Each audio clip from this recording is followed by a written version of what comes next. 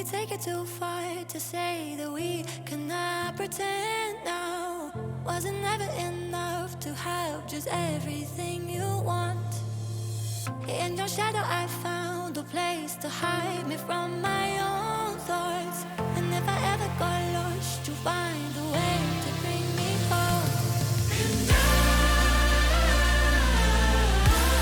I want something I can hold. That's what this waiting gold. And I want something that is real, something to make me feel.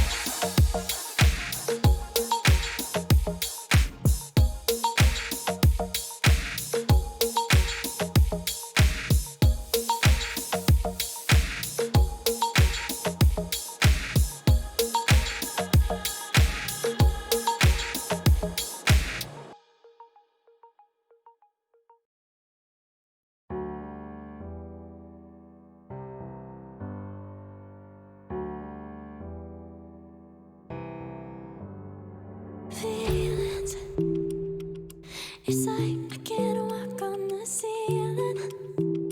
Oh yeah, got me dreaming, dreaming in colors I never dreamed in. Oh yeah, I let you in deeper than I let anyone else before. Fell in love with my broken pieces, took 'em all and made 'em yours. Didn't know what my heartbeat needed, skipping out, no I can't keep score. When I lose my breath, boy, you got me breathing. Oh, every little thing you do, every time you hold me, take me higher, higher. Every little thing you do, every time you hold me, take me higher, higher. Oh.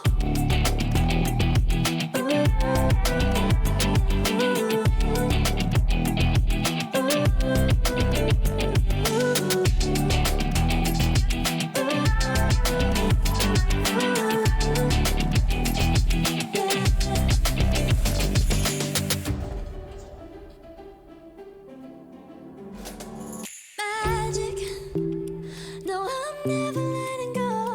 Now that I have it with you. When you kiss me, it's like the stars fall out the sky onto my heart to cover up what I don't wanna show. I let you in deeper than I let anyone else before. Fell in love with my broken pieces, took 'em all and made 'em yours. Didn't know what my heartbeat needed, skipping out, no I can't keep score. When I lose my breath, boy, you got me breathing. Oh, every little thing you do, every time you hold me, take me higher, higher.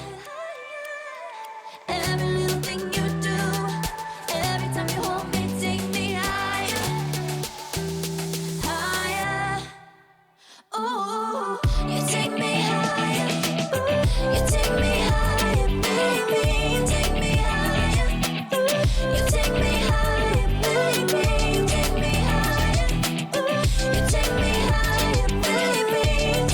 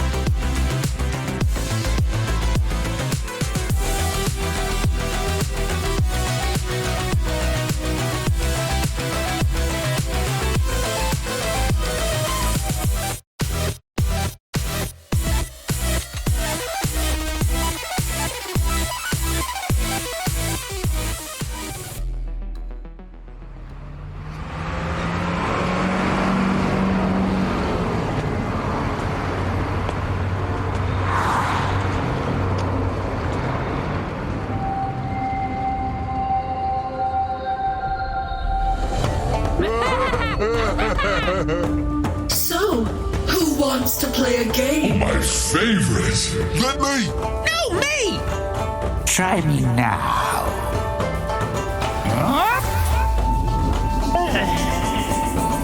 And down.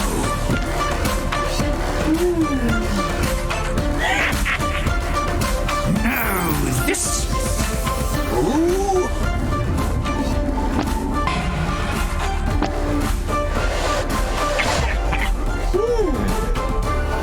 Next.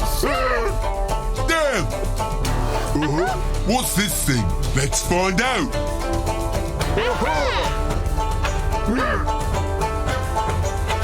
How much is in there?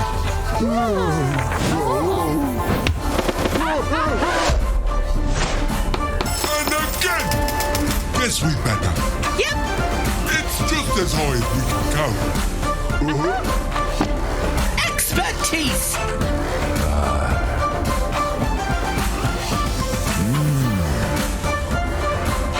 There's something off about you.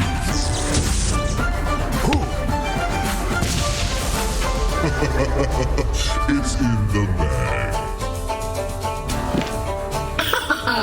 Watch me now. Yoo-hoo! I always get what I want. In the bag. Nice! Such talent, such sorcery.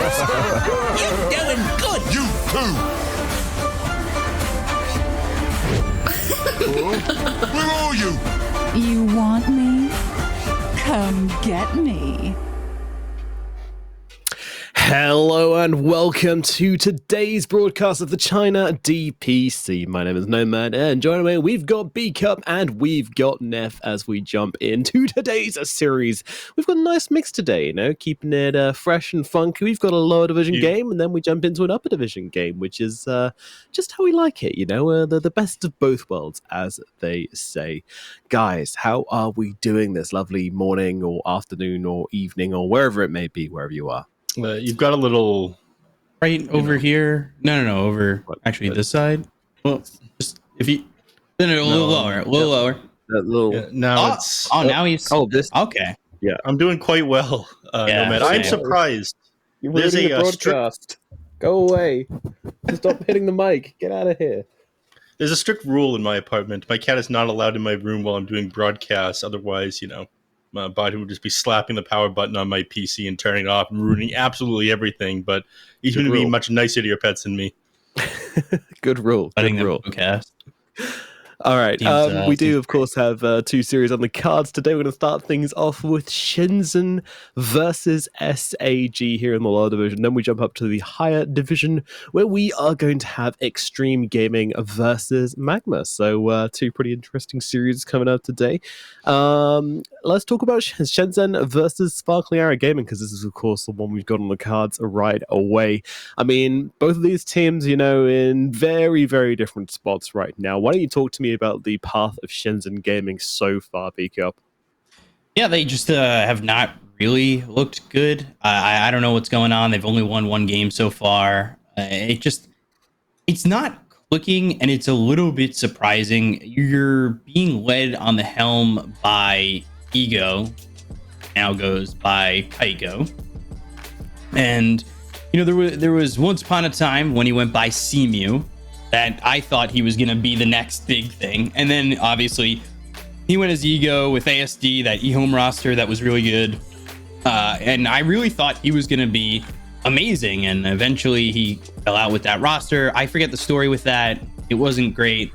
And now this roster here with him, it just feels like it's lacking, which, you know, him and if they have Dilem again, who used to be Guevara, who's also a guy who has a lot of experience. It's two guys that I thought maybe could lead this team to a little bit better form, but they just haven't clicked anywhere. Like it just isn't working at the moment, and it's a little bit disappointing to see, because in my eyes, I feel like IG kind of have a slot reserved for them. Whether or not they take it is up to them.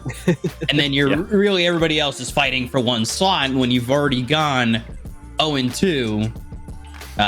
You know, things get very, very difficult. And I feel like things just on a lot of levels aren't clicking for them.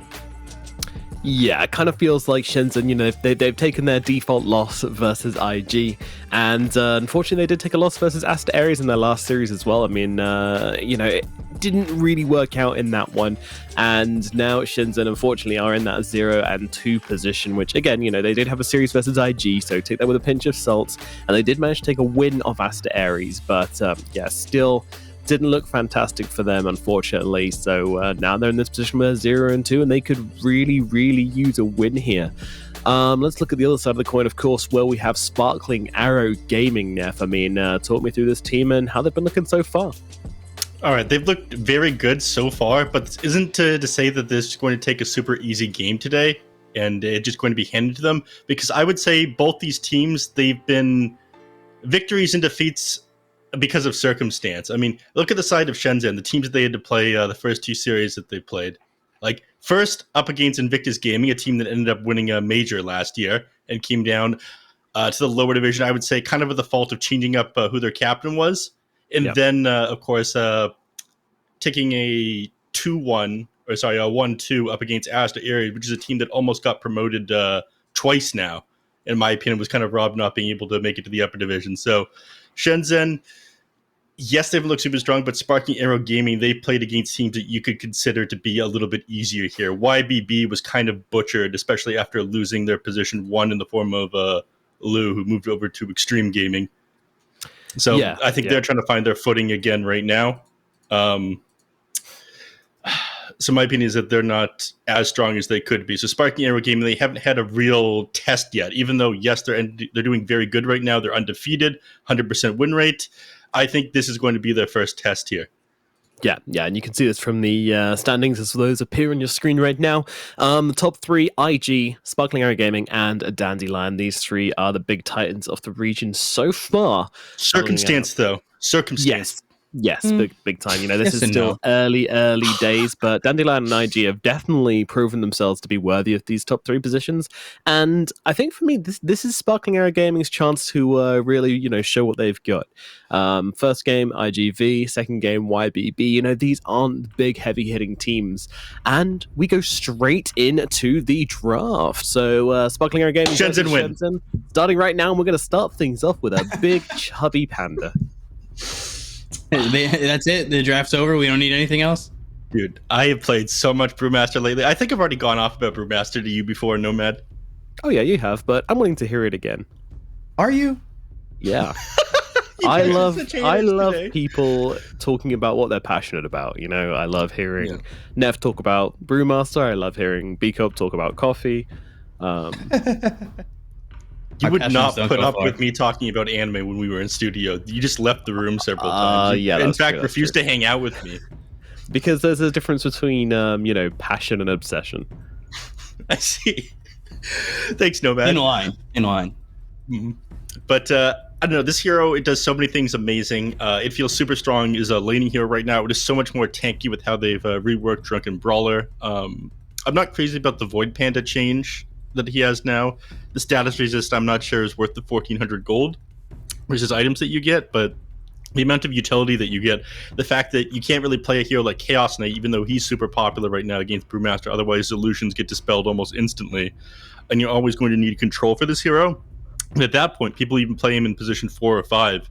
It just feels like it has too much, and it can flex into too many roles if you counter it out. For that reason, he's super solid, and I really enjoy I guess the versatility and the micromanagement of the hero.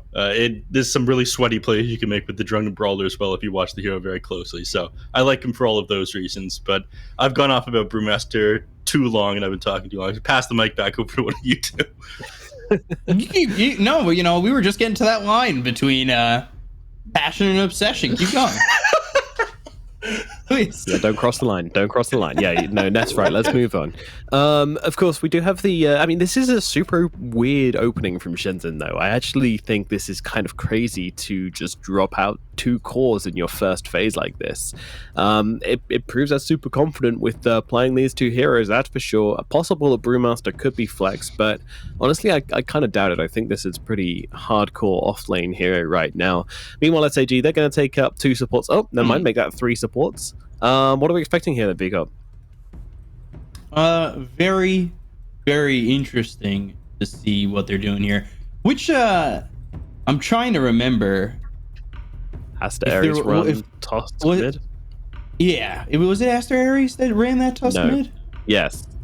No, maybe it was Shenzhen, actually.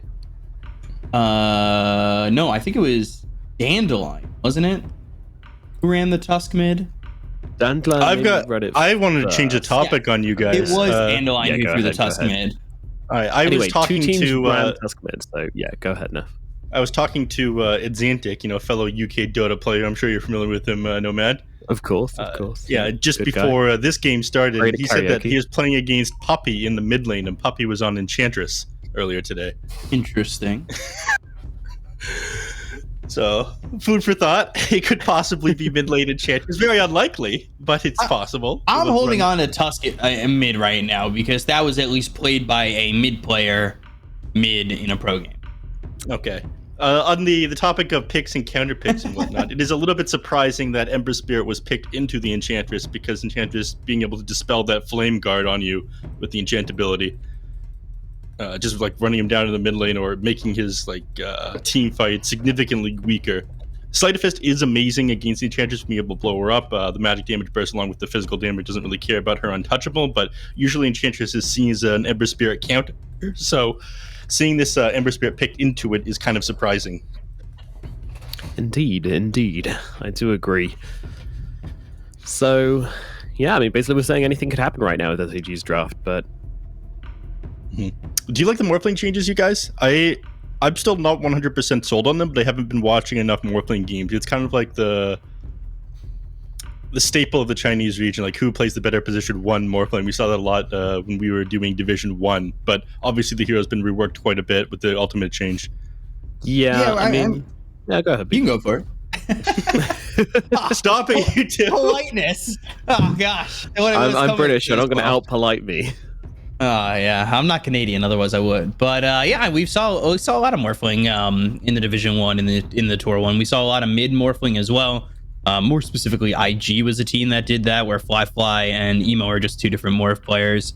I still think Morph has its place in the games we've seen it so far. It's looked okay. I haven't been wowed yet, but I wouldn't be surprised to see it mid. And I was gonna say maybe something else safe lane. I kind of missed if anti-mage. Yeah, he was banned. So, but yeah, TB Morphling. All right, I could see that working out. Maybe a little bit faster than this Medusa. Did these guys use any reserve time? I mean, I'm super grateful, but these guys just fucking speed drafted this. Wow. That was by far the quickest draft I think I've seen in a very long time. So Venge is a final pickup there for Shenzhen. Again, a bit of a curveball. So what are we expecting from this Venge pick, Neff? Offlane Venge too. If people have been running offlane Venge a little bit more, like B-Cup was saying, did you see the changes to the Aghanim Shard? There's some interesting things about it. When it bounces, the magic missile bounces off onto another target now when you throw it out.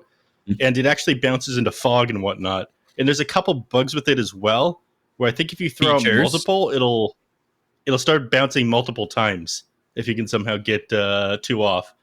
Like if you throw it out, your hero dies, you can throw another, and it'll start just bouncing back and forth. And I don't think that was fixed in the spring cleaning update. Interesting. It's a shame Grimstroke's on the other team. Otherwise, that sounds kind of like it does too. Yeah, exactly what you mentioned. I was watching somebody test that one, and it ends up doing 2,000-3,000 magic damage. Nice. Okay. Yeah, okay. Very cool. Yeah, very cool. Very cool. All right, so Venge got to come out as the final pickup there. So, did you manage to catch what position the Tusk was being played in as well? It is played in the 3 position. You've got a 4 Grimstroke and a 5 Enchantress. So offlane task. Okay, that's very exciting. So, basically, both teams have gone for a very similar thing in that they've got kind of 2 pretty heavy-hitting core heroes in the 1 and 2. You know, 2 pretty greedy pickups in the 1 and 2, and then 3 absolute brawlers. So, which team do you think this kind of gameplay is going to favor? I already know Neff's answer, but I'm gonna go SAG anyway. So just make it 1-1. I feel like Neff's very all in on the brew, but I don't know. It was passion, not obsession. Dude, this brew's just gonna clear out all the illusions from this Terrorblade just with the single press of the Q on the Air Panda. It's so good. That's a good point. Isn't that a concern for SAG? Yes, it should be. It's a 4 brew. You know, we'll see how well he does.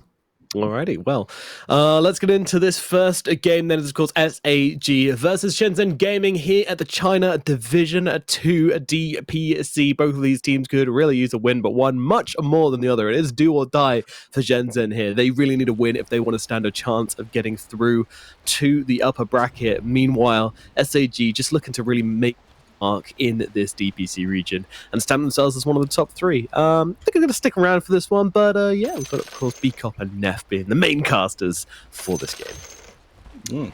Well, I thought you were going to the old host and ditch on us, Nomad. I'm glad you're sticking around. Yeah, it's been a while since I've casted with Bcop, just the 2 of us, though. Yeah, well, you know, we had our time. We had this, like, real close relationship, and then, you know, that guy, that jerk... Ricky came in, you know, Mr. Steal Your Co. and just took you away from me. I don't think we've cast in like a year and a half together. No. Or like, yeah, probably like a year and a half. We didn't cast season 1 together at all. Yeah, we didn't. We were on panel a couple of times though.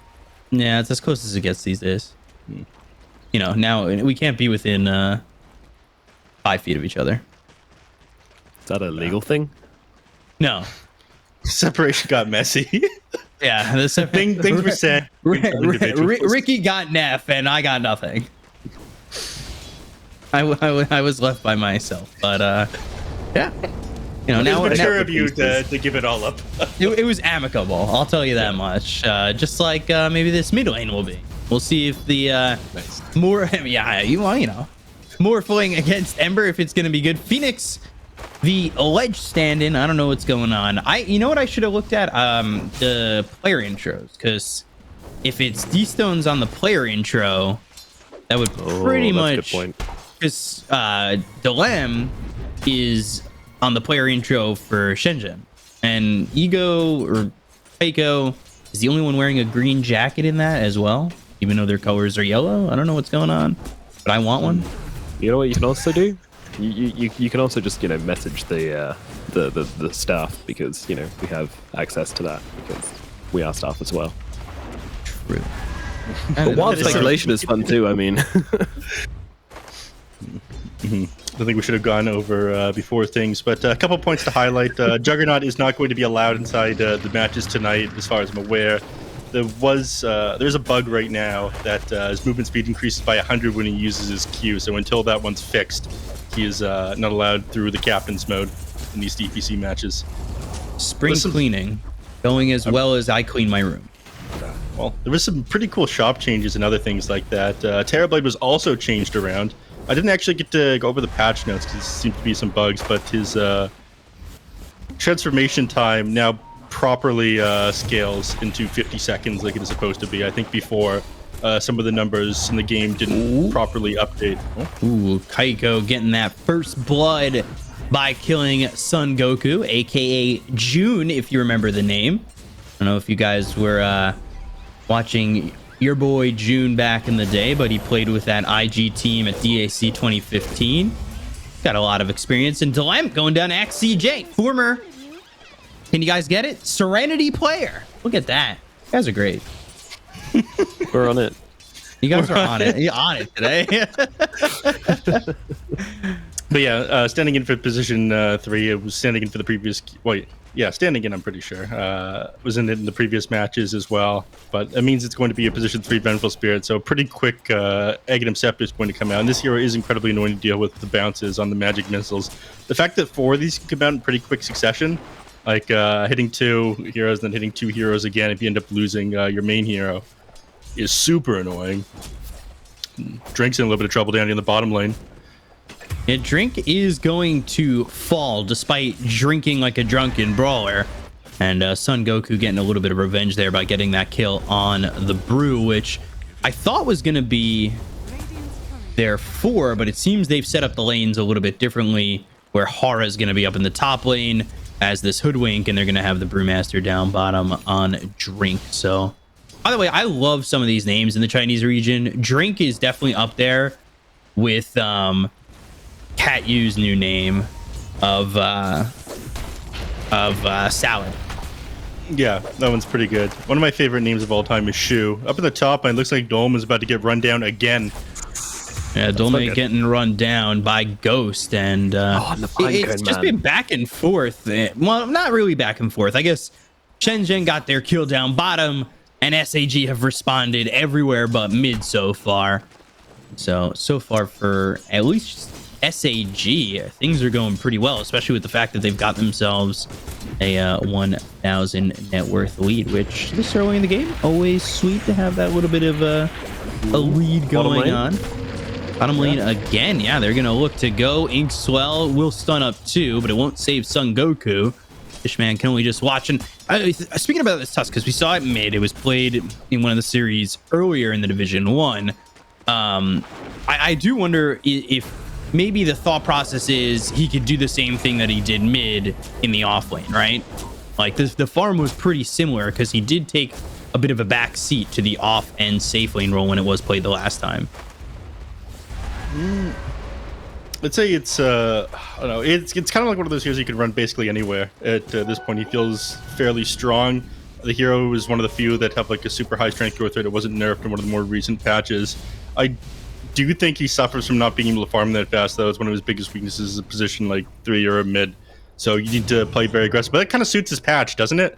People tend to be running, it's like the last patch except a little bit faster, is kind of like the consensus a lot of people have given. Yeah, it definitely feels a little bit faster. I know some of the Division 2 games, especially the first series I had, that series went like 4 hours. But other than that, you know, me and Black have been privy to very long games. Yeah, Black has not been happy about that. I know TI qualifiers, we were casting 100-minute games back and forth. Mid lane, Ash getting the Remnant away.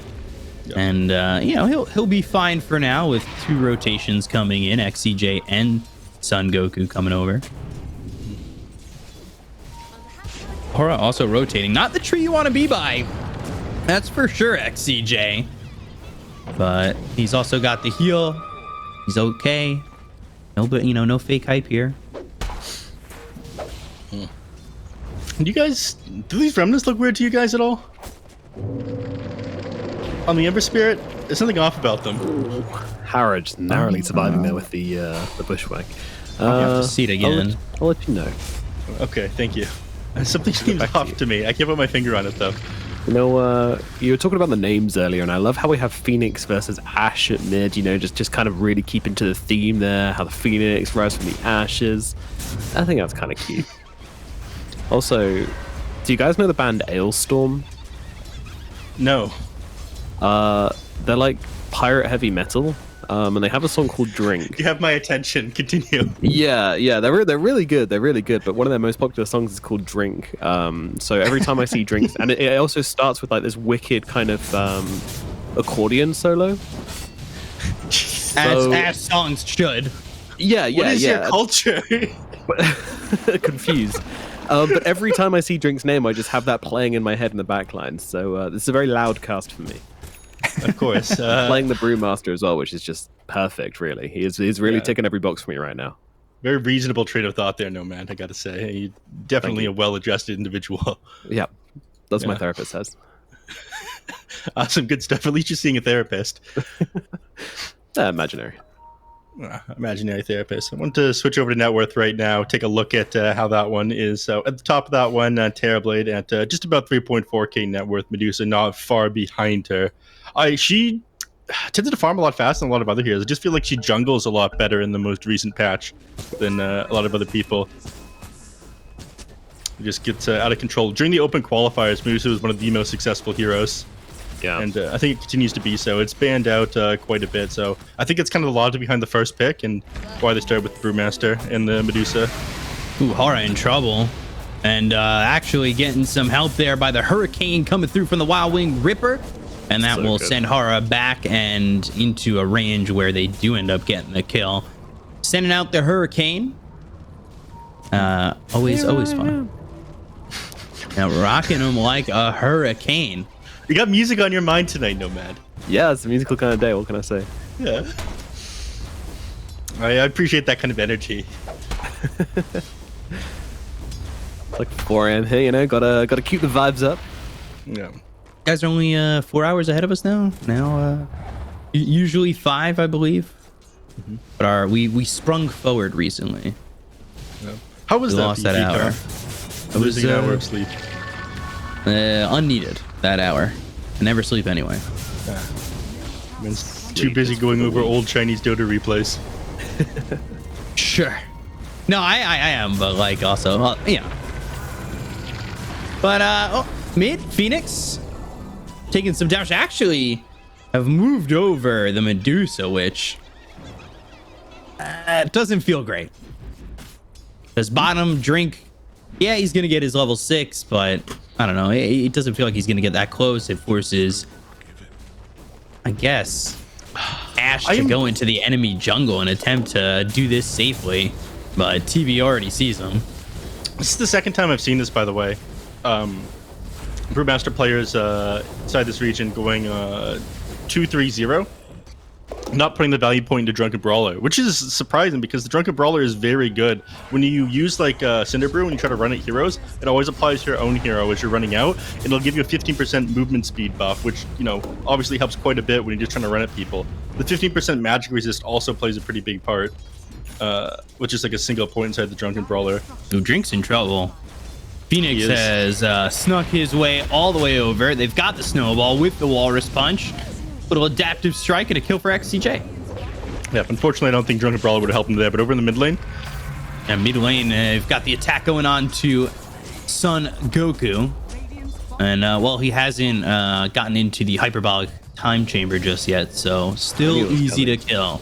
Every damn time, dude. Every time. Man's very predictable. Are you surprised it was me, or did you think it was going to be Neff? Yeah, I was going 50. Well, I knew you'd go with the hyperbolic time chamber. I was expecting Neff to be like, yeah. I don't know. It almost feels more like obscure anime reference. Yeah, it feels like wow. Son Goku is like way too mainstream for Neff. You know, he's gonna be like, oh yeah, Phoenix from the you know, My Waifu is a Horse anime, which had a run in 2017. Yeah, a 5-episode run, similar to that of Fooly Cooly. It's actually The Sorcerer's Bride is the actual name of the anime where their waifu was a horse, but well, that's a story for another time. I wanted to talk about the movement over to the mid lane instead, as opposed to analyze this game. Please do. They did end up losing a hero as they did that, but you know, they ended up running at the Brewmaster, find the kill and the tower there. So they force them to respond. They say, okay, you can either help the Brewmaster in the bottom lane defend your tower, or your mid lane is going to get dived and killed. Drink in trouble again. They actually have the silence on him. Potentially would have been able to get the kill before the primal split, but I think Fishman bailing before he really recognized that. Hasn't had a chance to use this primal split yet. Hasn't had any earn charges yet either, which obviously makes it pretty difficult for him to run at heroes with the Cinder Brew. Especially at that point in Drunken Brawler. He's sitting at half HP right now as well, so if they manage to get like a Snarf on him, even like a Phantom's Embrace, they're more than able to just burst him down before he can get this primal split off. So I prefer to see him sitting at a little bit higher HP right now, even if that means sending himself out like a salve so he can be active on the map. But he's going to try to make a rotation down to the bottom lane, and they don't have a ton of disable between these heroes. Swap into the primal split with the magic missile, but he's already got the shift off all the way into strength. Not sure that's going to be enough, but he is able to get the waveform for some distance. Still on the run. And then they've got the sharpshooter as well as the kill there for Drink. Yeah. Really not sure how I feel about that. I mean, they got a lot of damage off on that bottom tower, but it kind of felt like a, just I'm using my body to make space for my carry. And as a Morphling, is that what you want to be doing now? No, it's not what you want to be doing as a Morphling, especially given the fact that you are playing against a Brewmaster and a Medusa. As this Terrorblade is your position 1. These heroes are very good at clearing out the illusions with the Stone Gaze, with like the split shot, the AoE clear on the Brew. So the Morphling, I think, plays just as big of a part in the win condition of the side of Sparking Arrow Gaming as it does the Terrorblade here. So if they think they can put all their eggs into the Terrorblade basket, they're going to be sorely mistaken. Ahara getting the kill there on the Son Goku. Taking out that Groomstroke. A couple of kills coming in for Shenzhen, and it was a 3k lead, now dropping into a 2k lead. The one thing that really does worry me, though, is you look at the splits between the mids and the offlaners, even though the safe lane is close, and it's pretty significant, and if not a little bit scary, even with Enchantress, too, who's got a bit of farm. XCJ really finding quite a bit, taking a little bit more of a priority over Son Goku. Yeah.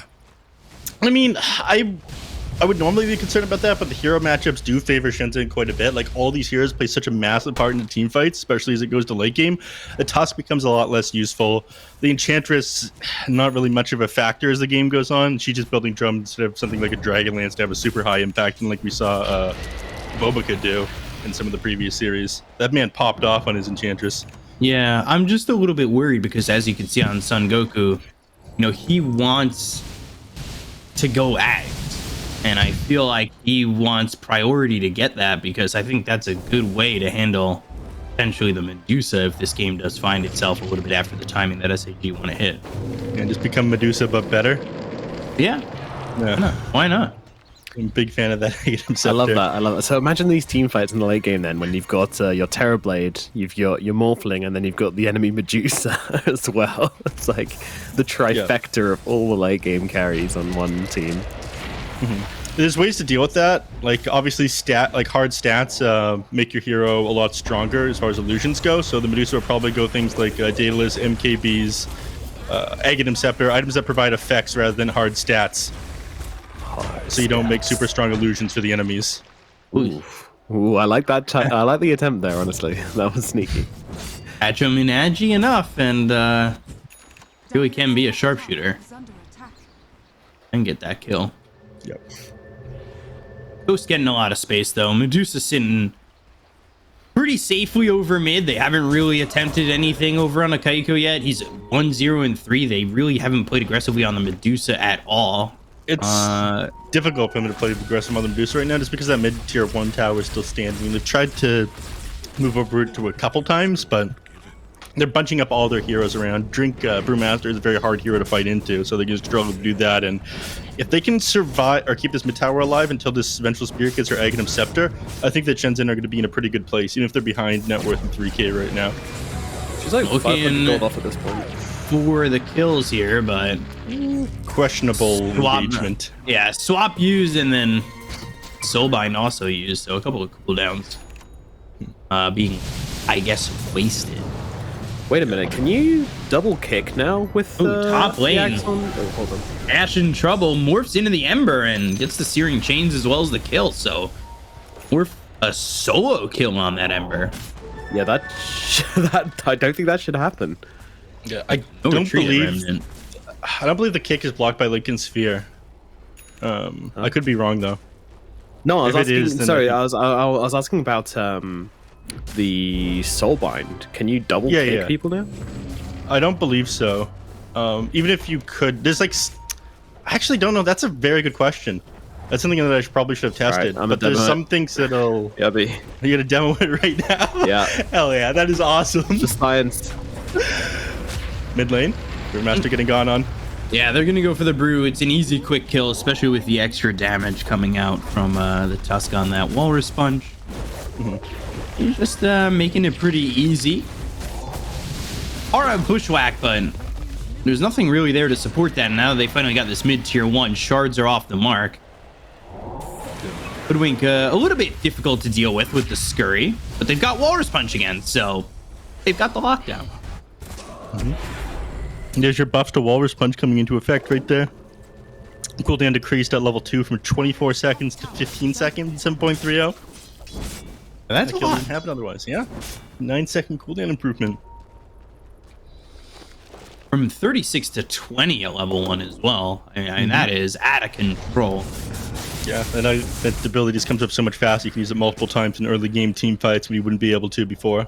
So I think that's another reason why it's been played in position 3 more often. It's gotten a little bit more popular for a number of reasons, but did manage to take that tier 1 tower in the mid lane before the Vengeful Spirit got the Aghanim Scepter. She's got it online now, but again, she still doesn't have this magic missile upgrade, and given that, you know, magic missiles are about as half as effective as they would be with just a 1400 gold item. That is ridiculous how strong that 1400 gold item is. Some of the shards are very strong. But getting the Axe used to be the mission here for the Venge, and immediately they go over to get the TB. So Ghost has no chance. It's all 5 heroes going to get that kill, but if they could parlay that into something more, it definitely feels all right. I think just taking TB out of the mix for 40 seconds, yes, it gets Medusa to the top of the net worth, but you're still dealing with a big deficit between Morphling and Ember, and that can start to show itself if Shenzhen don't take as much of an advantage. Yeah, well, they're gonna try. They get this mid-tier 1 tower, then again, easier access to the rest of the map. The TB kill did turn into that, and it's pretty big. To get close to this Eye of Scotty here on the Medusa, the game will be a little bit easier for them. Nomad, I need to know the results of your test. I'm afraid I have this cursor bug. Oh no! Unfortunately, so I can't. With the vector targeting? No. My cursor just sometimes doesn't work when I launch Dota. I was kind of hoping the spring cleaning sorted that one out, but it doesn't seem like it did. But yeah, I need to restart my computer. So we won't know unless they do it this game. Apologies, everyone. I know you were waiting at home with bated breath for that. Oh, Fishman has the blink available and just wipes him out with the Walrus Punch and the Inkswell. The Inkswell upgraded via the shard. 40% more damage. Up in the top lane, they were trying to go on to Phoenix there on the Morph lane, but they decided better. This build on him is pretty interesting. I'm not sure if you guys have touched on it yet, but he decided to go for Diffusal Blade. Yeah. I mean, he just wants to burn through Medusa's mana, I guess. Yeah. I do like this game. I think it's got a lot of value, not just for Medusa, but also for Brewmaster. If you can lock him down a bit, then you always stand the chance of pushing him below that threshold where he can cast his ulti. Not like a major thing, but can be an ultimate. Oh, they're gonna try Remnant to steal this Aegis, and he does it perfectly. Ash on the money, but now they'll start to clean up. Drink and Dolme already gone. Taiku trying to make something happen, and Ghost looking for the Sunder, finally gets it off. But he is in between 4 heroes, while really the illusion and then the Scud. Ash, an absolute beast! Please spare me. Oh my god. Just the absolute menace of an Ember Spirit. Alright, I've only seen that once before. An Ember Spirit ended up hopping into a Chronosphere inside the Roche Pit, snatching the Aegis and getting out in the middle of a Chrono. He basically did the same mechanic there. Your hero exists on the ground, but it's like not targetable at the time. That was so sick there by Ash, and incredibly difficult to pull off as well. The timing that you need to make that happen is absolutely insane. And then get the triple kill on top of it all. SAG, they're in shambles at the moment. I thought there was no way for them to take that fight. They didn't have Brewmaster ult up. They didn't have Stone Gaze available, but they managed to make that one work. Wow. Well. TB has not had a fun time, even with that Sunder. Now let's take a look at this replay. And whoop, right in, and then just starts cleaning up. Aiko gets the killing spree, and then, oh, it's cool. I'll just, help to get this kill on the TV, and then, boop, little slight, boom, boom. And TB does get the Sunder off in that team fight, but that initiation went exactly how Shenzhen wanted. They bring down the Vengeful Spirit, which is basically just a throwaway. All it does is get the magic missile off and cool down faster. Bushwhack and XCJ broke in and killed. All of a sudden, Shenzhen have found themselves on a bit of a roll. And Fishman, I don't know if he's going to be able to roll away with the snowball. Good one. Excellent transition. He is trying to run, but he already used the shards to block, and now the snowball, like he can't use the shards to get vision and go somewhere else, but he's he can still snowball and blink, and now you've got Phoenix, who's going to morph into the Ember, try and get a kill here, and will take out Aura. It's not just the Tusk there. You've got a little help from Phoenix. Fishman getting out of that one with all the dots on top of him. Not easy to do, but blinking out, obviously, when facing the direction that his snowball was going there in order to get away, then TPing back home. So turn that one around and finding a kill off of it as well. Yeah, it's a really good point, actually. If you can, if you are a Tusk player, of course, and you want to blink out of your snowball, then always make sure you are blinking in the direction which your snowball is going to be ending. Especially if there's like DPS around, which is exactly what he did there, making sure they couldn't get cancelled by the flame guard. Very nice, good observation. What's this Tusk's build been on the offlane, by the way? Because I really haven't felt his impact massively. I mean, he's just rushing a blink dagger this game. I think eventually people just want to get the walrus kick. Yeah, but he's going BKB. Yeah. Oh, really? Yeah, it's phase blink BKB at the moment. All right. I mean, feels like he needs it. CJ. It's a freebie. And that will be an easy kill.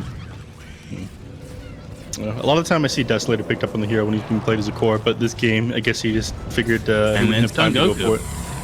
Yeah, it's the soulbind off, but there's nothing doing. That being said, they are trying to put some pressure on Shenzhen to get it done because they are putting in some work over bottom. Ooh, Bushwhack missing. Yeah, he ends up throwing the acorn shot down. The snowball broke the tree. Yeah. Not expecting the tree to stay. Thought maybe there'd be a bug. Yeah, I think it was just like a rare misplay there. Because I think he saw the snowball coming in when he ended up throwing that one out. Might have even had it queued to go, right? Because he kind of got out of that TP and threw everything right out, right? Oh yeah, possible. He was trying to catch him when he had the blink off cooldown, right? So you need to get it really, really tight with the timing. But perfect. The Tusk was just like, I'm not going to blink out anyway. I don't care. You can get that if it's server tick perfect, but if the hero has to turn around and blink back, which you would have there, then yeah, it would have been exactly what you're talking about. No bad. Yeah. But the Tusk didn't even care. He didn't even try and blink away. He was just like, no, I need to blink away from you, filthy little squirrel. Yeah. There's some interesting what's the word, like mind games that you play if you're playing like OD against Ember Spirit. Like you basically train your enemies up to try to drop the Sleight of Fist right away. Like you meteor hammer them when they come out of the astral and things like that. But if he ends up like throwing out the Sleight of Fist very quickly, you time it so it comes like when the Sleight of Fist ends. Yeah, there's things like that one. But a little bit trickier to do when the snowball just ends up breaking the tree. How it works. Grimstroke getting ever so close to this Ags, by the way. Yeah, there's just not a lot of space on the map for him to farm right now. That's kind of an issue that you create when you have like your Terror Blade and Morphling as your position 1 and 2. Both of them require just so much farm, so your position 4 has very little space to clear out waves and whatnot, and the waves are always going to be shoved in. Like we can see up at the top, go shoving in the tier 1 tower right now with his illusion up there. Yeah. So we're still probably like 4 minutes away from finishing up an Agnem Scepter here on the Grimstroke, unless you manage to take a sick team fight. Potentially, or if they just give him a lane to farm, it really depends. Because you could see the same thing happening to the Brew, right? Drink, he only had that point booster, and he's 2,700 gold away from finishing off his Ags, which feels pretty late. And Dome, yeah, he's got his Ags, but again, like you want him, he's got the Shard too. I don't know. It feels like the Vengeance game is like, yeah, but that fades pretty quickly, doesn't it? That feeling. Primal Split, Son Goku into the trees on the run. Swap comes out into a sharpshooter. Pretty impressive that they got the combo ready to go. tornado out, or really the cyclone through onto the TB. They're going to use that stone gaze, maybe look to get away from this one. Dome, magic missile bouncing, go to the back lines. Ash looking for the kill here with the sleight of fist, as well as the remnant coming forward. They get the kill on the Dome. They use the walrus punch on the illusion. That will save their supports. And now the Ember trying to run as Phoenix morphs into the Ember, but that may not have the reach just yet until he finally waveforms and catches up. Sleight of fist searing chains, right clicks coming in. XCJ maybe to look at help out to get that slow. That's exactly what he's gonna do. He's used the enchant, slowed him up, and that's enough to get the kill, as XCJ will get the credit for that one, taking a 4-time spree out of the hands of Ash. A lot of abilities dropped in that team fight, but pretty not really many casualties. The Vengeful Spirit kind of tied all the supports on the backside on Sparking Arrow Gaming, and that allowed a lot of the heroes on the side of Shenzhen to escape. So more playing cleaning up that Ember Spirit, I'd say, was the biggest victory in that last team fight. Yeah. And I do want to say though, like, we've been talking individually about the heroes a lot, but as a team, SAG did an amazing job of just kind of playing around Shenzhen when they had this Aegis, and just feeding them the little kills with feeding them XCJ every now and again. I think Fishman took a death or two, and just really bleeding out the clock. And I think Shenzhen got kind of frustrated. Like, yeah, they built up a pretty big lead on this Dusa, but I think they wanted a bit more from this Aegis, and they weren't able to get it because of SAG's movements on the map. yeah, you're right about that. I hadn't thought about that. It was pretty good by them. Because when you get the Aegis on the Medusa, basically what you want to do with that first timing is box the enemies inside their base. You can take all the added towers. That's kind of good enough. But they have all their tier 2 still standing on the side of Sparking Arrow Gaming. So they kind of like ruined that first big timing on the side of Medusa. Top lane. lane. Good play around the map. They pinged this out a while ago. They really want to go on Son Goku. They know he's building that Ags. Unfortunately, his Stroke of Fate and Inkswell combo, Stroke of Fate only being level 3 at the moment, did not kill the creep that Ember was boots of traveling into. Yeah. Had like 10 health on it or something like that. Yeah. They forwarded the wave Poor guy. Yeah, it looks like they forwarded the wave to get in. Yeah, but it was after the damage had been done. Okay, yeah. It wouldn't have mattered if the creeps had just died. Because the damage. Yeah. You need to buy yourself a Midas. Yeah, get that Midas and, now be another Well, let that one build happen away again. from the Ags. Maybe that's why we've been seeing so many Midases in games recently. Yeah. Gotta counter those boots of travel. Of course. I mean, that's how I explain it to my teammates. What's with the Midas there, big guy? Dude, they're obviously all building boots of travel. Get off my case. It's very When they important fortify the team. wave, this is going to look very smart. Trust me. XCJ and Fishman might be looking to start on to Kaiko and the shards. That's a long shot. There are those Ag shards, and now he's got the snowball. They need to be a little bit careful about this. Maybe even look to go after Drink before he gets the split off, but too late. Splits there, stuns out onto Ghost. BKB's been popped by Fishman. They got the sharpshooter on XCJ. It'll be a quick kill onto the Enchantress, and that cost them the split. But that got 2 BKBs out of the side of SAG, who might be a little bit uncomfortable in fighting. They still have meta to work with. I don't wonder if they want to continue to go back in again on having those shards onto Kaiko. Not really making anything of it, though, as he's got a Silver Edge, a little bit of a different item for Medusa at times. Yeah, and this is what we were talking, what I was talking about earlier. You can see the Grimstroke going for the Aghanim Scepter, so you don't really want to go for those stat items like a butterfly on the Medusa this game. Yeah. Instead, she's queued up the Silver Edge, the Black King Bar, and now the MKB. Yeah. Otherwise, she gets a butterfly, and then the Grimstroke illusion just tears into Kaiko's team. So this is like the optimal build on Medusa if you're playing against Grimstroke who's building eggs. Yeah, you don't go all in and like not take Skadi. It's just core on Medusa, but the side items can be a bit different. Yeah. If only Son Goku was wise enough to just hold on to 4K gold and not show that he was getting the Ags and just continue holding on and hoping that he would just be able to buy out straight. Don't show the Ags.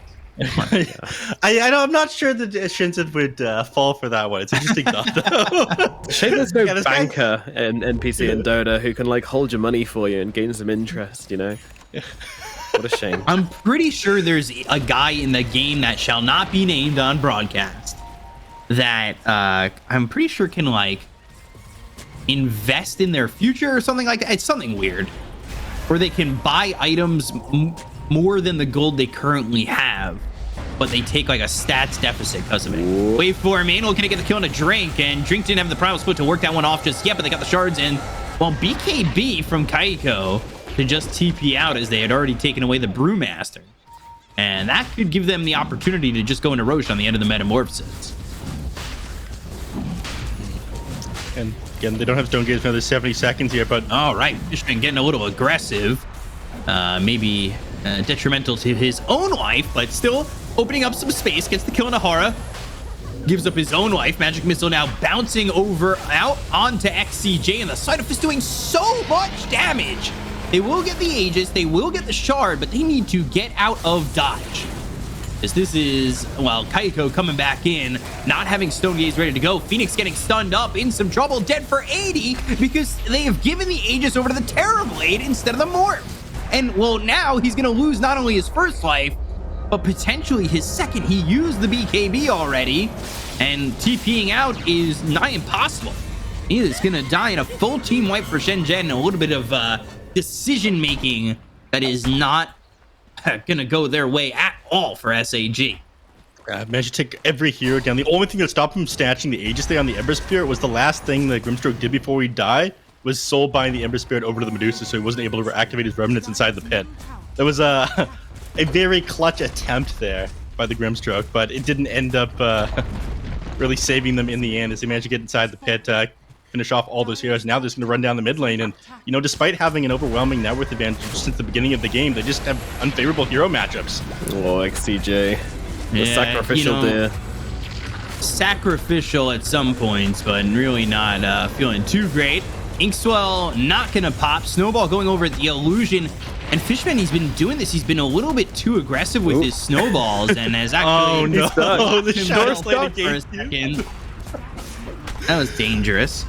And, you know, he's done this a couple times, and that forces his BKB again.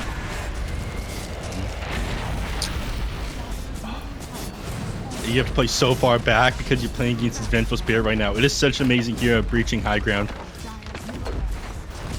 Let's swap back, and the fact that you don't have to care about your life on this hero either makes it so good. And yeah, they're gonna lose the first set of racks. So, well, looking at these graphs here, everything, it favored the side of Sparky Aero Gaming so much. And at one point they had something like a 5k net worth lead super early, but now it's gone the other way, 7k on the side of Shenzhen. I do want to credit part of this to that super sick Aegis snatch by Ash. Definitely. In the early game, which allowed them to get this stage. But again, you kind of put yourself in this position with the hero matchups. I feel like SAG had the opportunity, if they'd gotten that Aegis, to shut down Shenzhen completely, especially with the game that Ember was having, who's now got more net worth than the Morphling. He had been behind 2, 3, 4,000 for so long, and well, now it's come back and swung into his favor, and now they finally have that Ags on Brewmaster. I mean, this is 35 minutes. Not an item that usually waits this long on a Brewmaster. It is when you're, you know, playing position 5. Well, 5 even, they go straight Ags. They don't go Spirit Vessel, right? So you get a decent amount of gold. If you look at all the supports here, I would assume that, you know, minus the cost of Spirit Vessel, you've got it maybe 10 minutes earlier. Yeah, I do agree with you. I disagree with how people normally do it, but I agree with the fact that it doesn't come out on a position 5 Brewmaster, usually the Spirit Vessel. Which makes it so much harder for SAG. Yeah, I think it's like absolutely core on Brewmaster though for setting up Cinder Brews, because this does so much damage. The Spirit Vessel and the Cinder Brew. It's like necessary as well when you're running people down inside the team fights to drop that before you pop your ultimate. Yeah, I think some of the problem though has been he's tried to use that Spirit Vessel to hide maybe 1 or 2 charges max, which, you know, all you need. But there have been a lot of fights where he dies first and he's not really getting much to that Spirit Vessel. Ember Spirit finished up his Sanj Kaya now, so he's going to be doing even more magical damage in these team fights. He has done so much for his team. And you can never get on top of this guy either. TB will have the full Satanic coming out. I'm not even sure it matters, because they just kill his entire team before they even focus him down in these team fights. It's not like his damage is overwhelming and able to pick people apart, and they kind of struggle. Like, obviously they're going to struggle to burst down a hero like Medusa in this game, and she's managed to itemize super well up against the Grimstroke. It just feels like they've ticked all their boxes. They know exactly what they need to do to win these team fights against Sparking Aero Gaming, like since the beginning of the draft, and they've executed pretty well. I'm discrediting Sparking Arrow too much because, like Nomad was saying, they did a great job installing out the Aegis. They kept all their tier 2 towers alive and Medusa's first power spike. But you've now gotten to this late game scenario that I don't think they ever wanted to get to against the Medusa. Yeah, I do think that also comes in fact with the point that SAG really have been a little bit sloppy. It doesn't feel like they're on the same page on these team fights. You've got your 3, 4, 5 fighting on the high ground. Yes, it allows you to get the Aegis, but at that point, I think you get the Aegis, you BKB, you TP leave. But instead, Morphling tried to fight, TB tries to fight, and then you end up losing the whole team, where maybe that fight doesn't feel as bad if you just BKB TP out and you lose. Yeah, you lose your 3, 4, 5, but sure. Or you fight as 5. I mean, Stone Gaze was down in the beginning of that engagement. They could have fought the Medusa on the back end of getting that BKB back up. Yeah, you have to play around Stone Gaze. You're absolutely right. But for me, like, SAG's draft just feels really hard. Like, you look at most drafts and you say, okay, this is how I want them to approach a team fight. And I don't know what that is for SAG. I don't know how they actually come into a team fight. Like, there's a lot of answers on the side of Shenzhen, which is the big concern here. This TB, I feel like, is going to really struggle in every engagement to get his spells off. You've got these 2 super backline supports that can't really get involved. Their team fight just feels very, very weak on the side of SAG. I think it would feel weak in any game. And then I think Shenzhen's draft does a good job at answering them as well. So, yeah, I think SAG... kind of just a victim of their own draft here. And also, boy, Son Goku. Yeah, he's gonna die. He gets the Dark Portrait off, but it doesn't matter. Soulbind Dark Portrait so many times has been used as a dying, like, wish almost. Middle finger. A wish that, not a wish. It's a middle dying finger. Wish that would, do something. Like, it just, they're never using. It never feels like SAG have used their abilities to start fights. It always feels like they're countering fights. Even that fight in the bottom lane where it looked like they played so well was a bit of a counterplay as well. It was a counter to the push and the aggression. Well, that's the thing. Like, how do they do any, like, you know what I mean? Like, how do they? What is their way into the fight? What is that? This is what we need to get, and this is who we need to jump on to start the fight. There's nothing. There's no one. Yeah, I mean, ideally, Tusk manages to jump the back line and gets like a Walrus punch off onto somebody, or the Morphling manages to burst somebody down, but Morphling doesn't do that anymore because E-Blade was changed around. Your Terrorblade doesn't have a data list that he desperately needs to blow up heroes. This Medusa is never going to get blown up, and she's going to BKB as well, so you can't really disable her either. So Shenzhen did a great job at answering every possible solution Sparking Arrow game may have. It's exactly like you say, Nomad. They can't really get into a team fight against these heroes. So they can slowly bleed out and wait for Shenzhen to make a massive mistake. And sometimes it's just the position you find yourself in Dota games like this, where it's like the enemy's game to lose. So unless Shenzhen make a massive misplay and SAG capitalize off of that, I don't see the way back into this. You're right. Which can happen. This is Division 2. It happens in Division 1 as well. But it happens at internationals. I mean, it's Division 2, but it's also China as well. So that kind of counts it out, Stone Gaze used and the BKB. All right, NA2, right? And NA whatever matchup. I'm only kidding, guys. I'm only kidding. Like an It's your regions, you're allowed to say that. Yeah. Oh, blink in shards. Oh, nice. Sharpshooter to get over the shards, which was pretty hype as well. And then they go to the magic missile, and they'll get the kill out on a Dolme and take his illusion. That's a good pick off to get. No. Did you see that? That magic missile bounced into a smoke unit. Really? Can we run that back, production? Can we run back the magic missile bouncing onto that TB there? No. So like I said, it's as clean as my room after I, quote, clean it. Maybe. We'll see if we're able to run that one back. That's been in the game since 7.31, ever since they reworked the magic missile, but I'm pretty sure that just bounced back onto a unit that was smoked on the TB. Well, did you post in the thread on Reddit about how that's a bug? I don't use that website. Well, there's your problem. You didn't participate. You're not doing your bit. They're going to glyph, and they're going to remnant it forward looking for Fishman. Wow, okay. And they bought back. They need to get something out of this. They have found themselves Son Goku. Oh, time to do that ulti. Son Goku. Did not use Soulbind this time. Weak. I will say. He may have learned that I do also have buyback. Yeah. And I will need and they'll need to contest this Soulbind Roche. within 50 seconds. And we'll need to contest this Roche. That's the thing. They really need to keep their eye, and that's what they're going to try and do with this Harpy Scout, doing the namesake, scouting. Wow. Oh. Wow. Fun fact, Harpy Scouts have excellent vision of 1800 day and night vision.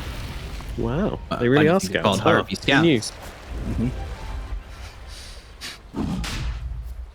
The more you know. The more you know. Well, Shenzhen looking to finish up this one with this Roche.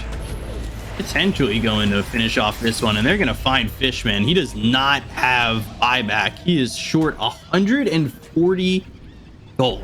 That's a massive problem. Yeah, considering he's the one throwing the shards out and trying to be that nuisance, that could be a bit of a big issue. Well, he's the closest thing you have to an initiator during these fights. We talked about that one, so I see no way for them to get into this Roche pit and take a team fight against Shenzhen without him up. And you give up this Roche, it's as good as over. I mean, the Refresher Shard with the Ember Spirit, he's gonna have double BKB, 10 Remnants to work with in these team fights as well. They're trying to get to the Roche, but also grab this bounty rune to let him have buyback, and he's got it, but it's too late. Unfortunate.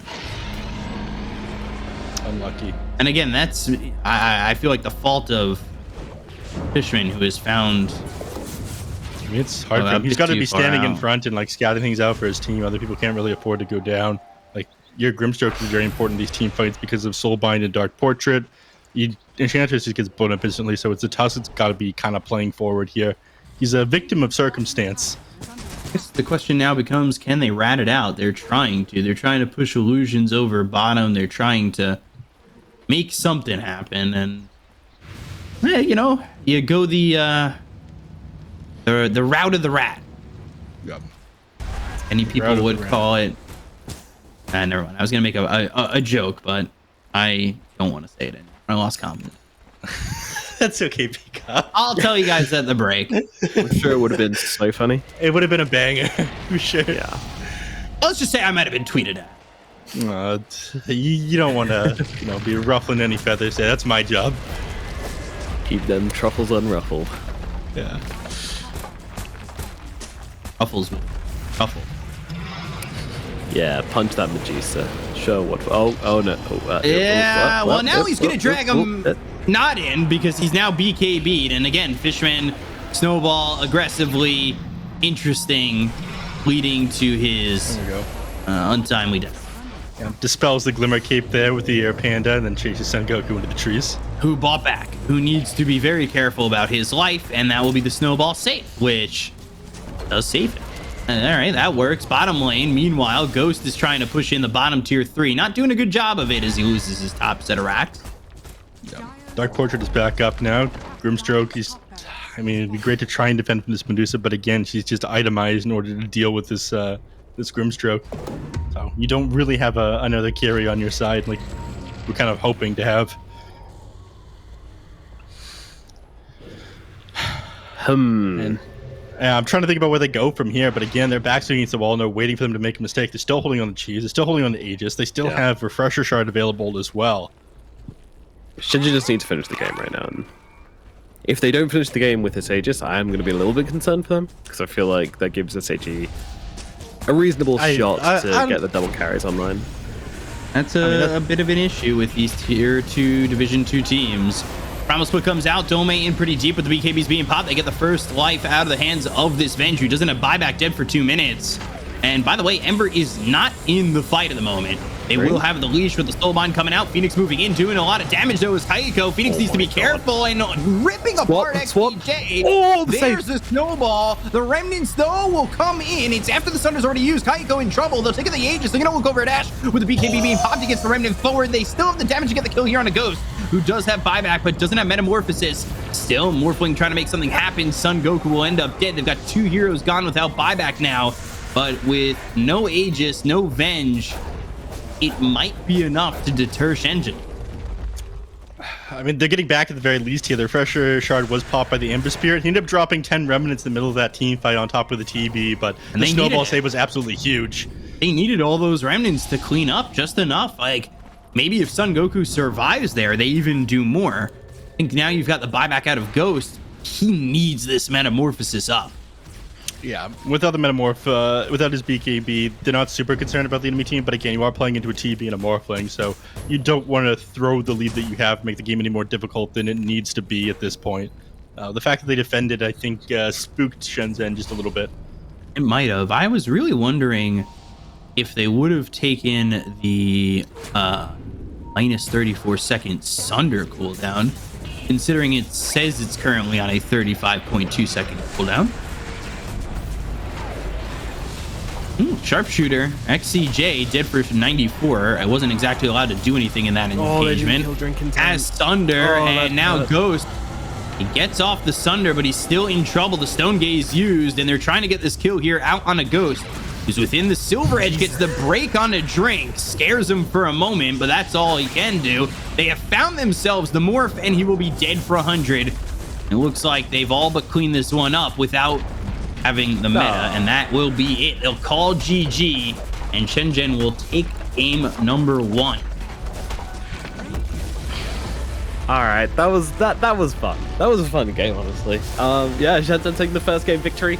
I think we all agreed they could with this draft. You know, their draft definitely looks good. It just kind of came down to whether they could play to the same level as SAG and kind of, well, you know, to a decent enough standard to take down SAG and kind of get the first game in this what we would consider SAG favored matchup, and they certainly do that. So yeah, really nice job from Shenzhen here. But yeah, Nev, could you just re-highlight the issues here which led to the Shenzhen victory when it comes to the draft? I mean, a lot of the heroes that they played into them struggle to play into the Shenzhen heroes. They have no real way of initiating these team fights, like you mentioned. They can't really blow up the Medusa. This Brewmaster was way too good against several of the heroes, and the Morphling and the Terrorblade position, like 1 and 2, was kind of questionable, because you mentioned that yourself. It wasn't really a me thing. It was more of a Nomad thing. I hate to give it up, but I have to. Was the Morphling was making sacrificial plays to make space for the TB, but he wasn't able to do all this lifting by himself in this game. None of these heroes were really possible to be blown up in these team fights fast enough for them to take the victory here. So fighting into them was just a little bit too difficult once the game ended up going late. And I think a lot of it was off the back of the Ember Spirit. I'm going to be honest with you. He had some super sick plays. And that Aegis Steel one that he made, I think, was like game-saving. Oh, for sure. The fact that he did that down about 2,500 gold. My heart.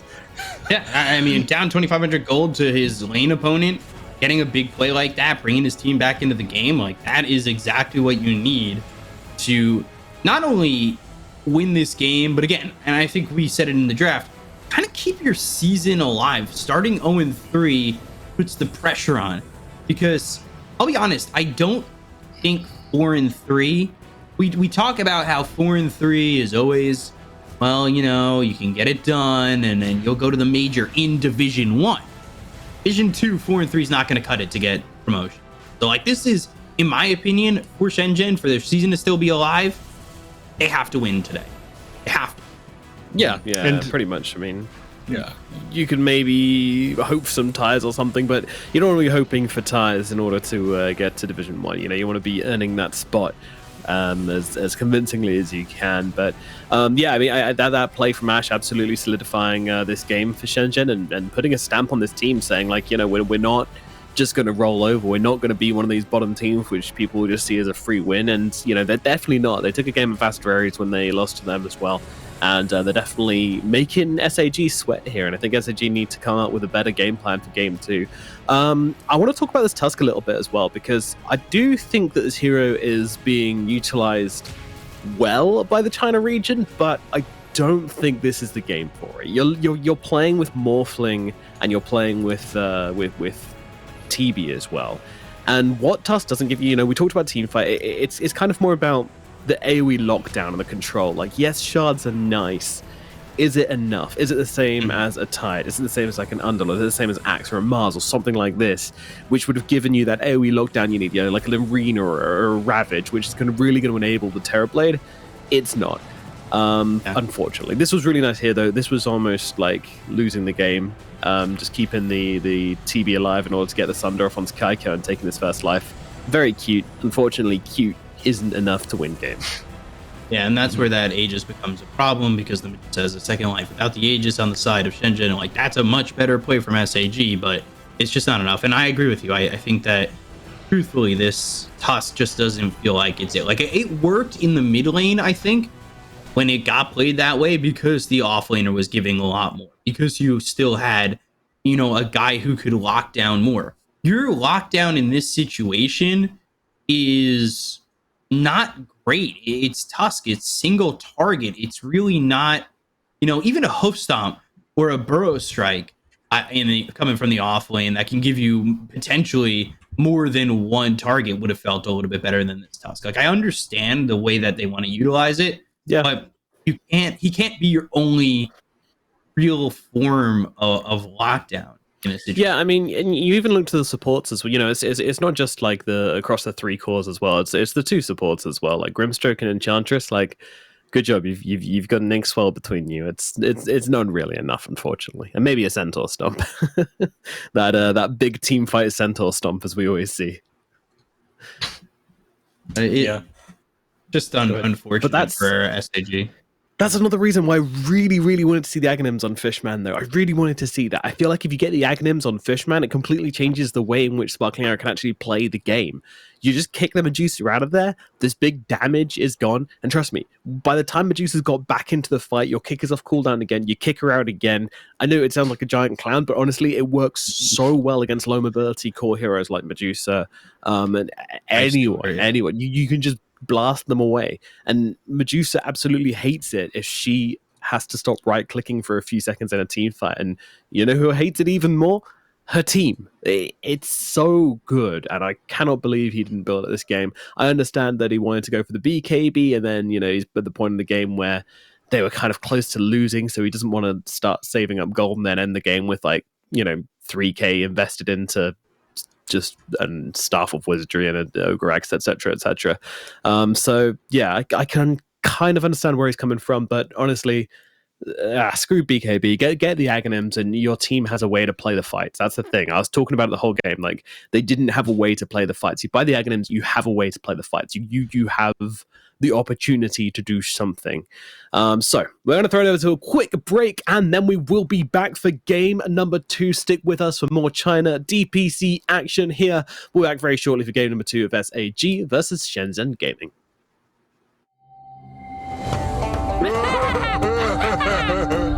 So, who wants to play a game? Yoink!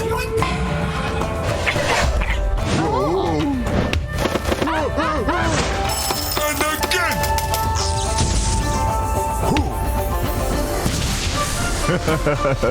I always get what I want. In the bag.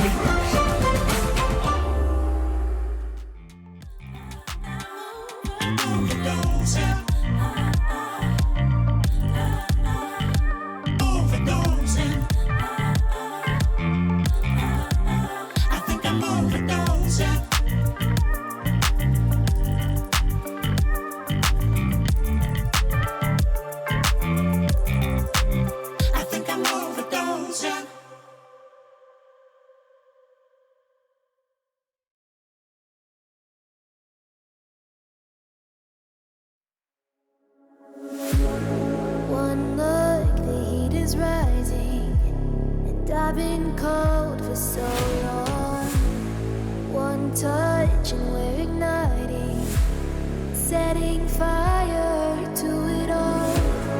You know these flames ain't going out. This building is crumbling to the ground. Don't think that we can stop it now, 'cause baby, our love is gonna burn down. You know these days ain't going out. This building is crumbling to the ground. Don't think I wanna stop it now, 'cause baby,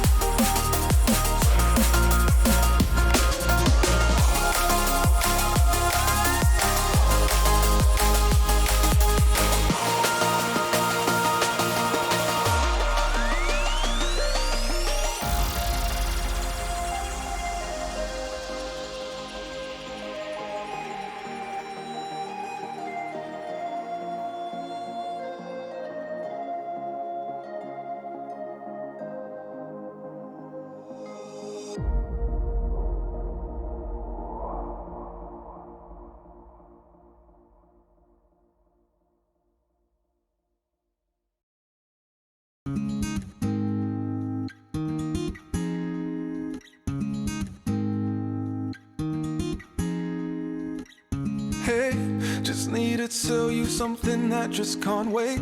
Hey, maybe you'll ride away or maybe you'll stay. But hey, this old guitar and me been thinking for days how to say that our love don't care too much for the unpaid bills on the bedroom floor.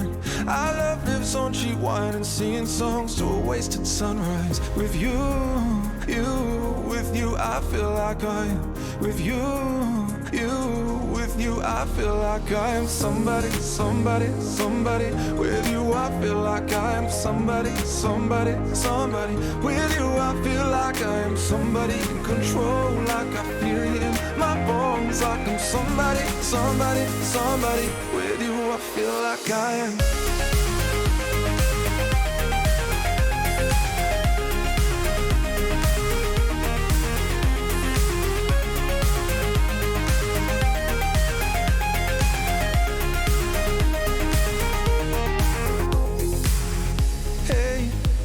Come with me from New York to LA. Hey, we'll play this song in every city we stay. And hey, maybe we'll stream 1,000,000 times in one day. Be on our way. Hey, hey, hey, hey. Our love don't care too much for the unpaid bills on the bedroom floor. Our love lives on cheap wine and singing songs to a wasted sunrise. With you,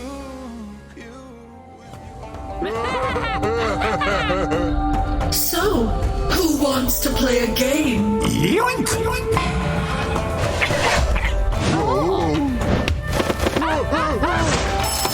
again!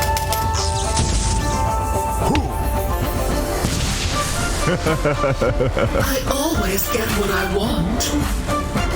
In the bag.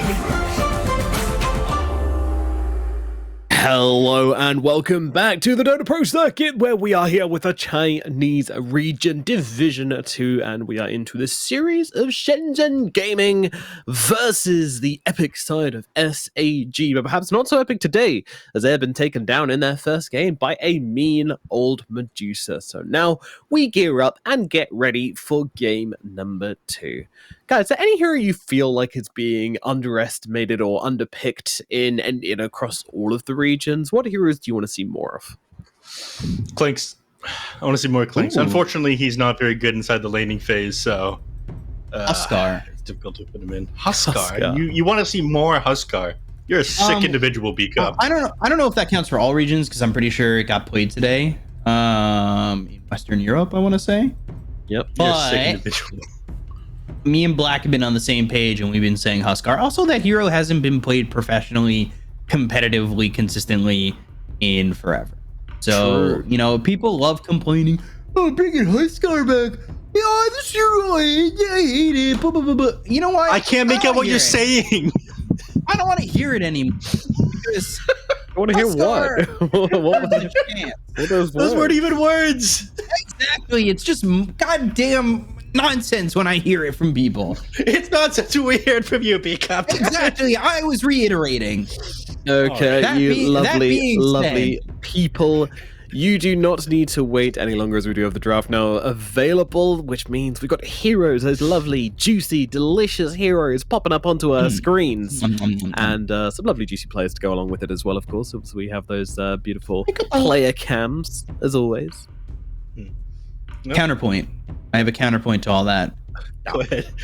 Neff said game 1, not really a counterpoint to what you said, but just counterpoint to game 1 Neff. Neff said game 1, Brewmaster, Shenzhen win. But I'm going to say it was because of the Medusa, because the only 2 games they've won have been with Medusa. SAG ban Medusa, SAG win game 2. Boom. I don't know. I go off whoever said it first, and Neff did say pretty much the moment the draft started that Shenzhen were going to win, so I respect that energy.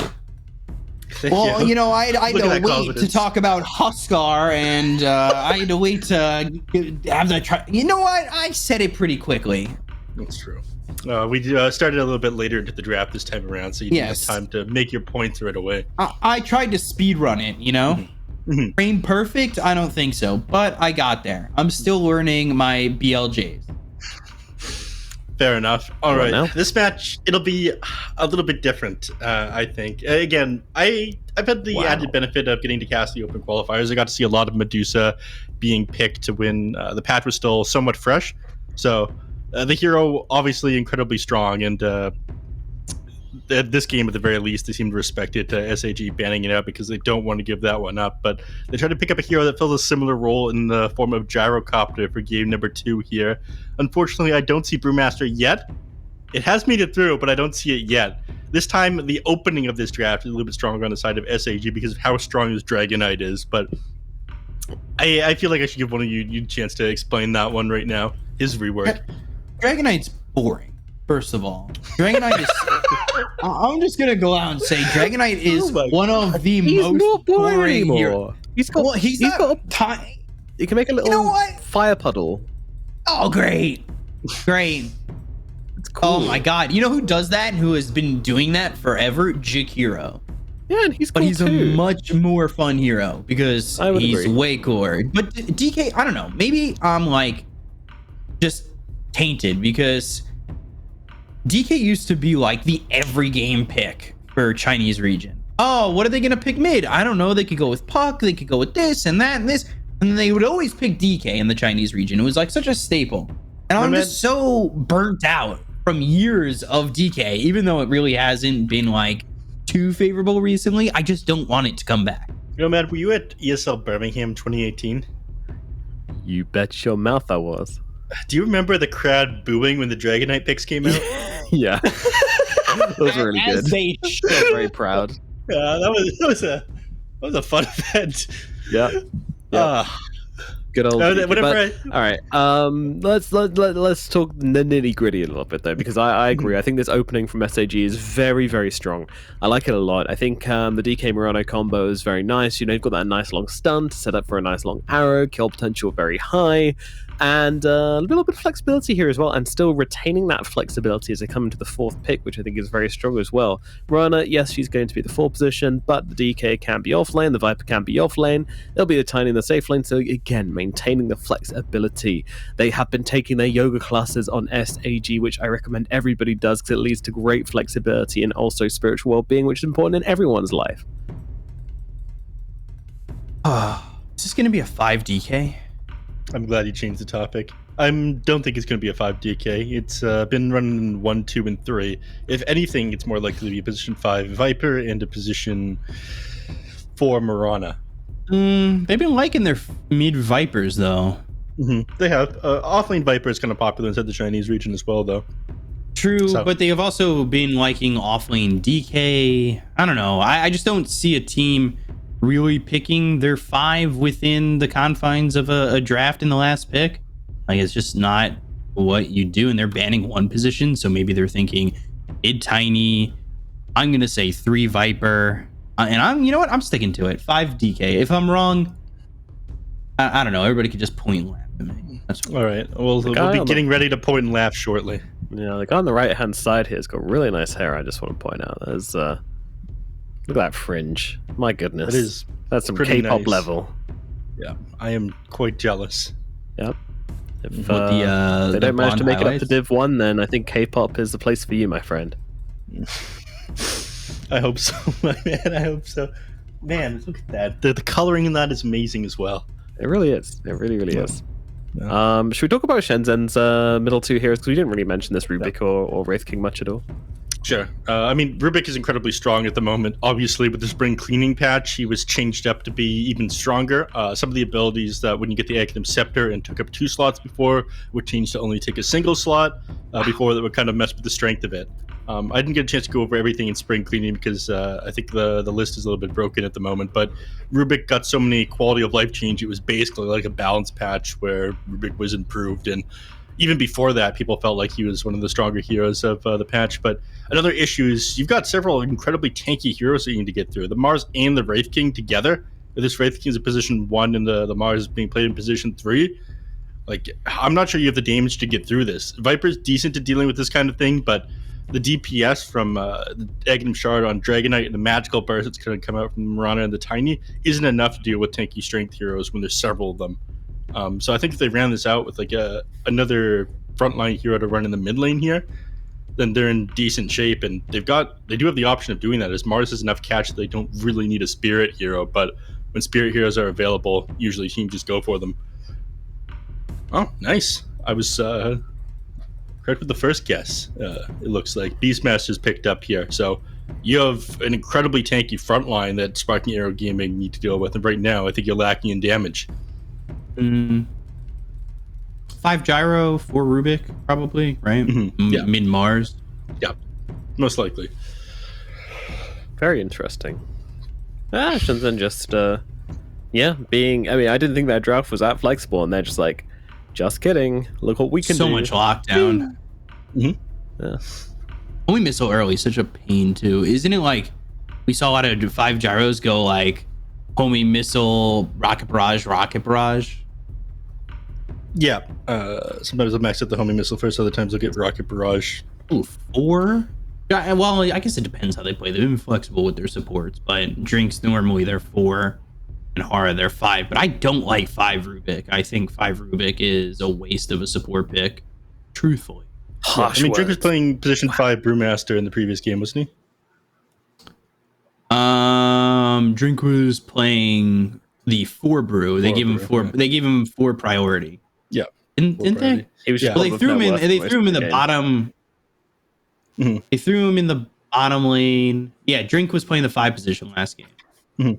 Well, people have kind of changed around the 1, 2, 3, 4, 5 thing. It's not as hard set as it used to be. A lot of the time lately, we see the mid lane Templar assassins actually play position 1, and then we see Akunka basically play what is position 2 over in the safe lane. So, again, abandoning that hard set rules have allowed people to have a more dynamic way of playing Dota, and I think that's a little bit better, especially in 7.31. So flexibility, baby. Loosey goosey. All right, let's get some predictions in, my friends. Which way are we leaning? Which way are we flexing for this game number 2? Or SAG going to get some revenge B-Cup? Truthfully, I think that Shenzhen have the better draft. I like their lockdown. I like their early game aggression. If they can withstand that, maybe SAG win. But I'm leaning 55-45 Shenzhen. 55-45, a very small margin. All right, Neff, have you done your computations? Have you figured out which way the maths are leaning this time around? It's difficult, man. I want to say Shenzhen, but if this Tidehunter has a good game, then he is going to be all the tools they need to deal with Shenzhen. So I don't know.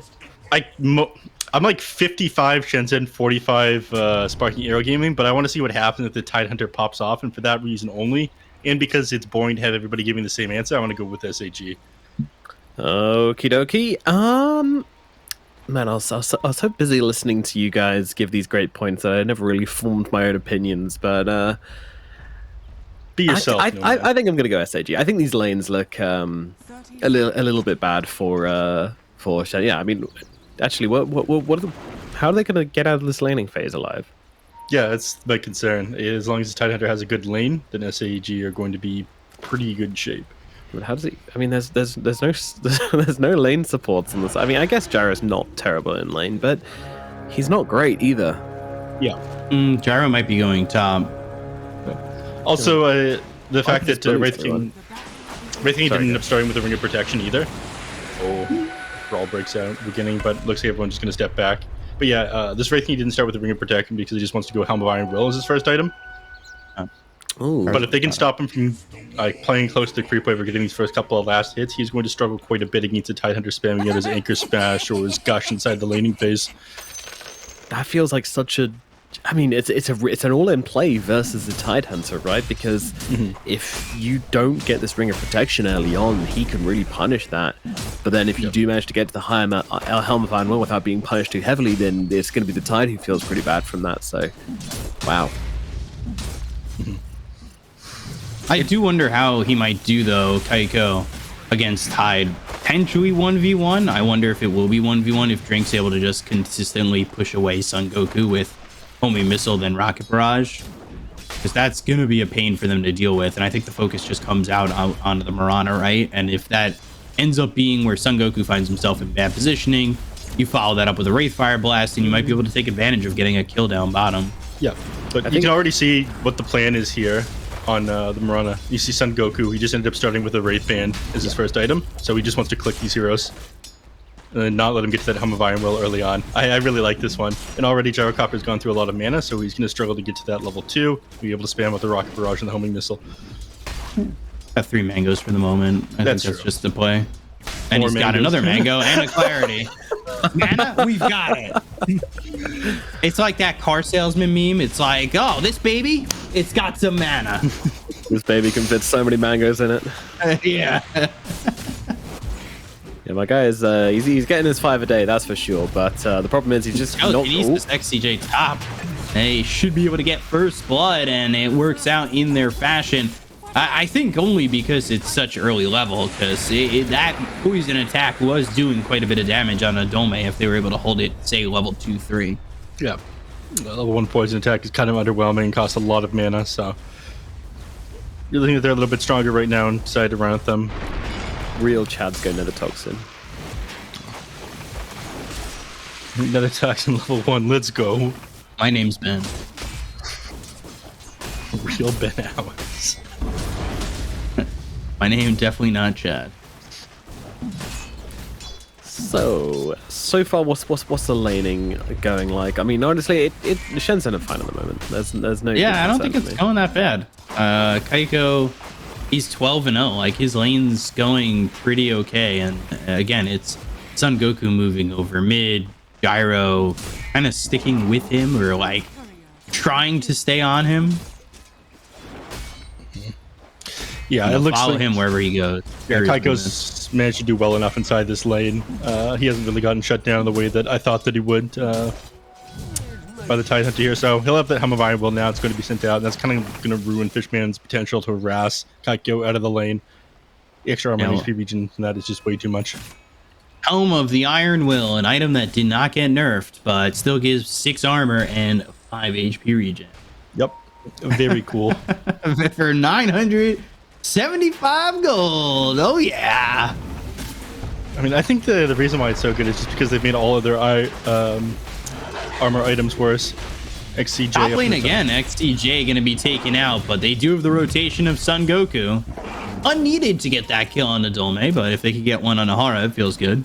Yeah, the pressure's on Son Goku now, because if he doesn't get this kill, then he knows his rotation was worthless, and now he knows that his rotation is worthless, and he feels bad like he should.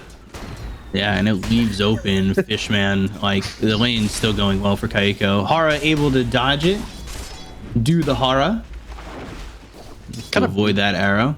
Yeah, kind of brittle today, Nomad. Yeah, I mean, it's always a scary moment when you're casting and then you flame someone as a joke, and then your co-caster just keeps on going down the straight and narrow and doesn't respond to it. You're like, oh no, now I need to force the laugh so that everyone knows I was joking. Oh, I'm no. really just trying to stick on. I don't know if you've looked at the last 2 times I've cast, but I have, accidentally hit a sampling button out here. I was caught in bed resting. Like, I gotta keep it on the straight and narrow here. I'm on a tight leash. Hang in there, B-Cup. Trying to keep his job. I don't know. You get 3 delinquent marks, and all of a sudden, college isn't looking to swell for you. Yeah, you know how in an office you get called into the boss's office. We've actually got a separate Discord here with the boss in it, and Beacop keeps getting called in, and we just see him sitting there. They're like. Sitting there for hours after the boss leaves as well. They bring me in. They're like, "Hey, B Cop, we're gonna need you to work on Sunday, and hopefully, you can wear a little bit more flair next time." I have to be like, "Yeah, sure, you got it." You're not bedazzled up enough for the broadcast. No, I need at least 11 pieces of flair at all times. No.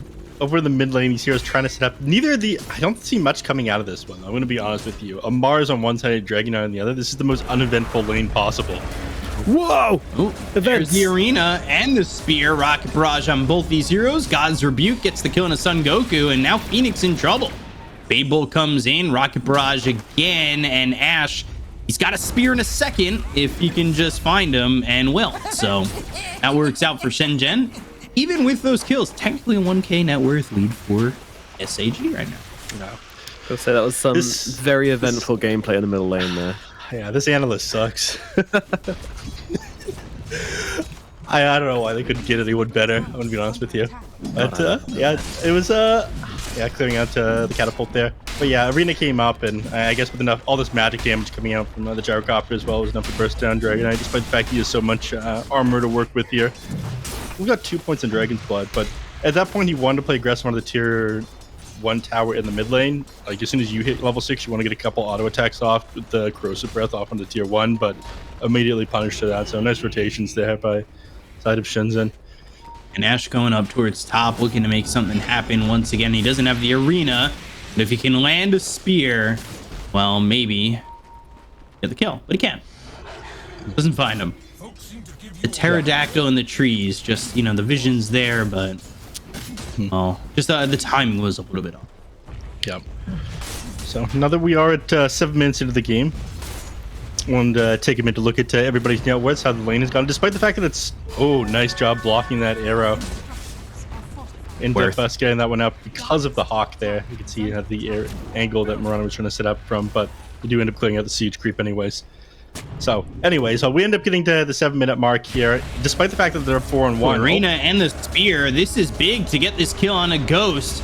They'll avoid the arrow. They'll get the kill onto the tiny and continue to work on this tier 1 tower.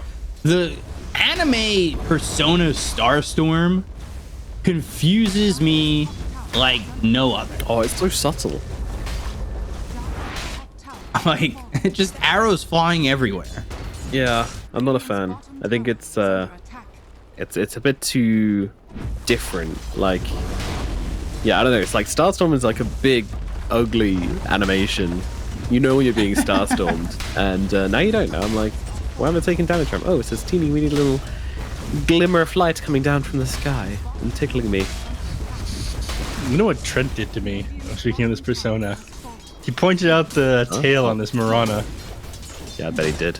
Dirty man. It just wiggles like it's a rag doll. It's got Fall Guy mechanics or physics. Gang based. Yeah. His thing is so beautiful other than that. Interesting word here from SAG about it. Oh, and the pixel on the top left side. Oh yeah, you're right. That is a floppy tail, man. Yeah. Look at that go. I'm never gonna forgive Trent for pointing these little things out. The man is a monster. It's like a spaghetti tail. Yeah, it's definitely got Fall Guys physics. It's like going up to the Mona Lisa and being like, "What's that smudge?" You'll never unsee it. Yeah. Wait, it's got a smudge? Well, I wasn't gonna say it. It may not. I've never seen it in person. You know, they did some radiography on the Mona Lisa, and they found out that people had just been like making small edits to it over time, over like hundreds of years. But really? When people, because obviously they didn't have the ability we have now to maintain things, so they had to basically just kind of repaint it. And then somebody asked to be like, apparently they thought that she deliberately didn't have eyebrows, but it turns out now someone just forgot to draw her eyebrows back on whenever they were like painting over it one time. So, and it was this big thing as well in the art community, I'm pretty sure, where everyone was like, "Oh wow, she doesn't have eyebrows. Well, what was Da Vinci trying to say with that?" And then they're like, "Nope, someone just forgot." That is hilarious. The more you know. Yeah. The more you know. And knowledge is power. And, down on the bottom line, looks like they're hoping to set. Well, I guess they're just ignoring this Titan until they realize they don't really have that much of a solution to deal with him. He's got the Centaur creep with him. I like that they've started doing this again. This was popular a number of years ago, and it's kind of come back into popularity. It's because when you have the Centaur with you, you don't need to. Drink, I have to go now. But when you have the Centaur with you, you don't have to rely so hard on your Rabbit. It's like your only team fight ability. The Centaur Stomp ends up like coming in pretty clutch. Oh, and you've always got a friend. And you always have a friend, that's true. It looks like they want to set up over to the mid lane with this one. Getting the mid-tier 1 tower, obviously one of the bigger objectives, or having control of the map. But still, dealing with that with the Mars in front of the tower makes it kind of difficult. Yeah, Mars got hands. You do. Mars isn't going to be doing too much by himself, or at least starting team fights until he's got his Blink Dagger as well. It's a huge difference from game one, where neither team had like a ton of team fights. Shenzhen had a little bit. SAG had absolutely none, to where both teams have like an absolute truck ton of team fighting. I mean, maybe not an absolute truck ton from SAG, but they've got more than enough to be getting by with, so yeah. It definitely feels like Ravage is the big lead-off point, and then maybe DK coming in with the Blink, Dragon Tail if they don't want to have a massive team fight, more single target oriented. Yeah, they ended up seeing the Mars come out behind the tower thanks to that Observer Ward, so they ended up TPing in the Tidehunter there and push them away from the tower. But slight disagreement with what you said. I think the thing that's going to be starting these team fights is the Blink Dagger, and then the follow-up is going to be the Ravage as the enemies come in and try to take the fight. Definitely could be either, though, right? Like, yeah, it really depends on the situation, but it gives you both options. Yeah. Absolutely. I think Viper's going to be the initiator. Okay. Yeah, this 5 Viper is going to grab Rod of Atos at some point and start being the initiator. Yeah, absolutely. It's going to be that Viper. Or Basher. Here. No, Okay. Basher Viper. That's the way to do it. Avalanche on Nahara. Woo, he'll steal it. Throw it back and... Yeah, all right. Oh, my... Yeah. Okay. When you're good, you're good. That deserves a clap. Because that was pretty nice. Yeah. It was. Man, absolutely played them there. He knew that it's a little bit too difficult for the Tiny to be able to interrupt that TP with the toss inside the trees there. Slip into that little tree area. Keep your way. In the jungle, though, Drink ends up dead, and that is after a committed arena. I love and how... fall down. Yeah, I love how the guy commits arena for like, get out of here, Drink, and Drink just turns around and drops a call, and he's like, no. I will fight to my dying breath. I mean, Dragon's Breath is going to kill him regardless, so he's just like, yeah.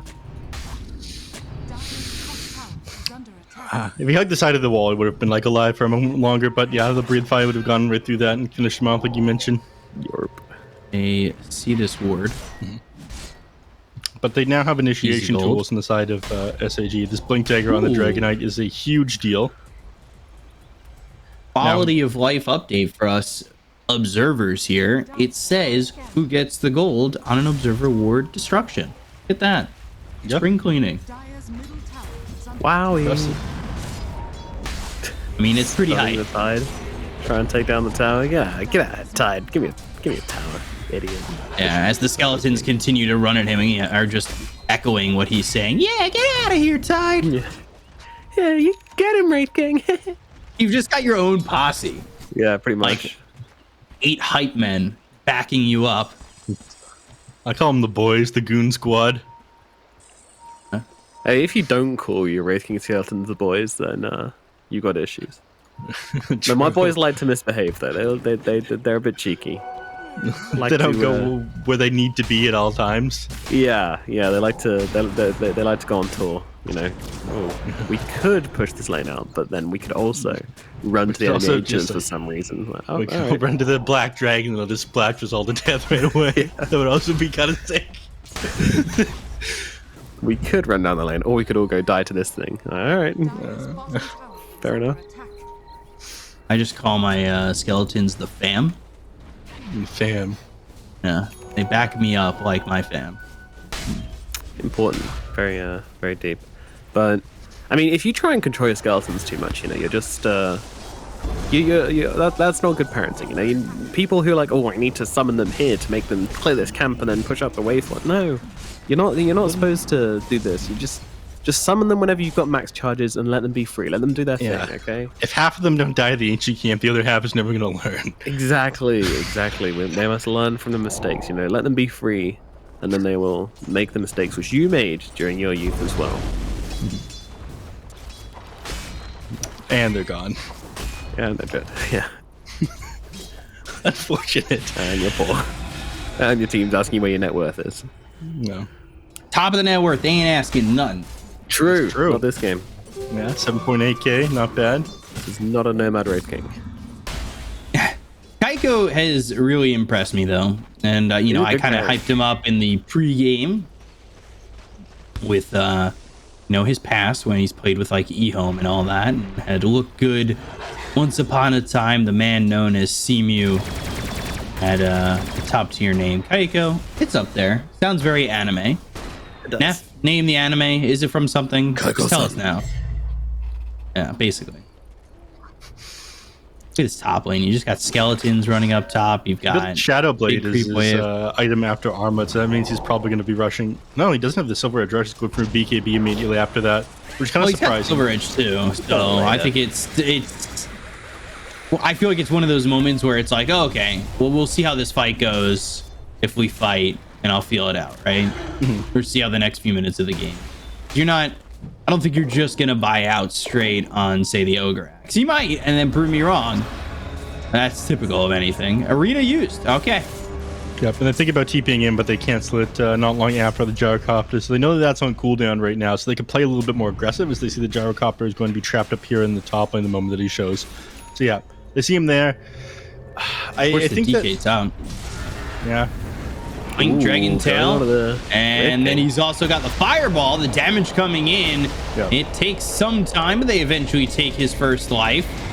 Nobody really here to help him out. He does have the Armlet. Drinks around, but sure. Ravage comes through, and they get the kill on a Ghost, and that will be the cost of admission here for SAG. They lose their one position, and Drink didn't really have to pay anything. He just watched from the trees from a distance. Hey, don't do my point like that, okay? He casted a homing missile, okay? He did everything he could to stop that happening. Yeah, there was air support. All right. Well, the anime goon squad is here now, out on Ashe, and they will get another kill. A little bit of odd positioning from Ashe in that situation. Yeah, I guess just not really respecting the fact that the enemies are just going to be barreling down and going for the mid tier 1 tower, but this is one of the most important objectives in the game. You have so much control over the map. Ooh, Rocket Barrage, Drink, gets Drank. He buys back though, and may want to go in on this. If they got Kaiko back, they'll get the kill on a Phoenix. They'll go over at Fishman. Dome, he doesn't have the Primal Roar, but they'll get out. Okay, cool. That's why I held on to that butt. I could have went one of two ways. But unfortunately, nothing to follow that one up, and he ends up getting away. Just like Nomad was, just like Bcop was about to say. Yeah, trade secret. You gotta hang those words right there. But, and then you look at the situation. Boom. Always in fairness, the Viper only just got the drums delivered to him, which allowed him to make the clean getaway. So clearly something you're taking into account there. Yeah. That's what Bcop was about to get to. Yep. We got but the drums to get away there. But, again, I thought that they'd end up having the opportunity to push that tier 1 tower there. Both teams ended up expending a lot of cooldowns. They end up grabbing the enemy team's position 1, but unfortunately, here we Ravage is a lot higher. They're gonna go for this anyways, though. Now they're in on it, and they'll get yet another kill. They have been coming together like a squad. Everybody blinking in and just looking to get these kills. And by everyone, I mean Phoenix and Fishman, which is the new sitcom on CBS. I can't wait. I'm sure it's going to be a real riot. Sounds more like a breakfast radio combo. Mm. Yeah, like Shock Jocks, Phoenix and the Fishman, and then Phoenix they just play they play their sample buttons, and then they don't get in trouble because that's their job, and like they're meant to be doing it. Yep. Meanwhile, Ashe caught alone again. Arrow comes in, and they'll get another kill on the Mars. SAG starting to run away with kills here. His name was Ashe, and he got burned to death by the flames of the DK. That is irony. If you don't know what irony means. In a row now. I hate to see it. It is definitely irony over there, Linus Morissette. All right, here's what I want to talk about now. Yeah, okay. The fact that they ended up making it through the laning phase on the side of Shenzhen, but despite that, SAG is starting to get the upper hand. That was one of the main things that I was concerned about was the lanes on the side of Shenzhen. But again, it was like relatively even post laning phase. But Yeah. Barking Arrow Gaming's now starting to make a couple of plays to get back into the game, and their map is feeling smaller and smaller, and Ravage is currently off a cooldown as well. I think the last thing that they're waiting for is this Aghanim Scepter on Tidehunter because they're so close to it. Once this one's completed, and I'll probably complete at the same time the BKB is done on the Dragonite, they're going to start running over tier 2 towers and boxing Shenzhen into their base, and I don't think Shenzhen are that good at split pushing. Well, Yeah. young Nepholomew, I would like to ask you the question, what do you wish that Shenzhen were doing now then? Do you think they should be trying to split the map and farm, or would you like them to see them maybe making some plays of their own, or are they waiting for a specific timing, perhaps? I would like to see them bait them out with the Wraith King, and then shove in towers on the opposite side of the map. Take advantage of the fact that this guy ended up building a Shadow Blade as his first item, and be slippery. Yeah, but can you really be slippery when you die, pop Shadow Blade, and immediately get dusted and ravaged? Drake's gonna tank it. What a hero! They're doing exactly what I'm talking about. This is sick. I thought for a second, yeah, there's the dust immediately on a Kaiko. He needs to position himself the right way. And he does. But Fishman, I thought he was anticipating that. I mean, he kind of was, but the rest of the team wasn't exactly following suit. They were considering it, but a little bit slow on the pickup there, as we say in the biz. All right, they're doing what we talked about though, and they're clearing out that tier 1 tower with the Beastmaster variant. This is harder without the Necronomicon, but Ancient Black Dragon with the Fireball is decent at clearing out waves, just not towers. DK just stealing abilities from Creep. Tiny finished his Silver Edge just now, by the way. It's not as effective as the Silver Edge is going to be for Shenzhen, but it's like decent at blowing up the Mars a little bit quicker, not having to worry about that bulwark the same way. Yeah. Does anyone wish that Silver Edge or Break worked on Tiny and turned him back into a tiny pebble again? That would be very awesome. funny. He kind of crumbles a little bit. Yeah. That would be pretty hype. Coming in! Oh my god, run away! They've got this obs and they have the vision. Kaiko? Okay. He kind of got away with one right there. Shadow bladed right under Phoenix. They've got the arena down. XCJ is a position 5, so not that they really care all too much about this. Toss him up into the air. Fishman, 3, 2, 1, Ravage. And there it is to get the kill out onto Kaiko. But the stolen Ravage might turn into something here for the side of Shenzhen. A great job there by Hara. They'll look to get the kill on the Ghost, but they just don't have the damage without their Wraith King. And it all falls apart. It all comes down like an avalanche. There's a nice one, B-Cop. Good one, my dude. But yeah, these big team fight abilities they have make it super easy for them. I'm surprised they ended up taking that fight without waiting for the Aghanim Scepter on the Tidehunter, but it's too hard to fight into them. Once they're like actually on top of your high ground, you don't have this like BKB that you're working on the Wraith King. You can't survive the first initiation from SAG, then you end up getting owned. That's why I want to see them like split push around the map and not take a direct fight into SAG for the next couple of minutes. What items does the Mars have? All right. He has got Blink Dagger, BKB, that's it. And his face boots. Right. I was getting there. But yeah, Horror goes down to Phoenix, and Phoenix picks up his BKB, which is coincidentally what Kaiko is looking for. You know, I don't know what idiot would ever say he wouldn't just buy out on the Ogre Axe immediately to show that he was going into the BKB thinking about it. But yeah, that's exactly what it did. And now he's got to finish, so it is getting delivered. He'll have that for the next engagement, which could be potentially going their way if he does have that now availability to avoid, say, the rabbit. I don't know. They're in a pretty bad spot. Yeah, I don't think they really want to take this one. This is something that EG's been doing a lot, by the way. They did in the regional finals, is take fights in enemy teams, even though the enemies had Aegis, where they knew they had the advantage. There's some situations where second life means a lot less than like superior positioning or hero numbers. Well, I just said they could take a fight. I didn't mean right.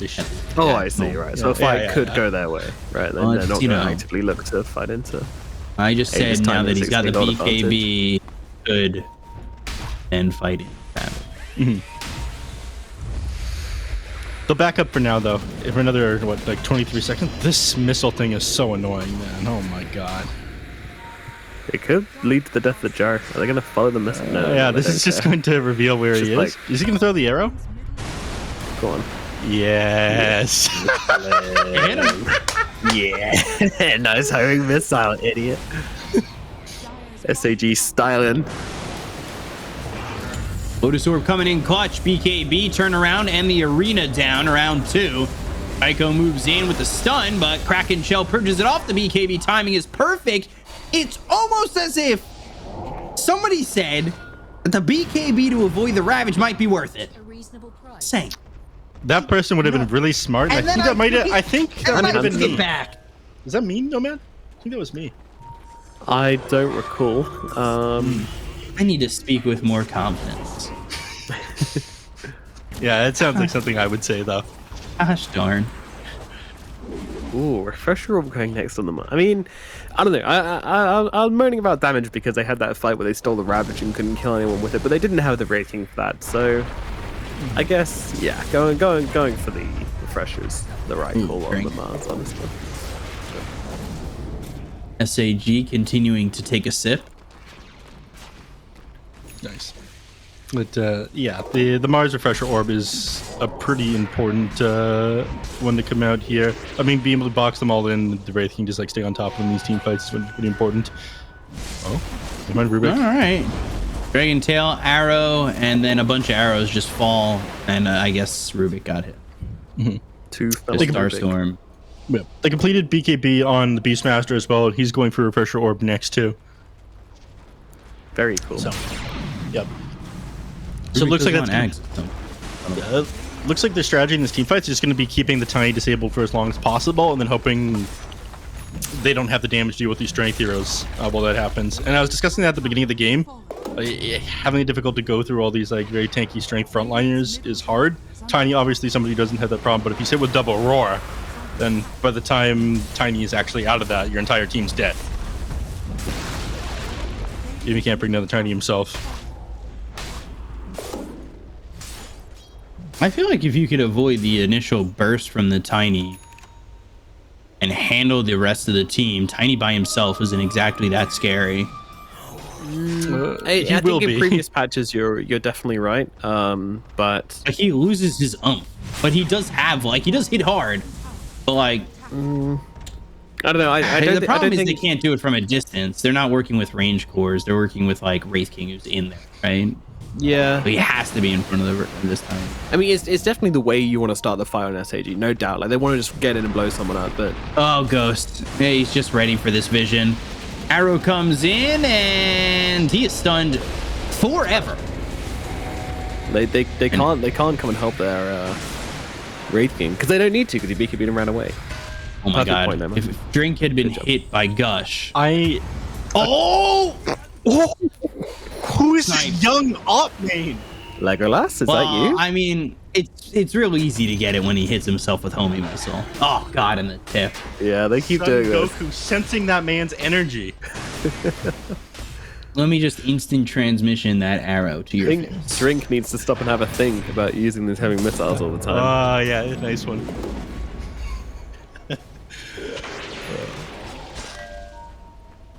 Some favoritism from Neff here. Biko makes a bad joke, gets called out. I make a bad joke, and I get a nice one. And not a sarcastic one at that. Yeah, I don't know what's with Smoke. Blink Ravage. 5-man Ravage. All right, there it comes from Fishman, and they're gonna get the kill on Nahara so quickly. That means Rubik not there to get the stolen Ravage this time around with the BKBs being popped around the horn. They go to the kill out on a Kaiko. They'll get the kill onto Wraith King and now look for more. They are really starting to rip through this lineup. The Gushes are coming across from this Tide Hunter. They'll look over at the blink forward from Fishman. This cost them the buyback of the Rubik. They got the first life out of the hands here of the Wraith King. But they couldn't kill anyone there. And the reason for that is because they did an amazing job at controlling up the Tiny. All the damage comes out from him. The Roar hits him. The Viper Strike, I think Rubik ended up stealing that and throwing it back out onto the Tiny in that team fight. Yeah, he did. We can see that in the fight recap. But I think there is still a little bit of a lack of commitment too. Like DK doesn't do any damage. He doesn't try to fight in, and Marana does 22 damage. Literally did nothing. Well, it's all slow and none of this pierces BKBs either. So without the Tiny like dealing massive amounts of physical damage to the enemy heroes, as long as he's controlled up, Shenzhen are too tanky for the rest of these heroes. So we're now seeing the strength of like these tanky frontliners coming into play. In Shenzhen, they realize this. They go, okay, well, I guess we just need like refresher orbs. We need to stay on top of this Tiny, keep them controlled up in these fights. So that's going to be the objective there. That went surprisingly well for them, despite a good initiation by SAG. Yeah, the follow-up is just lacking, considering they hit a 5-man Ravage. I feel like that is a pretty big opportunity to go in there. I mean, I think that's kind of a weakness of their two cores as well. You know, this DK plus Tidehunter thing. Like, you've got no one to really drop the damage down on than Tiny here. So, yeah, as Neff keeps saying, you control it the Tiny, you win the fights. But still, definitely not a good position for Shenzhen in this game so far. You know, yeah, they survived through a team fight, but they want to be doing more than surviving. They want to be thriving. And with a 14k gold deficit, they are certainly not thriving. I mean, 14k gold, yeah, okay. But can we look at the fact that Gyro's level 10? Ooh. I thought we were going to ignore that. No. Elephant in the room. No. I'm 32 minutes into the game. Who's been taking his tomes? Hara's just like, don't know what happened to those tomes, guys. So a 200 XPM. Oof. 200. Yeah, that's I think lower than I've seen a lot in a while. I mean, this guy is basically just a homing missile bot at this point. And he's hitting himself. He can't even use it. He's just getting himself killed with it. I literally have bowling scores higher than his XPM. Flex. Sheesh. Oh, up there. Nice. Right, you called me on it. No, you flex king. You know, it's Moonlight Shadow. And they're going to go for the Tiny. They're going to need the perfect commitment to get this kill. He is all by himself, and they've got the damage, and they got the kill. No buyback. Gyro gone. Ravage is there. The buyback used by the Gyrocopter. They get the kill into the Mars after he dropped down the arena.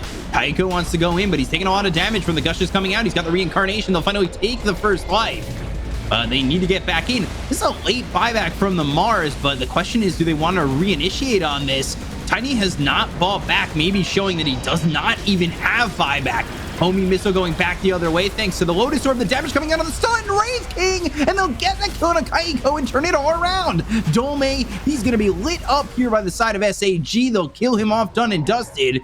And without the Tiny even, they rip apart this Shenzhen team. And well, Hara, you ain't doing the Hara no more. The dance is over. Your life here is gone. Yeah.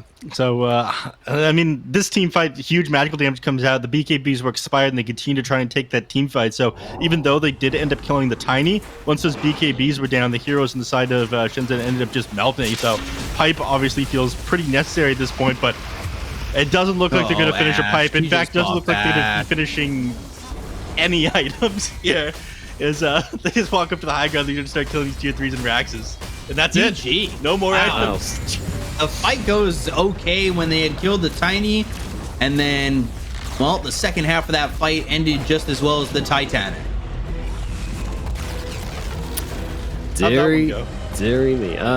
Watch the movie. You'll enjoy it. Sparkling Arrow Gaming take the victory here in game number 2, which is gonna even things out. I mean, we knew they could do it, but that was a pretty stylish win. But I still feel like there were cracks in the draft, but it doesn't really matter when your laning phase goes that well and you're able to kind of... Actually, to be honest, it wasn't even lane phase. It was that early game. I mean, those ganks, those rotations they made once they hit their stride just really felt like there wasn't much they could do about that. I mean, first I want to ask you, like, how well did they play in that early game there, Neff? They did... I don't know. They could have done a little bit better. It took them a little while to get that tier 1 tower in the mid lane, but I feel like they did a decent job at shutting down the Wraith King, stopping him from getting too far ahead. Like, he was pretty high up on net worth, but then he started to fall off because of the amount of pressure that they were putting on him. They kind of had the same fault that SAG had, that all their eggs were kind of in the Wraith King basket, but I'm surprised how coordinated SAG were post-laning phase, I gotta say. Yeah. I thought SAG would just snowball out of control this game, and that wasn't really the case. They kind of outplayed them in the team fights and whatnot as the game went on. Bika, what would you have wanted to see Shenzhen do differently in the through the middle portions of the game when they weren't that far behind? How do they stop the hemorrhaging? I think they weren't defending against these ganks well enough. you had SAG kind of roaming around as a gang squad, and through that like 12 to 20 minute point in the game, which is a significant portion of the game, they were allowed to just get these pickoffs, go to top, take out Wraith King, go to mid, take out the Mars, and there was no reaction. There was no change to the game plan. They didn't adapt to the situation that well after a laning phase that theoretically went better than maybe it should have for them.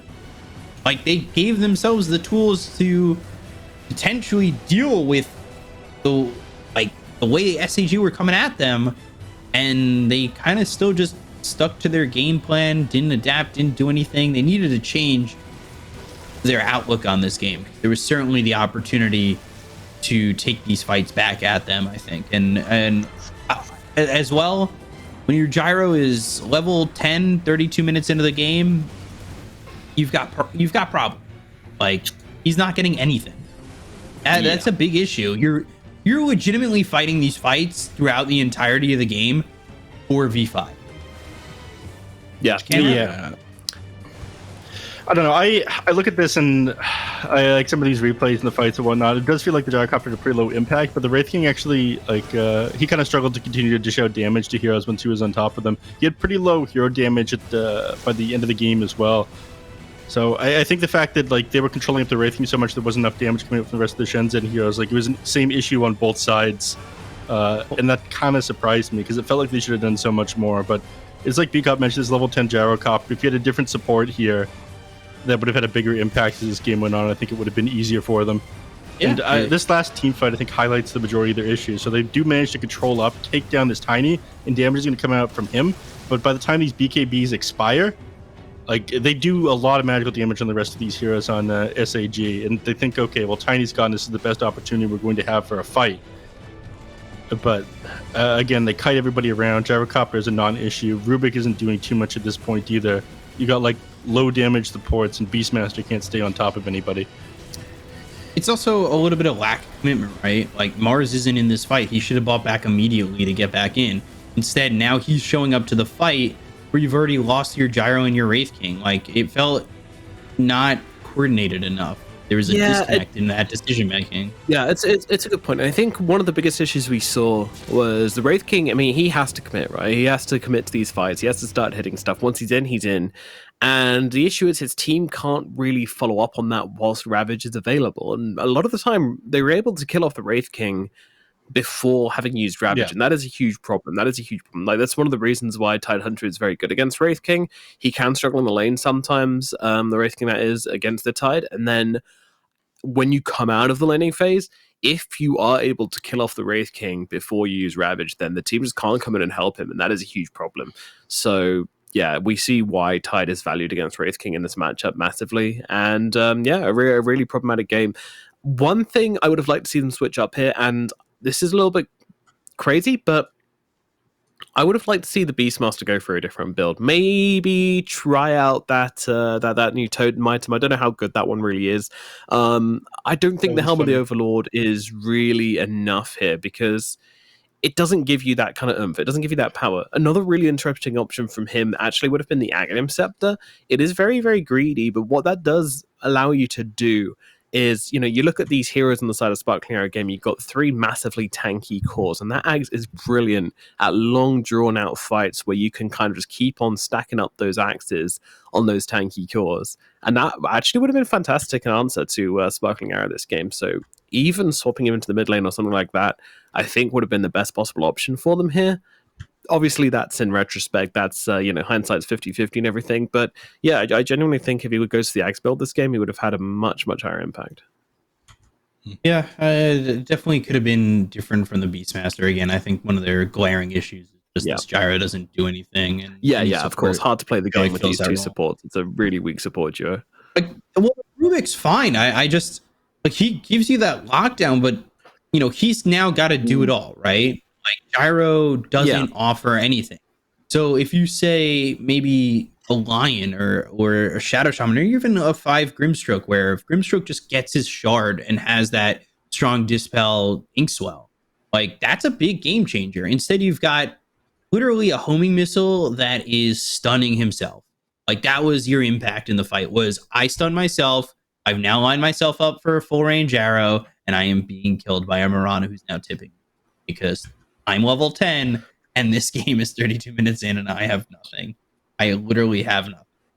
It's rough. I think those other supports also can take farm around the map and clean up a little bit more, have a little bit more in their item like arsenal. It just, I don't know. It's glaring, very glaring, and I think it is very obvious. Tis indeedy. Alrighty, folks. Well, I know you're absolutely quivering in anticipation for this series to conclude, and let me assure you, we are as well, which is why we're going to throw it over to a short break, give us a chance to unwind, take some deep breaths, calm ourselves down, and get in the zone for the third and final game in this series. We'll see you very shortly after this quick break.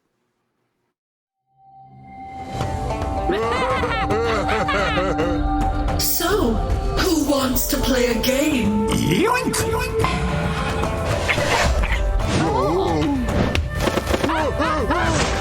And again!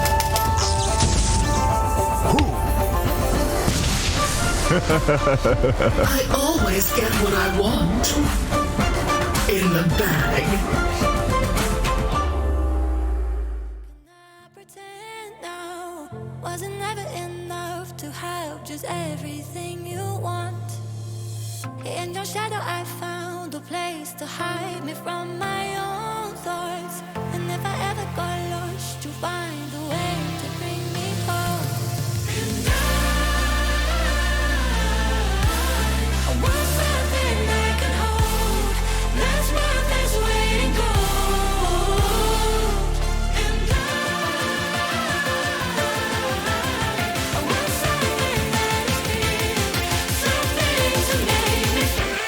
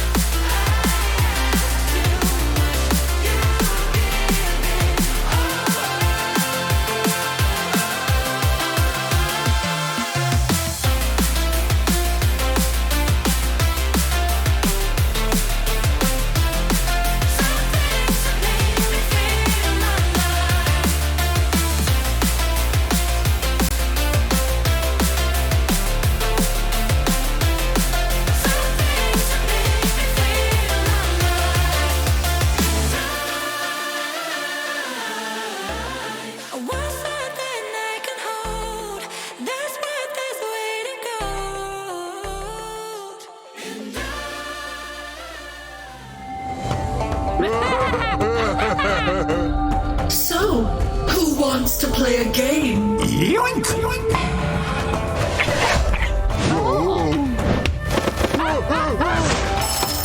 again!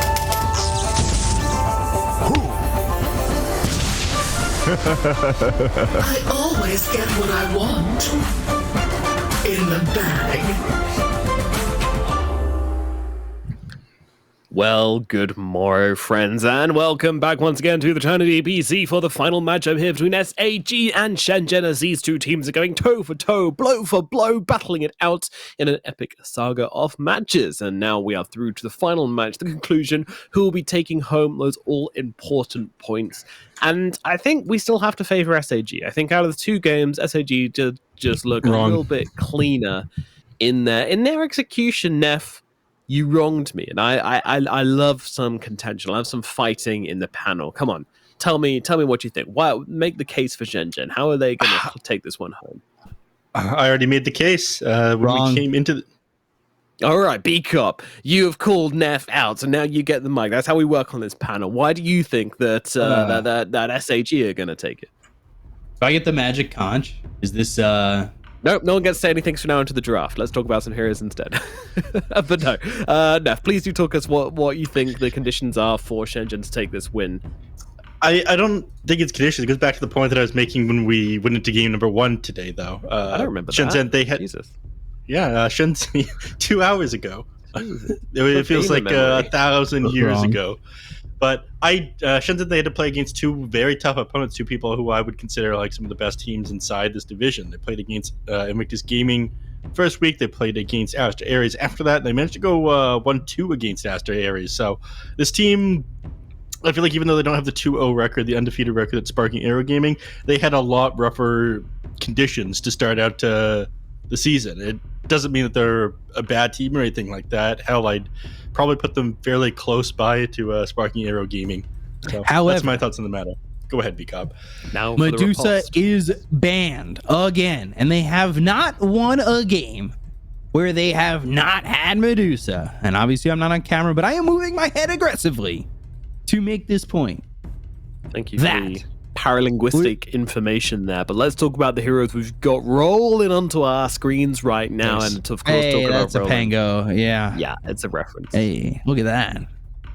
You know that Pango has a 96% win rate across all regions?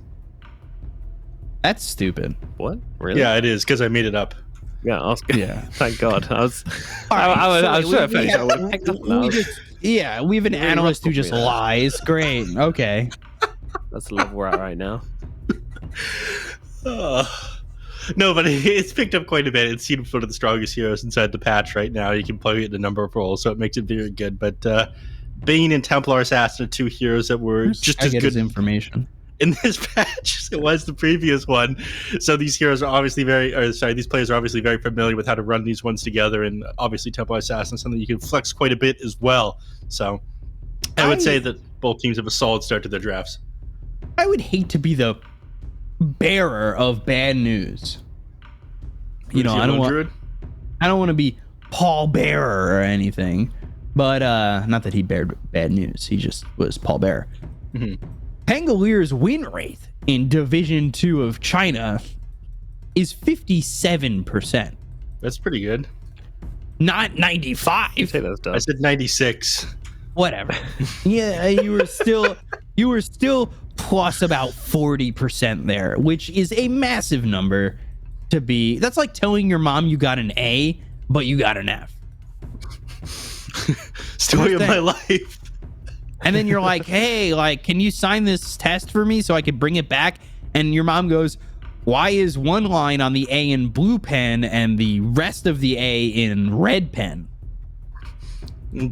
I'd probably say the teacher right out of ink or something like that. Something about public schools. I don't know. Right. Do you want to know who has gotten a 100% win rate? SAG? No, Death Prophet. Oh, really? Yeah. Pretty interesting. insane. I mean, that hero was like one of the most picked banned heroes inside DPC in China, and despite that, it ended up getting a buff in 7.31. The fear on the Aghanim Shard activates, I think, a second sooner than it did before, and received no nerf despite how good it was. Yeah. In China, out of 5 games, 5 games, and it's won every single one of them. 100% contest rate, which is honestly bonkers. Like, this is some madness. That's upper and lower?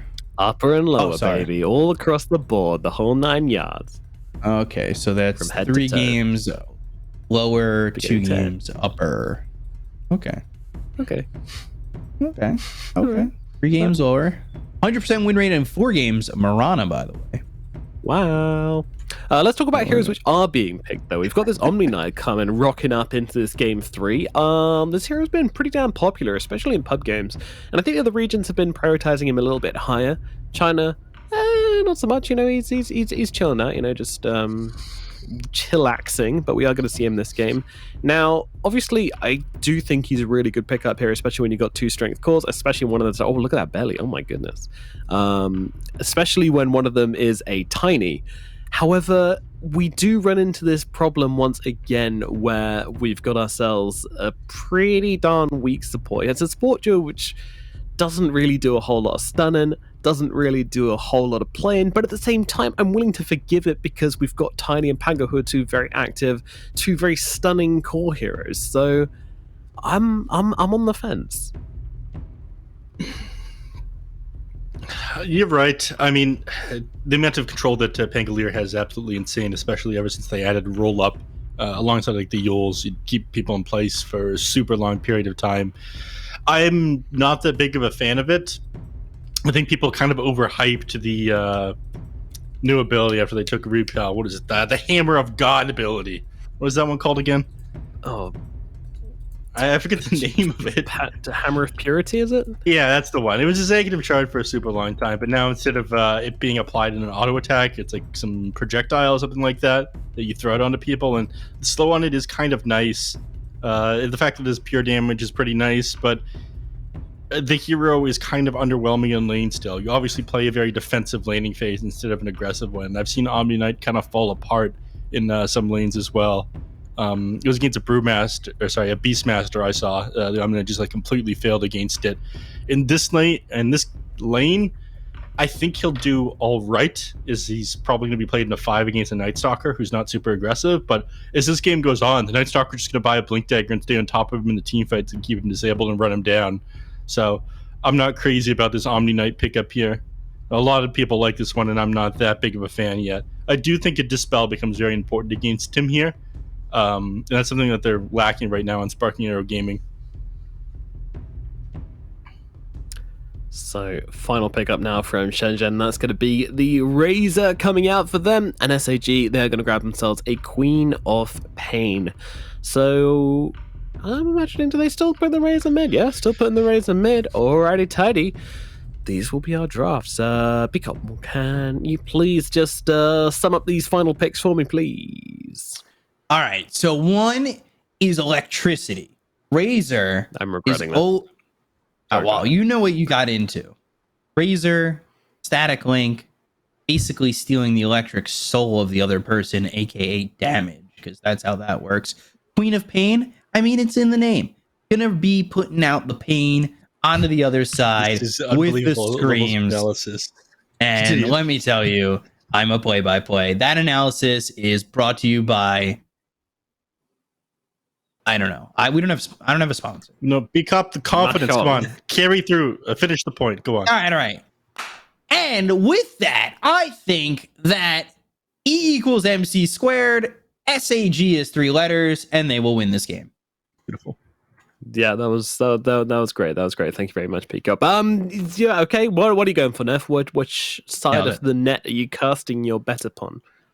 I would say, despite the fact that I'm such a big fan of Rubik, and he was basically given a number of buffs in this patch, the spring cleaning thing that just ended up coming out today, some of the workarounds to him, I think that they have so much control and late game damage on the side of Sparking Arrow Gaming that they'll pop off and win this game. I don't think they have a very good matchup between like the Tiny to the Templar Assassin in the late game. And I actually think the Templar Assassin plays quite well against the Razor. The static link is pretty good, but he is a hero that blows up heroes so quickly that you never have the opportunity to actually sap the TA's damage with that static link, and that'll come into play in the late game, I believe. So, yeah, Sparking Arrow Gaming, I'm with game number 3 here. I mean, you do have the Pangolier as well for that possibility of the disarm, but I do agree. I think, there's a lot of burst potential to be had in SAG, which I think kind of answers a lot of what Shenzhen really want to do here. And, you know, for me, I really, really dislike it. I get very uncomfortable when teams, you know, don't correct an issue I see in them. And I believe that's what Shenzhen have done here. They haven't really answered this playmaking potential in their POS 4 and POS 5. So they're basically saying to the cause, you guys play with each other. We're just going to be that kind of supporting factor on the back lines. You know, we're going to wave our pom-poms and we're going to help you out where we can, but you're going to have to make all the plays. You're going to have to make all the decisions. And I just think that makes Dota pretty hard. So I'm going to say SAG for this one as well. I think this is going to be their game. I think it's going to be their series, but I love being proved wrong. I'm a masochist in that regard. I love it when someone... I mean, if you wanted to be correct, you would have touched base on the E equals MC square thing like BCOP did. True. The theory of relativity, obviously, very, very important. Yeah. Thank you. You're welcome, BCOP. Oh, that was a good full circle turnaround there that I wholeheartedly appreciate. Of course. All right, I want to talk about this mid lane matchup. Please do. The Queen of Pain against the Razor. I mean, obviously, it's quite easy for the Quap to land these Shadow Strikes, but he ended up going Blink level 1 in order to get out of this static link. I mean, he ended up taking a lot of damage from him if he could keep the static link up, but it is a lot harder to CS if you don't have that level 1 Scream of Pain, and usually you don't want to put a point in a blink until you're like level 4, so I think Ashe is going to be in a decent place this lane. Race will have a very clear advantage here. So far 0-0, so not really taking advantage of it just yet, eh? Ooh. There it is. Oh, there's 2. All right, he's taking advantage. All right, Phoenix is a god and managed to get level 2 before the range creep ended up getting killed. He's just too good at controlling up the wave. Better player. Pretty good What can idea. you do? Man, obviously just built different. Got that chiseled jaw. Built different. Yeah, exactly. These other lanes, the Omni Knight one, obviously, I'm not a very big fan of. He can be paired with the Tiny. There's not a lot of kill potential coming up from the Night Stalker, unfortunately, up until he hits level... well, it's not about the level, it's more about the time. Until the game hits like 5 minutes, we're not going to see too much aggression out from him. So, I think not a ton of kill potential unless Drink puts himself super far out of position trying to harass people with his Hammer of Purity. Top lane is probably where we'll see the most action. I'm wondering if Drink and XCJ, not XCJ, sorry, Drink and Hara have committed to the position swap. Because this is all 3 games now, right? That they've swapped out like this, as Hara might die. He should be fine. Actually, no, the mana's there. He's got the stick. Yeah, he's got the kill. I said fine, then I saw that 8 was not a 0, and I realized he's got the stick charges. And It's okay. It's okay. You're just subverting the viewers' expectations, which, as we know from various successful TV franchises, that is always a very good idea. I liked when they did that in the very popular Throne show. My expectations were very subverted. Throne of Games. Yeah. Yeah.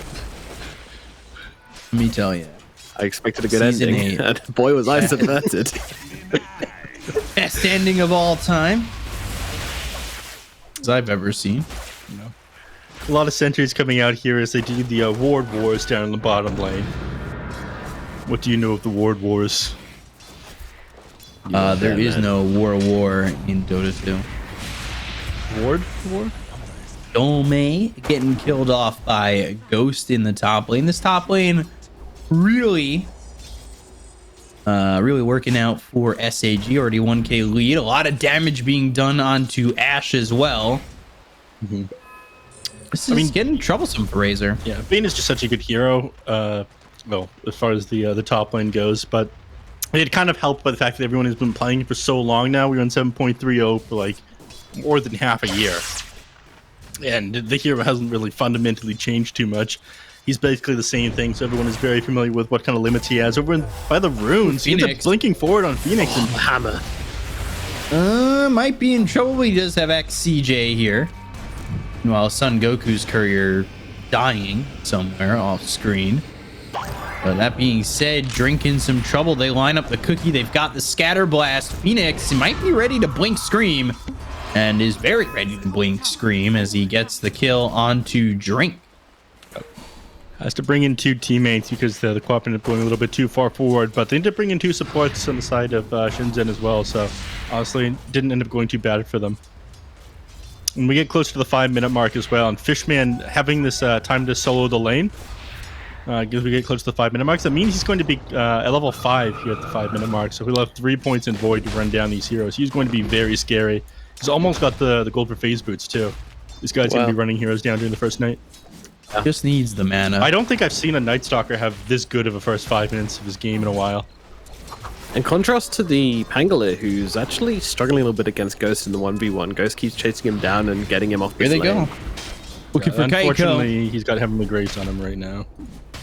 And he does have the Heavenly Grace and no mana for the Fire Snap cookie. So mana the problem for SAG on that one. Yeah, and only one void. His phase boots weren't there yet, so there were a couple barriers to him not being able to run down that tiny. Opens up the lane, though. Also getting close to the 6-minute mark, and I imagine when that happens, we'll see a rotation over to the runes, and depending on what Phoenix finds, might be able to get a kill off on an Ashe on this Razor. Although the Sonic Wave Purity image was nerfed at level 1, ended up going down by 30, which is pretty significant, actually. But yeah, heroes rotating over the 6-minute rune now. CJ gonna run to several heroes. Telekinesis gets the Nightmare out, and now Ashe, he's actually taking a significant amount of damage, and there's actually the difference in Sonic Wave damage, because Ashe would have been dead a little bit earlier, and it almost cost Phoenix his life. That was really nice from Hara there, actually. So he makes the link happen, but the Bane gets off the Nightmare at the same time, but Hara gets the lift onto the Bane, throws him back, and then takes the Nightmare just to make sure the Razor's going to get that full duration, get the kill. But yeah, Queen of Pain with the timely rotation in to make it not so worthwhile in the end, so... Yeah. Ghost just running down Dome solo. That is pretty disgusting. SAG having a good start. Yeah, and that's bad with a TA that can get pretty significantly out of control. Out of control so much that they aren't even stacking the Ancient Camp for him. Not that they've really been in that direction. Anyway. He's not going to be farming Ancients, he's going to be farming heroes. Yeah, that's what it feels like, at least. Well, again, Ashe. Static Link immediately broken, but XCJ is here. Not going to follow that up with the Nightmare, because Hara is right there to potentially pull it off. Yeah, you don't want to dive this guy into the tower. He's got a full bottle, 6 wand triggers, and raindrops. So the Razor's a lot tankier than he looks. Oh, tiny Midas. Ooh. For a solo early game, yeah, for a solo early game, I always get nervous about Midas. We've seen this happen so many times. Dude, Black was losing it, I think. Yeah. Actually, there's a bunch of people I've been talking about just losing when they see Midas coming out on the tiny. We were in a Midas draft so long ago, or patch so long ago. Now it's like, oh, well, Midas, great. Yeah, Drink going down to Fishman. With the help of Son Goku and XCJ, this will potentially lead to the tier 1 tower bottom. Yeah, it almost certainly will. They're not going to want to rotate in on this while the Night Stalker has his Dark Ascension available. This is one of the best abilities in the game for taking objectives. Again, Dome. Oh, well, Ghost not committing. I almost feel like he could have. Swashbuckle was off cooldown again. Yeah. You're hesitant to dive the tower. I don't think they could have rotated anyone to really save him, but why take unnecessary risk if you're winning the game this hard at the start? You're up 3k net worth at 8 minutes in. Well, you didn't have to dive him. Maybe go for that last right click. If he swashbuckles, he's out. You know? That's fine. Yeah. Maybe. I say put the pressure on. Fair enough. B-Cop, aggressive player. And it says, why be satisfied with winning when you can win more? Aggressive player, says guy who plays Ancient Apparition, sitting so far back he can't get hit. You got to get your emotions out some way, huh? Yeah. Yes. No, you could be right. I mean, if he went a little bit further there, I don't think any of the heroes on the side of Shenzhen were really in a position to TP to that tower, but maybe TA didn't run the numbers, just being overly cautious. I just thought he could have gotten one more right click right before he gets under the tower, but it would have been pushing him for sure. You're not wrong in if they rotate, it's throwing potentially away a very positive spot for them up 3k. Surprising that Hara ends up Hara ends up going down there. Phoenix committing the Sonic Wave for that one, but there's getting over the top line. They don't manage to connect with anything though, so losing heroes all over the map. Now 1-7 and still the first night for another 10 seconds here. Yeah, getting that Brazil scoreline before the nighttime, or first nighttime is even gone. Fishman needs to be careful, but Dark Ascension is back up for another 12 seconds. What could that mean for SAG, Neff? It means they're going to take another tower with it. Thank you, Neff. You're welcome. But I wanted to touch on that one because I feel like I don't iterate this point enough. Dark Ascension has such amazing ability for taking objectives. Being able to have vision around the enemy team's towers as you go for them is just so insane. The tier 1s especially. Top lane again, Nightmare out onto Dome. Stolen Nightmare, thrown on the XCJ. I'm not sure And if now Harrow meant to do that there. Rolling Thunder. Wait, he can't Fiend's Grip this. XCJ. Now he can is because the Night's Stalker. holding his ground, and now maybe they might get not just Dome, but Hara. Well, he's dead, and they'll continue to go. Nightmare out. Mortimer's Kiss is coming in, and it should be a dead Dome, but I say that. Shield crash. Can he get anything more? No, he can't. So they've run down 2. They look over at Drink. Fishman thinking, do I go further? No, I'll just take the tier 1. Yeah, a little bit tricky to do that, but that one is the reason why the Bane ended up dropping the Fiend's Grip there is you saw that Fishman was level 8, and at that point it's reasonable to think, okay, you've got 2 points Hunter of the Night, 4 points Void, and you'll have 1 point Crippling Fear, and he was on top of the Rubik at that point, so he was certain that he would just pop the want to Crippling Fear onto rotate him. for this. Static Link was on cooldown. Now they've got it again on a Fishman. Fishman's on the run, but they've got the trap to soak Kaiko, and that means they're not getting this kill. And yeah, everyone's going to back away from this one. Now, Nightstalker definitely doesn't want to fight until nighttime comes back up because Dark Ascension available again. Yeah. There was another weird interaction there as well, where the Rubik stole Nightmare, tried to Nightmare the Bane, which the correct players, the Pangle had queued up the Rolling Thunder, and then the Rubik tried to attack the Bane because obviously Bane can attack targets in Nightmare. Why can't Rubik? But apparently Rubik cannot because he got Nightmared himself. So unfortunate. Maybe the ownership of the Nightmare always belongs to. Oh, it's Elder Wand rules. You have to kill the Bane to be able to become the Bane. There might have been a change that came with spring cleaning. Really? Yeah, it might have to do with the activation or deactivation of Nightmare and whatnot. Oh, is that something which was That's discussed? Oh, man, another Rolling Thunder. Either way, is what happened. And Hara is but it doesn't seem too bothered about it. They still got the tower. Yeah, Shenzhen, honestly, they're coming together here. They're making some plays. They're playing some Dota 2. They are not going to be put out of this series by SAG so easily, but it is still a 5k gold advantage. We do still have a TA farming up an Absolute Storm. This Night Stalker very rich as well. But the tiny Midas, will it pay off? Find out. I don't think so. The thing is, they're all rich on SAG. It's not just 1 core. It's not just 2 cores. All 3 cores are kind of leading the charge. And yeah, you're relying on a tiny Midas that now is to pay off. But look at where Razor and especially look at where Dome is. He's got 3,800 net worth. You compare that to the Night Stalker who just got kicked out of the top spot. I mean, that is not looking good. I think you guys are hating that. I think this is actually a game where Tiny can just become massive. I'm not sure about that.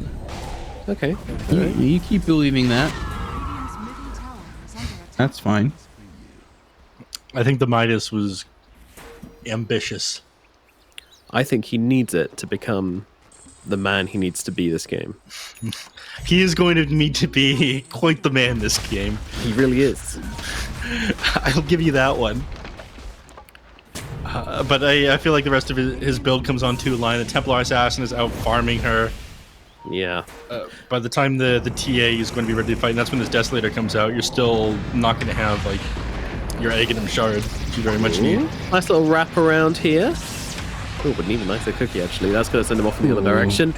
Just looks like they're going to leave their supports behind. Yeah, they get the kill on a Son Goku. XCJ, he'll die too. 2 kills there for Shenzhen. Yeah, 2 supports die. Nothing of value was lost for SAG. Mean. It's progress, though. They get a little bit of XP and gold from those ones. But again, Templar Assassin still farming up, getting close to that Desolator. And that's the timing that she's looking for. And Tiny's still very far away from his timing, which, of course, will be this Aghanim Shard at 15 minutes. And it's not going to be out right away. Yeah. Went for the Midas and the Echo Saber before the Shard, so... Greedy. You have to though. You have to go Echo Saber. I think the Shard is just not. Yeah. You're not doing any damage. Must you go Echo Saber if you have the Midas? Is the attack speed from Midas not enough? You need the mana regen. Yeah, I guess. Unless people on your team have like mana boots that they're spamming out onto you. Otherwise, you run out of mana as you're trying to clear out creeps or taking other team fights, or you throwing out a bunch of clarities. Even with the Echo Saber, he's sending himself out some clarities. It's the difference between having 2 shots within 0.8 seconds of each other, or 2 shots within 1.5 seconds of each other. You guys ever catch the Envy game where he didn't have enough attack speed to like actually swing? But he had an Echo Saber.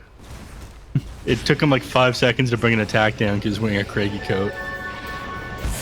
Oh yeah, it was really funny. XCJ caught, but maybe baiting them into a nothing. Night Stalker was there, maybe thinking about going in. Not the rest of the team not collapsing on that the way I thought they might.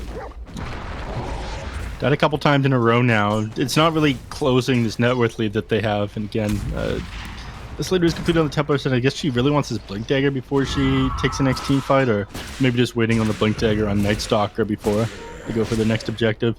That maybe is level 12. So they're close to a couple things.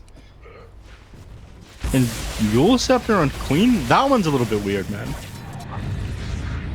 What is that for? It's queued up, but hasn't really purchased into it at all, considering there's 1900 gold.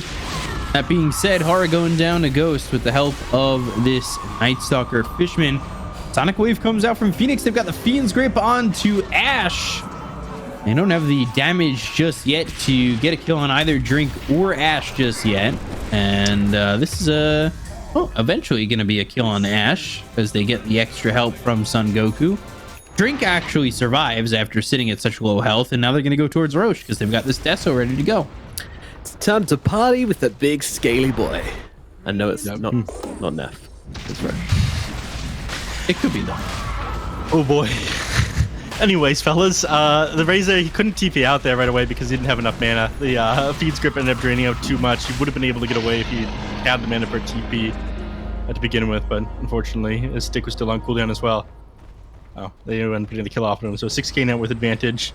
Blink Dagger is done on the Night Stalker. This Templar Assassin, she's going to have a Blink Dagger done in just a moment, and at that point I think they're going to start boxing the enemy team into their base and clearing out all these tier 2s. Alright, XCJ, that's a good kill. Get him quicker to that shard because he still doesn't have it. True. True. And then he went for Blink Dagger instead. So I guess he realized that kills are just worth a little bit more than being able to farm up with his Aghanim Shard, especially given that his build. It's kind of a sign that he knows, okay, that maybe this minus was a little bit greedy. If this ends up going super late, the minus will be worth it. But again, I think we're going to see SAG start to take these tier 2 towers in the next minute here. And yeah, they're all smoking up. They're going to invade your jungle. Ooh, Ash. BKB and turning, but, well... He's got to leave. Yeah, I think he's recognizing that the rest of the team is there. Now he no longer has the BKB. They'll just chase down Hara. Yep. Kisses, maybe not fully necessary, but used. Some hate towards the Rubik there, but okay. Ooh, Kaiko and Drink. He took a wide angle here so they wouldn't see him. Yeah, this might allow him to get the kill because they've got the Fiend's Grip from a distance. No. With the silence, Fiend's Grip. There's the cookie off the mark, though. Fiend's Grip full duration. Sonic Wave comes in. Kaiku's going to die here to Phoenix. And they got the Nightmare on Ash. That means they're able to slow him down. Fishman doesn't die immediately, and Phoenix is able to blink away. Okay, he almost, This is all without the TA. He almost put on his dancing shoes there, managed to dodge out that Pango, but the AoE of Shield Crash is absolutely ridiculous. 500 is much more than it looks like, so he managed to keep the hero alive, but the wave ends up shoving in. They take the tier 2 tower. There's not much you can do about that one. I really like the movement from that Night Stalker there, though. Moving into the trees there, so he had vision as the enemies passed by him. They didn't have vision of him, just because the difference in night vision was a super sick play. I really like the wide angle that Fishman took there. Man is a master of Night Stalker. He knows his moves. He knows his kung fu well. Man. I mean, I feel like that Tiny Death was kind of... Tiny basically couldn't die this game. If Tiny dies once, it just looks way harder, which is not a position you want to put anyone in at any point in the game because, it's Dota. It's not very a certain other MOBA where It's the high skill game. Yeah, no one's safe. Doesn't matter how farmed you are, you can always go down. Everyone can bleed. Well, in the other MOBA that won't be named, this game would be over at the skill score. Sport too. Yeah. And that would be the highest score game of the year, and we would be losing our mind. Son Goku going down to Kaiko. And Phoenix just instant blink. I'm sorry, there's 4 heroes here, and they don't have a lockdown to kill this Queen of Fate. I think that's kind of indicative of a team which has kind of gone, yeah, maybe we should have, we should have got a few more stuns in the old basket here. Wow. They're wrapping around on this, but They don't know that the Templar is here. they Templar is quite bigger. might. I mean, they're gonna know now, otherwise she doesn't activate that trap that was done for basically no reason. Shade. Also showed off the Aghanim shard that's completed now because of the silence. He's gonna kill Dome. If Dome walks, oh! That Sentry give you vision of that side trap there? I don't think it did. He just has gamer senses. Yeah, he's clearly got a very good gamer chair. That's it. It's a gamer chair that does it for him. It is. It's a difference maker. But if you were paying us the big bucks, we would say your company's name. Our name here. They're gonna smoke up and invade. It's still not nighttime, but they do have Dark Ascension available again. And they're gonna go. They've got the silence. They have the damage. Quickly killing off one. And ooh, the Bane ends up dead. They've got the stun out on the Night Stalker, and they'll get the first kill out onto the TA. Question is, do they have more? Kaiko, Ash trying to get the kill, but the Sonic Wave pushes him back. Even with the BKB, the damage is there for Ghost to get at least one, now a second, and looking for more. They've got the disarm, so that means Ghost can't output any more damage, but well, Phoenix is here as well. So the silence, it comes through. Dome in trouble. The right click is in. Ghost with the triple kill. 4 heroes dead, and Drink again, the one who survives. Yeah, that was like one of the better case scenarios for the side of Shenzhen as well. They fought that into vision. Like the entire time you had Observer Ward up on the high ground, you got Soju Wards down. You were able to get the Guardian Angel off before the Night Stalker was able to get on top of you. He just ran at you with his crippling fear, but you still ended up losing that team fight. I mean, one of the benefits they had was the Aegis there, but you will never have a fight that good again. This TA is about to have a BKB, and you're not going to have that kind of vision advantage in another fight this game. Oh. Part of it is, again, with the hero matchup that we talked about at the start, like, you have way too much burst damage. Razor wants to stay alive in these team fights. We were talking about this at the beginning, Nomad. And yeah, Templar and the Queen of Pain are just too good at bursting. This Razor pick was honestly like the biggest issue they've got on Shenzhen. Like, other than the lack of, I mean, if they're just taking a mid laner with like maybe a stun or like an Ember, a Storm, basically any spirit hero, or just I don't know, man. This with this Razor, just it was picked up as an answer to the TA, and yeah, we both agreed like it's kind of okay against the TA. It can work against TA, but not as reliably as to make it worth being your 5th pick and putting it into a draft where it doesn't really work for me. So it works against the TA when you have stuns as well. Like when you're not able to disable her for the first couple of seconds, that Link take a lot of her damage, she's still just going to burst you down. Yeah, I mean, Razor in general, like he just always likes to have stuns on his team with him because he doesn't provide any, and he really likes to have them to get those longer links off. So yeah, I don't know, Shenzhen, it's a shame because it just feels like they can't really put together team fights at the moment. But yeah, all in on the tiny baby. Let's go. If he gets a rampage in the next fight, then the game will be even. Yeah. That's all it takes. That's all it takes. Very easy. Just to get a rampage, lol. Easier said than done. 30 seconds till the next timing for Sparking Arrow Gaming. Night Stalker, I believe. Yep, that's his BKB being completed. 20 seconds until night right now. Kaya Sanji completed on the Quap. Brand new BKB on the TA as well. Aether Lens on the Bane. I mean, this is about to be very rough for Shenzhen. All right, let's go. Smoke up. On to where you don't have vision, though. Oh, they're going up the high ground. Oh, Dome actually gets away with a blink, and now voided up, goes into the roll up. Kind of kicked. Okay, Dome I hate clutched that incredibly hard. He does, but then Kaiko, well, he'll get out at the cost of a drink, which is about $7.99. Feed trip unnecessary, in my opinion. This should not, well, now it won't secure Roche because it's a 2-minute respawn. Jeez. This is best case scenario. Lanes are pushed in the mid lane and the top. It's pushing the top super hard. That's where a lot of your heroes are. Roche is a longer respawn timer. Time to go on Shenzhen, dude. I'm so full of smoke, actually. This is great. Might be what they need, and they've got the vision out on a Phoenix. Toss up into the air, but the silence is not going to be enough. Phoenix ends up dead. 70 seconds, no buyback. Fishman immediately knowing to bail. BKB TP out, and they will get a second with XCJ dropping. The former Serenity star unable to survive, and it goes well for Shenzhen, but was it enough with just those 2 kills? I don't think it's enough, but that was super sick, man. Yeah, no buts there. That was great. Yeah.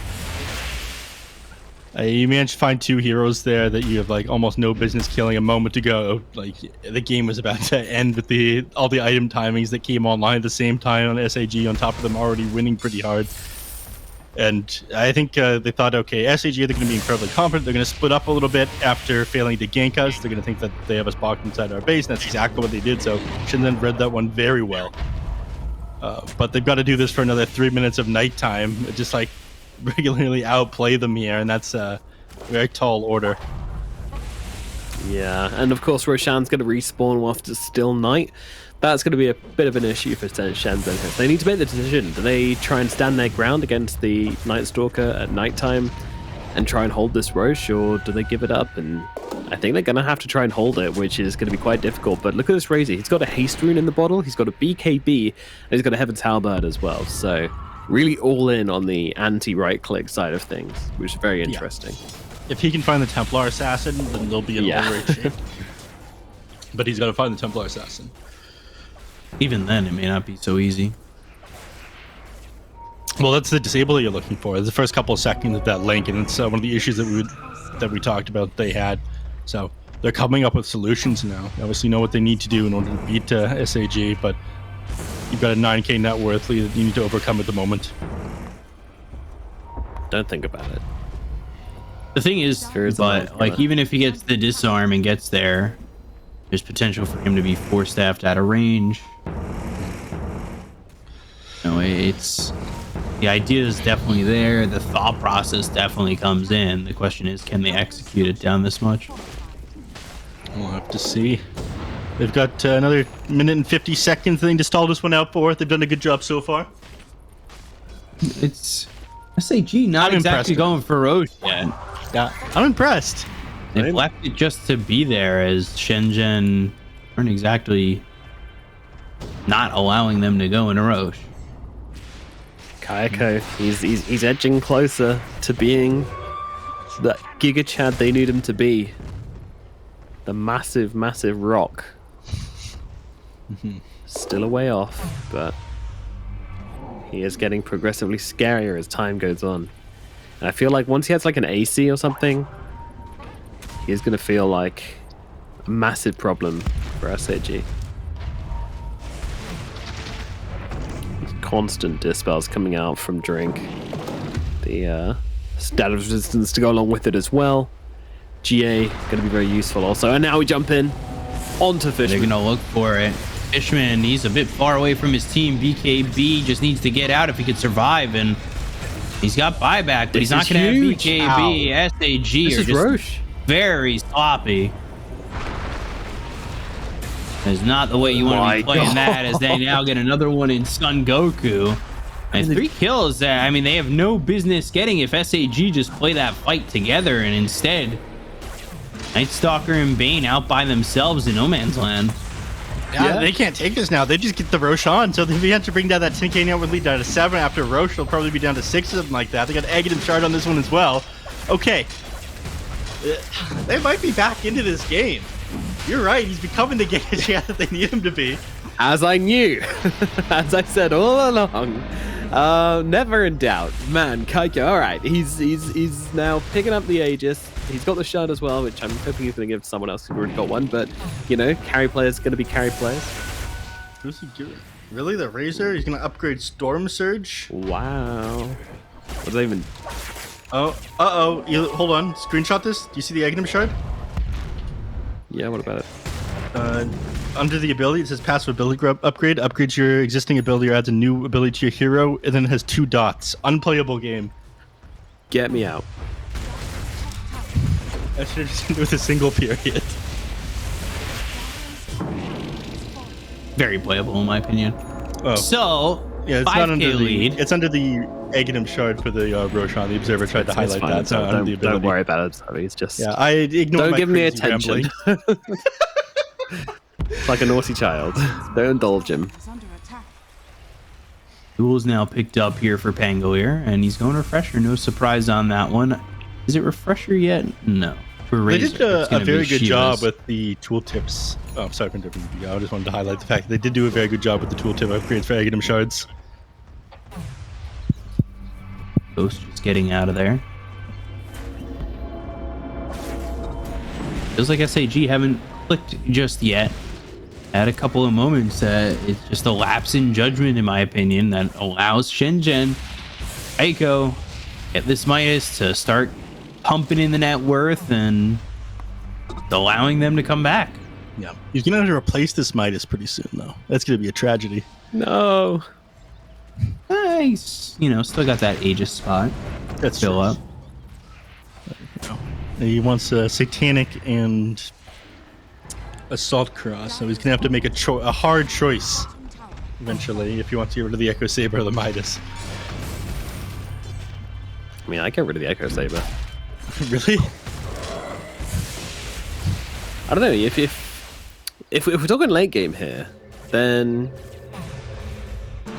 like the attack speed from the Midas stacking up with more attack speed from other items is actually kind of nicer than the double hit. Nah, I can't even swing that one. The double hit is too good. A good attempt. Yeah. It's still the difference between 0.8 and 1.2 now. I just don't think giving up the Echo Saber makes a lot of sense. Yeah. Yeah, but it's the argument between like the quick double hit and the consistent damage. Like, what kind of hero do you need? The instant burst down or the consistent damage in the team fights? And you do need the burst down because no one else is going to do it. He has to be both this game. He has to be. But it's also not just burst down, right? Like, it's a 6-second cooldown, so you are getting that extra pump every 6 seconds. That I guess averages all right, Biko, work out the net. Look at that. He's can't backpacked the Midas. He's backpacked the Midas. He's backpacked the Midas. Oh, disgusting. Who backpacks Midas? We have our answer. PA now level 25. 7 refraction instances added. Very cool. Rather than the milled bash. All right, fair enough. Yeah, I agree with that. 7 stacks. I'm not sure. I actually, yeah, against Tiny, I think I do. She cannot get bursted. That is an absolute. Well, that's an absolute. She cannot get bursted. If she gets bursted, this fight just gets like really, really hard for SAG. Yeah. I'd love to see the Ags from Ghost and then just TP bot with the psionic projection, push in that lane, start forcing them back. I'm always a big fan of that. Yeah, but this is a new development. I mean, they weren't losing team fights until that last fight nearby the Roche pit, so they weren't really expecting the need for that Aghanim Scepter.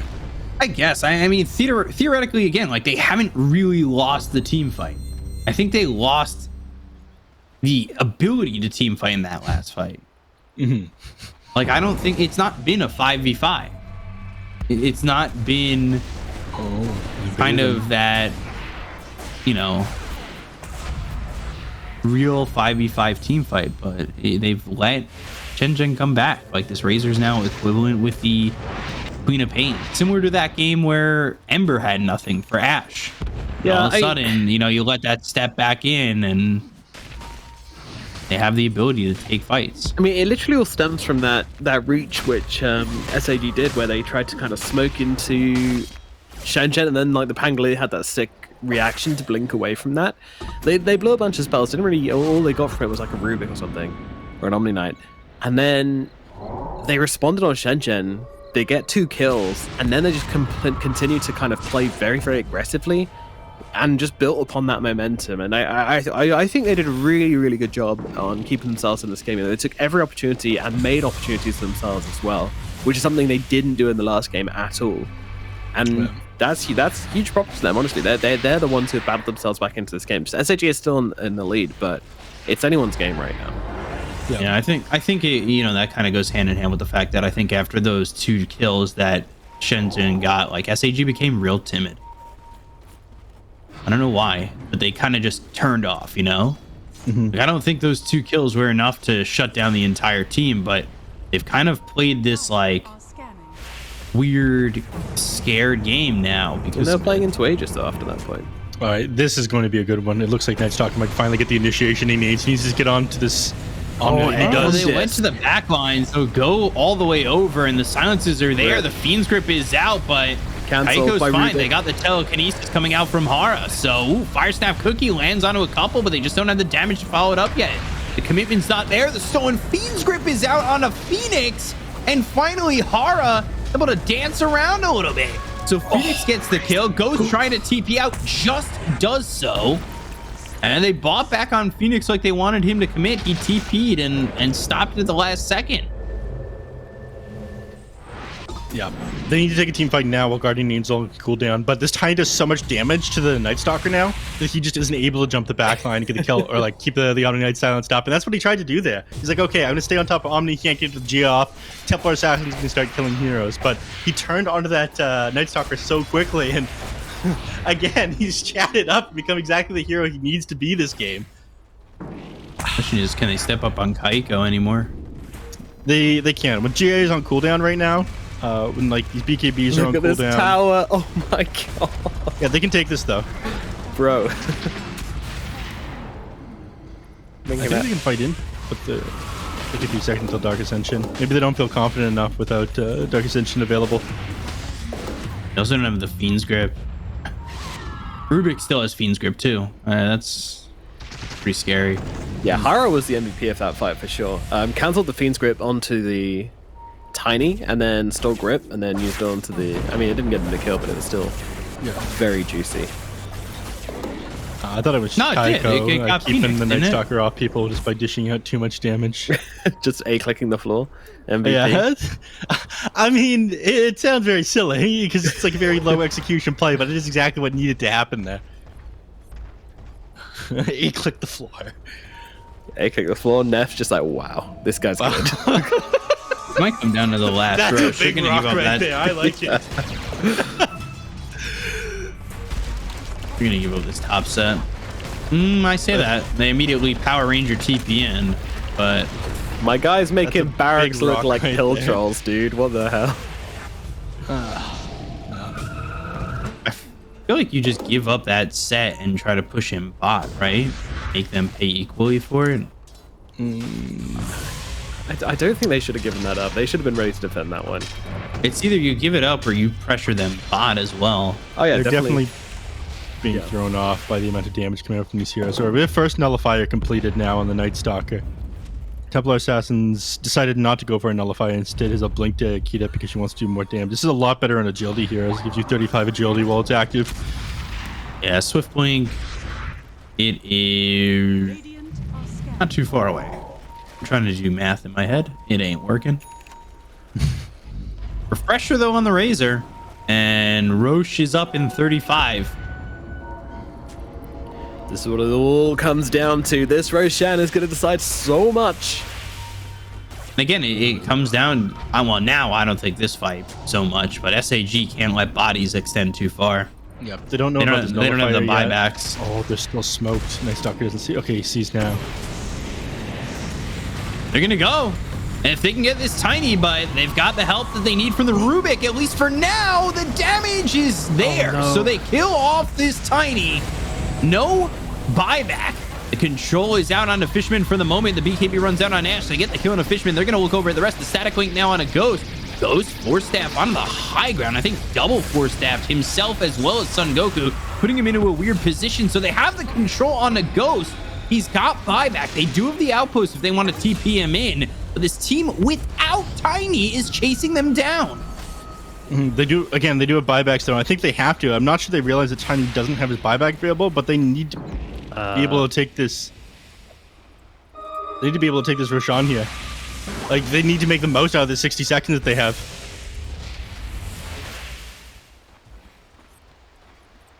$3K lead for Shenzhen. They just got Ghost. Ghost got into the high ground too. I thought potentially he was going to be able to escape, but they got him back down to the low ground and completely controlled him. Yeah, no, absolutely. I mean, the Tiny's watching on from the grave with a tear in his eye, going, "My little team, all grown up. Look at them go without me." Yeah, just blasting him down.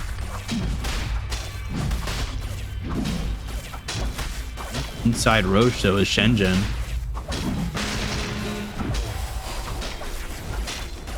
Is potentially bad for SAG. They don't even buy back on this. Wow. I'm a little bit surprised. They just don't want to commit to try and take this, and Ag's blessing. That's going to be massive here. It's just, again, another case of just letting that third Roche go. Yeah, and like Nomad said, this might be what decides the game here. Oh, this is going to be rough now. Templar Assassin changed her items yet? Has she gone for the 8 inhibitor? No, she's going for the MKB instead. I think SAG are they're affected. They've been like I think Shenzhen have played it excellently, but SAG are definitely not in a good place at the moment. Like in terms of how they're playing, how they're reacting, the decision making. Yeah, I mean they had their chance. They're upset. They knew they had this game. They knew they let it drop. And now they can't seem to get their heads back in the right place to get themselves back into the driving seat where they need to be. This is going to be a really costly defeat for them if they can't get this win around as well. Yeah, I mean, they had their chance around the Roche pit. You kill off Kaiko first, and that's got to be a fight that you win. I think there's no other way around it. Ghost a little bit far forward. He needs to be careful. They're not going to rip through Kaiko immediately. He goes into the Hurricane Pike, and they're going to go all the way through with the Rolling Thunder. Phoenix, though, with the Yules out on a Kaiko. Eldstrike comes in again. They've done some damage, but they've got the help from the Shard and Telekinesis of Rubik to make sure that this Tiny is out. They want to chase. They've committed Dark Ascension. They need to try to go for something here, but they're so far out of their base now. If they try to go for this, they're punished. They realize just how much they've wasted. And as soon as this Dark Ascension ends, they're going to head back in. In popping Dark Ascension before Ghost picks up the MK, this could be bad. So far away. BKB goes into the refraction, though they tossed Ash to keep him with Ghost. The static link finally gets broken, but he's got the refresher now. Ghost has no buyback. Ghost has no buyback. Stick with him. Ghost, he's going to get low and potentially even die here, and down he goes. This is going to be the end of SAG in this series. There's just no way for them to win without the damage of the TA, and nobody dies on Shenzhen. And the toss is perfect from Kaiko. They'll go to the tier 4s. You take these buildings so quickly, and Shenzhen have pulled out the win. I don't think there's any way around this at the moment. Phoenix, he just doesn't have any survivability or the damage, and they'll call GG. Shenzhen coming back and taking the series, and not only the series, but like we've talked about throughout this series, keeping their season alive. I think they're just rolling past. Wow, what a performance from Shenzhen Gaming here. I mean, you know, I was doubting. I thought SAG, you know, clear favorites coming into it, not just because of their win rate, but also, you know, just the track record recently. But no, Shenzhen come in, they show us what they're made of, have a fantastic third game here, turn it around and take the victory. And yeah, I just want to highlight in that last fight there, that toss forward we saw to secure the kill onto the TA. That was awesome. I mean, they saw that MKB and they said, this guy's just bought out. They just go everything we've got, throw in the razor. As long as we get this kill, we win the game. It's all over. Great play, great heads up, and that kind of just sums up Shenzhen in this third game for me. What an exciting team. Yeah. Coming out and getting that win and making the comeback is pretty massive. Season saving. And SAG, it shows colors of just collapse. Like that is that in a season like Division 1, I feel like in China you can get away with this because again, we've talked about it. The 4-3 gets majors. When you're playing for promotion in Division 2 in a division that really has like one slot to grab in most minds, you cannot fall apart like this. And it's we've seen failure to adapt. We've seen disoriented team fights from SAG, and it's concerning. I know it's their first loss, and from what I've confirmed, Phoenix is only here for another match, but I don't know. It's a little concerning if you're SAG. If you're Shenzhen, now you think about it as, in Neff's words, we've passed the hard opponents. We still do have a couple of hard opponents to come in potentially Dandelion Esports, which will now probably be their make or break on the promotion, but they've kept it alive here. Yeah, I mean, IG was not a great opponent to have to face the first week, but the worst is out of the way here. Maybe the experience against IG helped them grow to have the ability to be able to take on SAG. But I wouldn't say that SAG were just like crumbling this game.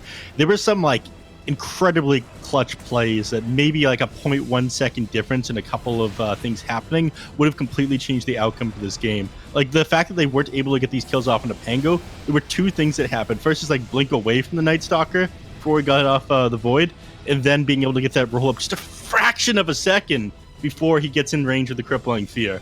If either of those two things happened, I'm pretty sure SAG would have just won this game. And then, of course, there's like the fight where the Night Stalker ends up getting caught up by the Tiny instead of getting the back line. That's the team fight where everything turned around. They started to take control of the map on Shenzhen. Yeah, I to add to that, though, like, it's a fraction of a second that they don't get Pango, but it's also then the thought process of committing solely to going in onto that Omni Knight, where they use Fiend's Grip, by the way.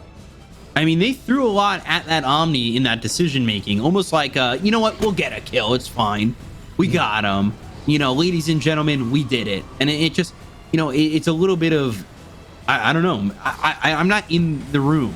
I'm not hearing the emotional check, Like, it feels like at times it's just a little bit out of sorts enough where Shenzhen, our players, good enough with that they'll take advantage of it. Like this play right here, Ghost is on the high ground, then all of a sudden, well, no, you're with us. And it's an easy kill onto the TA. They really rolled through that fight, and everything from there felt very one-sided. Like SAG lost control. Yeah. Throwing him right in with groovy. It's perfect. Groovy. Yeah, that's really nice. Yeah, good stuff. That's so sick. Look at how much work. And is that the shard on the Razor? Just like blasting all the spells back at them, like it's doing a weird amount of work, honestly. Like in that particular moment, just blasted about like 4 different attacks back at them. Ash turning into a bit of a carry, honestly. Like in those last 2 fights, it was the Razor doing the work, which blows my mind, honestly, because this was a Tiny show for me. It was all about the Tiny. I was fixated on the Tiny. I think more importantly, SAG were fixated on the Tiny. They were watching him, and then they just throw everything they've got at him, and then Ash comes through and it says like, hey man, I'm still here. I'm ready for round 2. Let's go. Right. Well, I mean, how does this affect the scoreboard then? I mean, one thing's for sure. We now have a win under the belt for the side of Shenzhen, a well-deserved win at that, which means they are no longer at the bottom, which I think is well-deserved. And unfortunately, SAG, not going to be considered one of those top 3 anymore. Yeah, it's rough for SAG to now fall to 2-1. It opens the doors, not completely because Dandelion and IG are still 2-0, but it opens the doors for teams like Aster Aries, who have dropped a game, and YBB, who have dropped a series. Like, the door's open now where like it's not going to just be a 3-man tight race towards the top. Yeah, but it could change completely. I mean, we almost saw like a 6-7 way tie in the previous Division 2 last season. I think towards the end of it, YBB started dropping games, and they looked like undefeatable for a little while until the very end, and Extreme managed to cinch through there. So strange things do happen in Division 2 China, and I think we'll a lot of things are up in the air until the end of the season, especially when things like this happen. Yeah, this is definitely only the first storyline. And just going back to the game we just saw, of course, who would be your MVP, guys? I mean, it's a tricky. I mean, I know what Neff's going to say, because Neff, big rock. I love Big Rock. It's going to be Kaikyo. That was an easy one. What about you, remember when he Cup? kicked the ground? I do remember that. That was a highlight. What about you, B-Cup? It definitely feels like it should be Kaiko, because in their 2 victories with the Medusa and the Tiny, it felt like he did everything necessary to get it done. But I don't know. Hara and Drink didn't exactly Hara had some great plays. I don't want to take that away from him. They didn't pop out at me. Dolme had some bad laning. I kind of have to go for Kaiko. It wasn't exactly the cleanest series from them, but I think Kaiko had the right idea in their wins. Yeah, I think honorary shout out to Hara as well. But we can, of course, see the standings now and how it's all looking. And, of course, Shenzhen now taking an honorable 6th place, but they are very, very likely to rise from there. And SAG in that 3rd spot at the moment with that loss under the belt. But, of course, IG and Dandelion, they both have another series to go to catch up with the amount which Sparkling Arrow have played. So, each other next. It's a big series. I think that next series, that IG versus Dandelion that's coming up on March 27th, is probably I want to say the winner of that is getting promoted.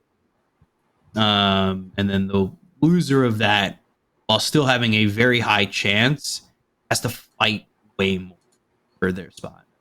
That's I know it's only game 3 for them, but that's decision. Yeah, it's not that common where we have the top 2 fighting it out this early on in any DPC region, because that's kind of how they're scheduled. They are seeded, they do plan these things, but Dandelion have just come through and just shown a huge amount of potential and a huge amount. Open qualifier team, that's the seeding. It's so weird. It's just oh yeah, well IG's here. And Dandelion are here, right, guys? They'll never be fighting for first, but Dandelion, is a group of pretty experienced people. Yep, they are here to play. They're here to go. And that, of course, is going to be it for this series and it for the lower division series for today. But do not go anywhere, China Dota fans. Yes, that's right. I'm talking to you because we have another series going on today, and it is going to be one of the hot upper division. Why is it so hot? Well, because Team Magma are playing. It is going to be Team Magma versus Extreme Gaming. These 2 teams battling it out. Very exciting matchup here, honestly, because Extreme Gaming, if you don't know them, you probably should. They are one of the best teams in the region right now. And Magma have been pulling off upset after upset recently. So do not write this one off. It's going to be a fantastic series. I'm going to hand you over to the more incapable hands of my good friend. I think Neff's going to be hosting that one with B-Cop and Black. So, I don't know about capable. Why are you capable? Because I believe in you, Neff, and that's all you need. Thanks, buddy. That's all you need. Alrighty, guys, don't go anywhere. More Dota action coming up quite shortly. We'll see you after this break.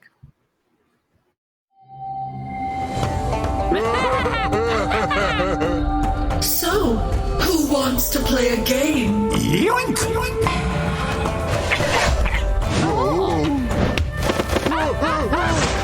And again! I always get what I want. In the bag.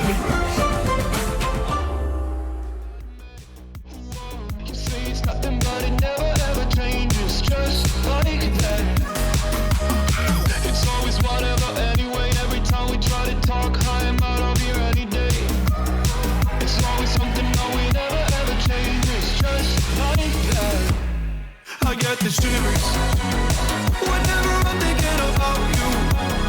Just wanna leave and live without you. Be all night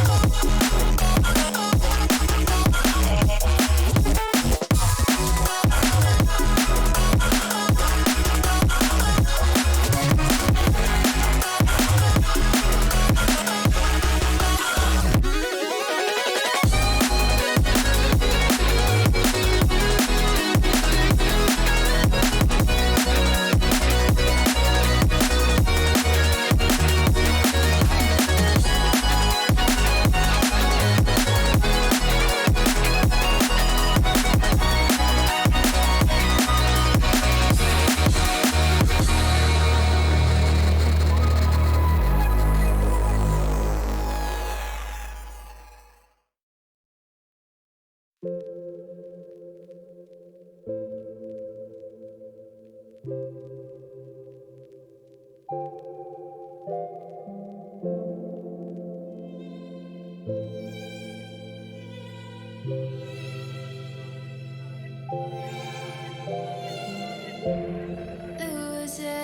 track under the water, searching for something that I've been missing.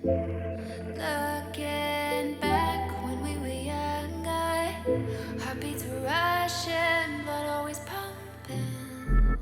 I drive away, leave it behind us, without a trace. Live for the day, dance in the moonlight. No one could say we didn't do it right. So far away, baby, I forgot to breathe. This town's got a hold on me. My mind is a casualty. Find me open spaces, static in my blood. Can you feel the flood? Yeah, I've seen enough. Find me open spaces. Open spaces. Find me open spaces. Open spaces. Find me open spaces.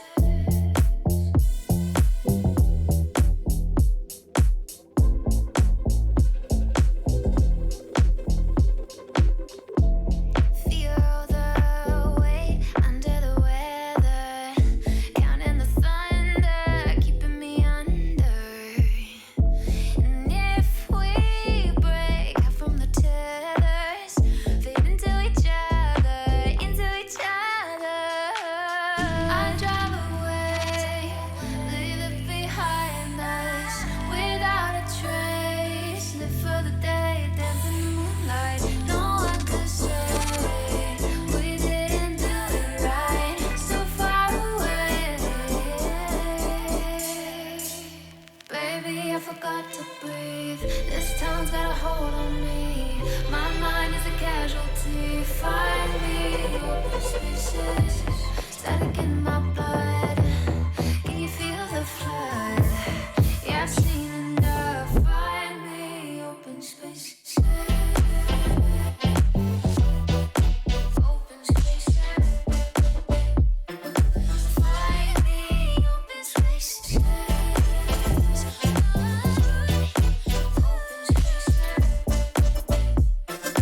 Find me open spaces.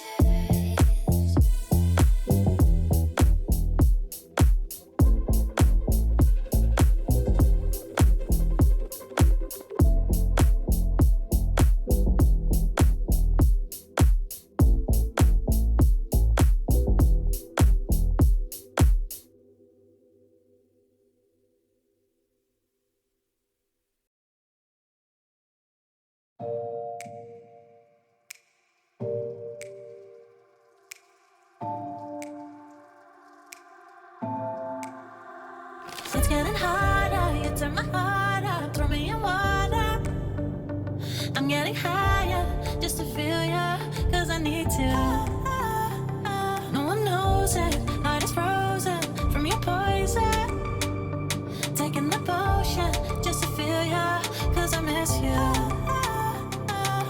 Oh my God, can't stop you like heroin. My love you got, there's no settlement.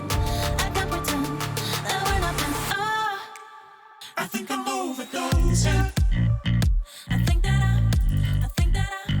I'm overdosing. I think that I'm I think I'm overdosing. I think I'm overdosing. It's getting stronger, can't take no longer, walking on fire. I'm getting higher, just to feel ya, cause I need to. Feels like I'm burning a little bit more, just a little bit more now. Taking the potion, just to feel ya, cause I need ya. Oh my God, can't stop you like heroin. My love you got, there's no settlement. I can't pretend that we're not meant. Oh, I think I'm overdosing. I think I'm overdosing.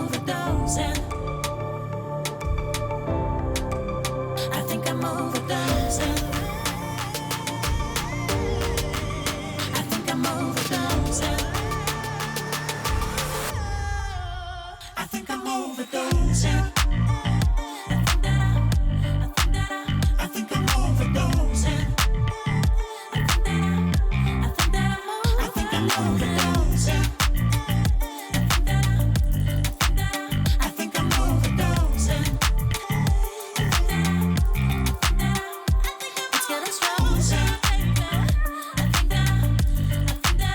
I think I'm overdosing. I think I'm overdosing.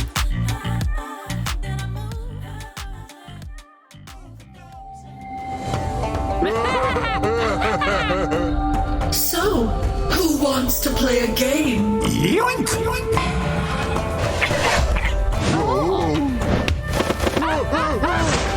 And again!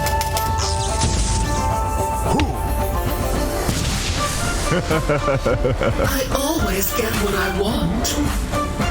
In the bag. Hello, everybody, and welcome to the DPC China Upper Division. This is your host, Nap, with Black and B-Cop yet again. B-Cop, I'm glad to have you for a second game, and we're going to keep it fresh with Black things here. I am B-Cop. I am. You seem like you had something to say. Go ahead, Black. No, I don't have to say. I'm in awe of you people. You know, like as soon as the cameras appeared in front of me, I was like, I was blinded by greatness. I see. Well, we're about to be blinded by greatness with some excellent teams coming up here. It should be a good match. I'm not sure how the two of you feel about this one. We've got Magma against Extreme Gaming coming up. Now, I've been a bit of a Magma hater. I've been giving them enough credit, and they ended up having some super 6 years. I think they came in second at the OGA tournament that the two of you did together. So, who better to be casting this game than the two of you? Who, this was the grand finals, wasn't it? Yeah, it was. It was. And it was pretty one-sided. Like, destroyed It was. I thought you'd hype it up more than that. You lie to the people a little bit, Black. There's Please. no hype in this. Okay, so the problem is, first series that Magma played against eHome, we were like, oh yeah, this Magma team, they're super good. And they looked okay at times, but against eHome, they really struggled. And the game still lost. They had like no chance. So against a team like Extreme, it's really hard to like pep talk them up to like that level, you know. Maybe they'll take a game miraculously, but can they take it serious? Probably not. You got some chalky milk there, B-Cup? No. I see. That would be very childish to be drinking on stream, right? Especially in an upper division game like this one. And we're all professionals here, right? Black? We are here. Professionals here. Yeah. All right. Back on topic of talking about these two teams. B-Cop, at the very least, you can put down the chalky milk and discuss why Magma are going to be able to put up a fight against Extreme. You can lie to the people, unlike Black, if you really want to. But I think it should be a decent series. After all, it was Magma in the finals rather than PSG LGD, right? Be the bad guy? All right, hold on. I got to get into character. And scene. All right, so... I mean, these Magma fans, they're coming out like, oh, you know, we took second at OGA, we're going to be rocking, but you lost to eHome. And what did eHome do? They replaced their mid. And who did you lose to? Wait, 1 second, Pickup. Bad guy means you're supposed to lie to the people, like why Magma is going to be great. You know what? Be true to yourself, B-Cop. You're already drinking the chalky milk on stream. Be true to yourself. Magma's going to be amazing. Let me tell you why. Because Magma was a grand finalist up against XG. They 2-0'd LGD.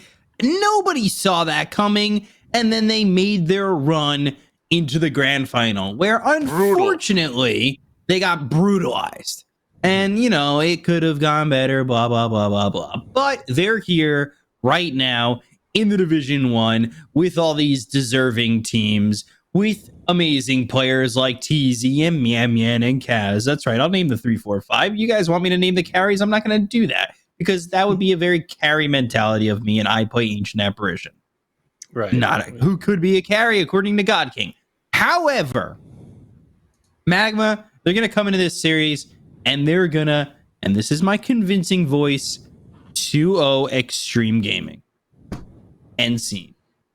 I like it. I like the new confident B-Cop. All we need to do is give you a glass of chalky milk, and we've built you up. Now, Black, Extreme Gaming, they rose through the ranks. I know that you play with all these players on your servers regularly. We're going to go through their player cam real quick. But Lou, this guy has come kind of out of nowhere. He was like a 9K MMR player. They decided to give him a chance on YBB, then Extreme. They decided to pick him up instead because of how good his performance was in Season 2 of the DPC. Can you tell us much about this guy? Because I have very little to go off of. That is actually the same for me too. I don't have a whole lot of information on him. And to be entirely honest, like if I see a weakness in Extreme Gaming, it would probably be him. Because when Extreme Gaming lose, it's usually on the back of Lou not really knowing his place on the map, and like when he gets shut down in lane, he doesn't know how to come back too well. So they probably worked on that already. And you know, like if they have a weakness, I would definitely say it's that for now at least. I don't know if that's because he's new in the team or it's because it's like his general weakness, because there are a lot of players that are really good when they're ahead and not so good when they're behind. He might be one of those guys, but yeah. We'll see. Maybe Magma can punish them, win all 3 lanes, snowball that way. Well, maybe. Going into this, do you think that Magma have a lot better communication than Extreme, or at least they should have better communication in theory? Because these are players that have been together for a pretty long time. They've been within the org for a long time. The org has decent leadership. B-Cop, I know you talk about them quite a bit. What's your opinion on them as a team and an organization? I think the communication is there as they've played with each other quite a bit. But I also feel like it may be equivalent to Extremes because you've got such better veterans there who know how to communicate better. Like, I think that's the difference that experience makes, where you know how to communicate things more precisely in the way you want it. Like, Paparazzi isn't going to sit there and tell you, oh, I kind of want this. He's going to sit there and be like, all right, listen, this is how my lane's going. This is how I need you guys to play. You can do it. Maybe not in those words, but like, you know, he's going to tell his guys, like, listen, I need you guys to come mid. I need you guys to do this. Open up space for me. Like, he's the captain. He's going to be that guy. Whereas maybe you don't see that from the younger guys on Magma. Maybe it's a little bit more of a generalized game plan. I don't know, Black. You're the guy who's the veteran. You're the guy with the pro experience. I just tell my 2K players to stop flaming me. Authority is a thing. Authority is definitely a thing. Like, the more you play and the more success you've had, the more you feel, well, not really, it's not really entitlement, but more like you know exactly what you need to do and you will be very upfront about it. Whereas when you're pretty new, you're like, yeah, mid lane is not going so well. Instead of, mid lane, I need a gank right now. Something like that, you know? Like, it's much more like decisive, the communication, generally, at least, from what I've experienced. Can this sometimes be a weakness, though? Will somebody like Lou, who doesn't have much experience under his belt, feel comfortable disagreeing with Paparazzi when Paparazzi's wrong about something? Well, it's another problem, right? Like, that's one of the other reasons why I think Lou, right now, he's a big question mark for me in the team. Performance sometimes a little bit shaky here and there, and of course, he's not on the same quote-unquote level as the rest of his team, which can definitely weigh him down, like, mentally, right? Yeah. Just to add to that, I think that having guys like Paparazzi and Old 11 probably take a little bit of the decision making off of him, because I feel like a lot of, like, obviously this is just a guess. I'm not in there. But I feel like a lot of the decision making right now is going to be coming from Old 11 and Paparazzi. And Paparazzi can, the fact that he was playing one position for a little while and not at a low level, but at a really high level, he might be able to even be like, hey, listen, Lou, you should be doing this. Like, can't be getting caught out there. Obviously, I don't think that shot calling is happening like in game. I don't know if you're being like, come on, Lou, because you're paying attention to your lane, right? Like, you can't be like switching up top and be like, Lou, position better, please. All right, switch it back, mid, top, mid, top, mid, top, mid, top. Also feels bad if you're Lou, right? Like, imagine you get micromanaged by Paparazzi. Like, I'm so scared to press a button. Yeah, you can, if you try to like do too many things, you're thinking too hard about what somebody's going to say to you, you can lose like confidence in some of your plays that are supposed to come like naturally to you. So it can really mess you up, I feel. Yeah. You were talking about that, Black, when you mess something up or you're trying to impress somebody a little bit too much. You start trying to do too many things around the map, and then everything starts falling apart instead of just like getting your level 6 on a support, for example. Last time we were casting together, you mentioned that one. and then you get flamed, and then you feel even worse, and you're level 5 for minute 20, and you're like, oh my god, what am I doing this game? I have absolutely no idea. My communication is breaking down. I'm breaking down. I'm starting to sweat. I need some water. There's no water. What do? You can't go to the bathroom because it's a tournament game, and the entire game is just over. What do you do? Yeah, half our draft is over already, speaking of. So we have a lot to break down here, a lot to unload. Riston, second phase of the draft is already underway. Templar Assassin, Bane, Abaddon on the side of Magma. Very extreme. They already start with Hoodwink and Sand King. B-Cop, I want to start with you. What do you make of Magma's draft so far? If it's to be Dust on the TA, that's like his go-to. Always has been. There was a point in time when he was playing for IGV where they would literally win every game that him or Butterfly Effect were playing TA, and if one of them weren't, they lost. Like, it was like, did they pick TA? Yes, they won. Did they not pick TA? No, they lost.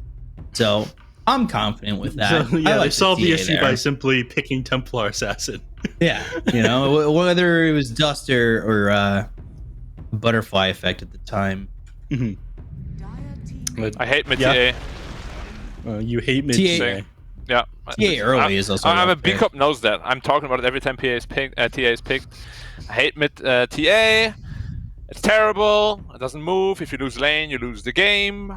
And I like the tiny response to the TA though, because you have high armor naturally. You build to an AC, very good for your team. And Sanking Hoodwink, good killer combo. Which is also why Magma picked Abaddon. Very smart pick. I like the Abaddon pick. You gotta be fast on the trigger though if you get Hoodwink ulted. Otherwise, you just die. Yeah, that break that applies to you, but it should be fine as long as he's paying attention. He should be at this level. If he's paying attention, yeah. Maybe he's micromanaging his Bane. Yo, grip that gammon! Ah, I'm dead. Yeah, Maybe he is. Which does happen sometimes. And we see an Enchantress picked up not long after that. This is I feel like both sides have a lot of single target damage, not amazing team. Actually, no, Sankey's a lot of AoE and Tiny can do AoE. I take that back completely. Single target all on the side of Magma, which to me is a little bit of a concern as far as taking team fights goes. Especially in this laning phase, right? Like, this is what happens when you pick your two supports that early. Like, a hero like Enchantress can really punish your lanes now. Abaddon and Bane both can't really combat Enchantress at all. You get that one creep up, and suddenly your lane is not going to feel very comfortable at all.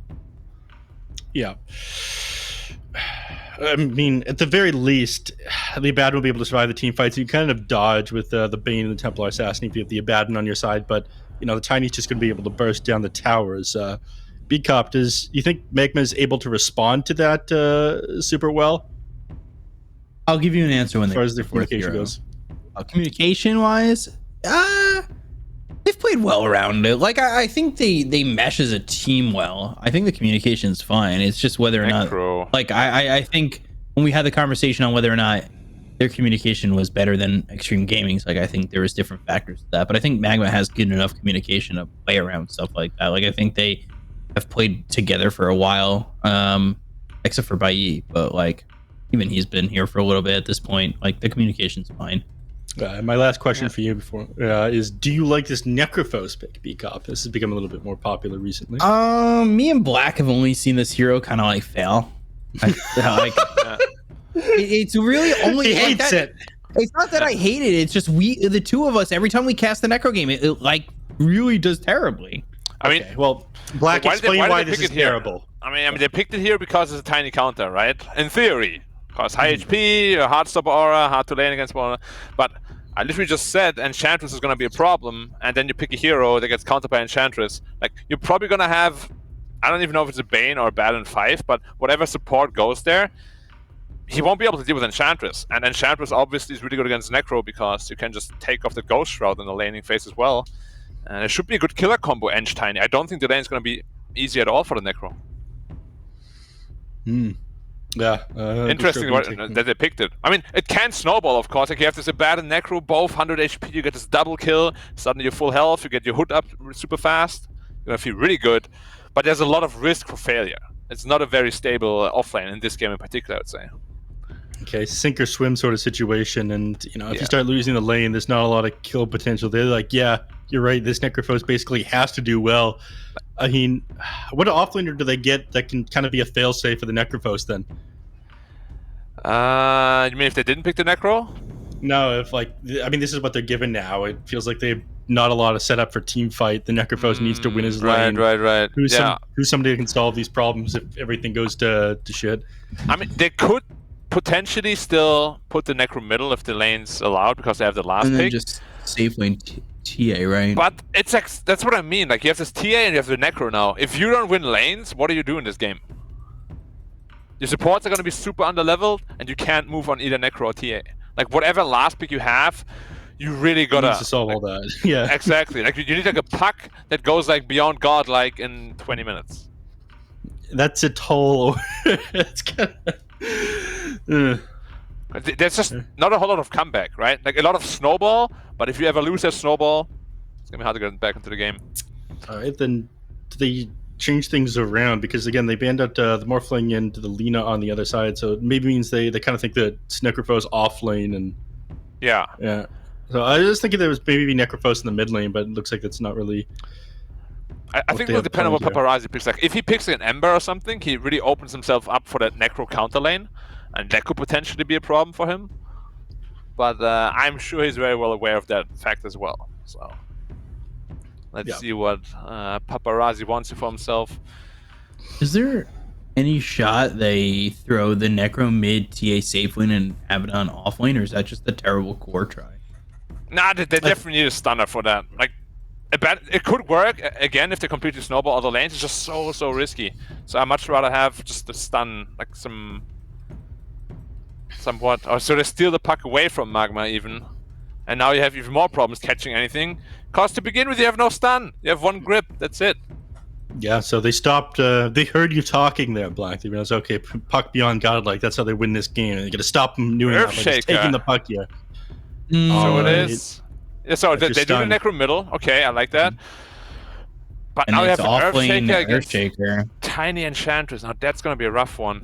Yeah, that is Earthshaker, an incredibly weak hero inside the laning phase. And you're already concerned about what happens if the lanes fail. And it's even more likely with TZY on the Earthshaker with this one. So this is not going to be an easy game for their side.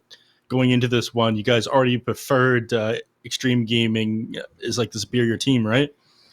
Yeah. At least they picked stuns, right? Yeah. I mean, we said they needed stuns. Shaker is one of the best stunners in the game. So in that regard, the pick makes a lot of sense. Just overall, the whole draft together, it only works if they're ahead. And I feel there's a lot of problems that could occur in, just individual play. And yeah, I think it's hard to snowball for them against a team like Extreme Gaming. Like, you can't rely on that. Yeah. All right, then I'm going to ask a difficult question. What do you think the state of the game at 15 minutes is going to be for both these teams? Okay. Well, Extreme Gaming, they're going to be Team Extreme. And if you know what Team Extreme is, first they're going to start off with the Twist of Fate, which is the Burrow Strike. Boom. And then you're going to see Tiny come from the top rope, and he's going to do the and then he's going to Swanton Bomb as he hits him with the Avalanche and the Echo Saber with the toss. And then they're coming in with... okay. Hold on. Wait, give me a second. Then they're coming in. The Arche out of nowhere. Yeah, with the no, that's not Team Extreme. It's Lita, who's Puck, coming in with the Hurricane Rana and finishing him off as they've got the Dream Coil down, and they Team Extreme win the tag titles and take game one. By God, they killed him. All right, Black, and you, who do you think is going to win this game? Extreme. 50 minutes Sanking, Blink Dagger plus Puck is going to be a little bit too much pace to handle, I think. All right.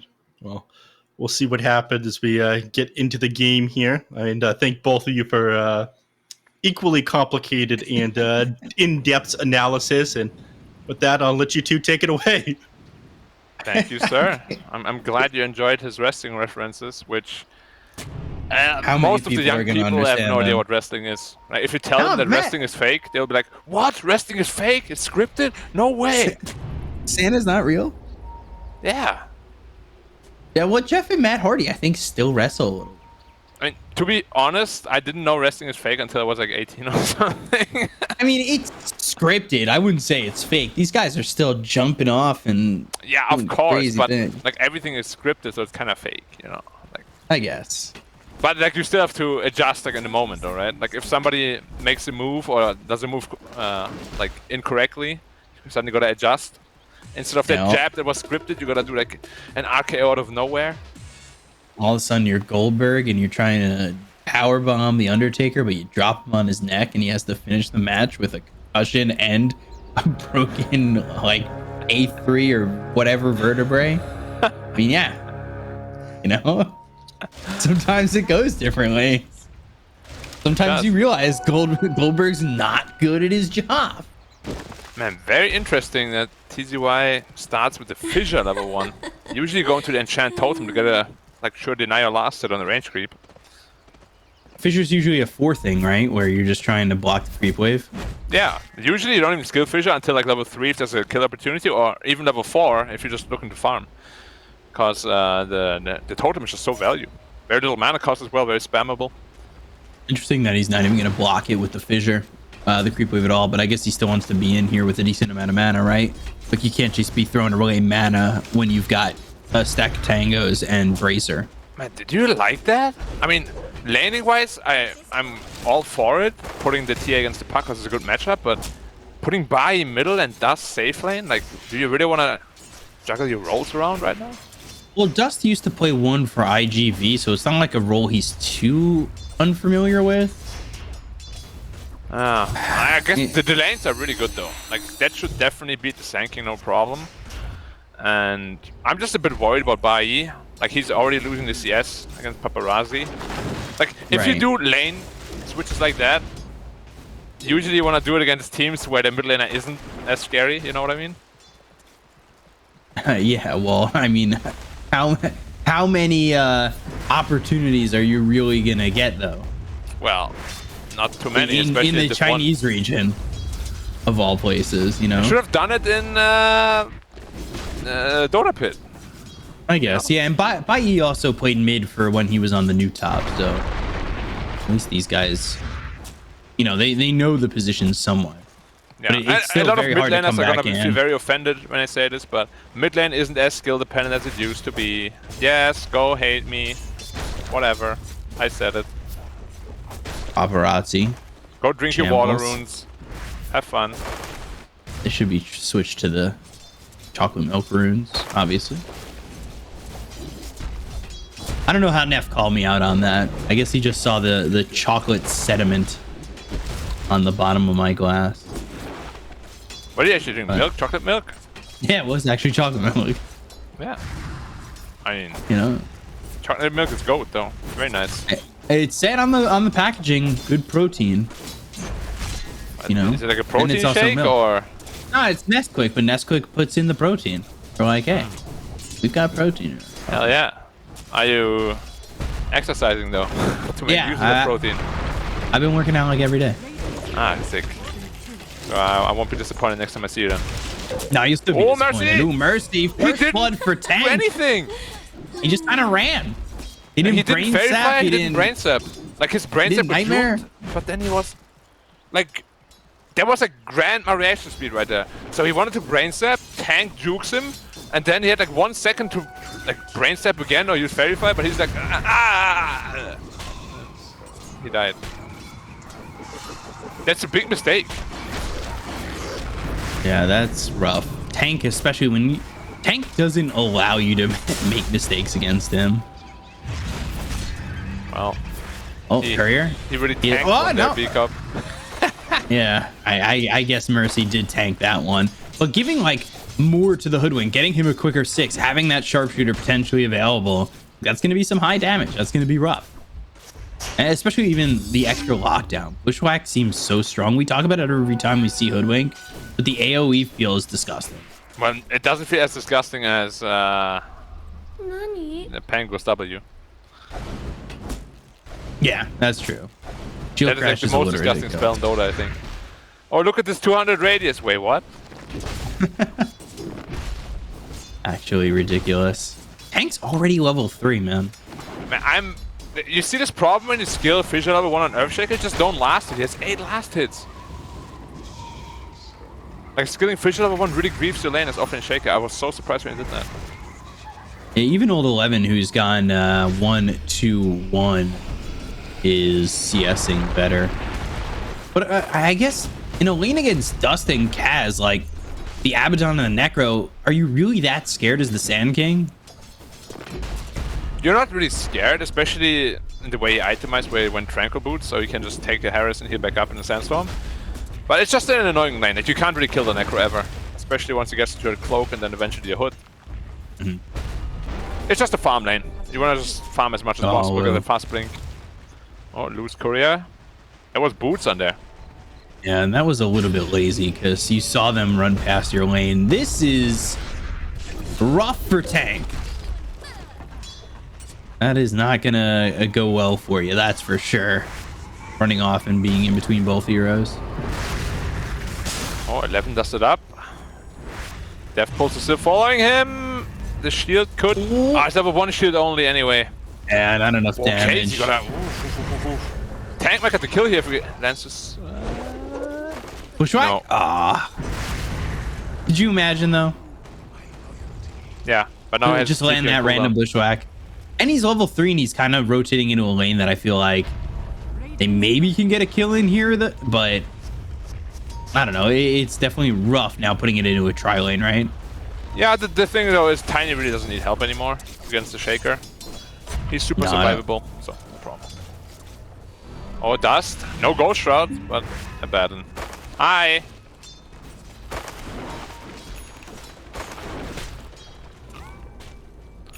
Believe it or not, B-Cop.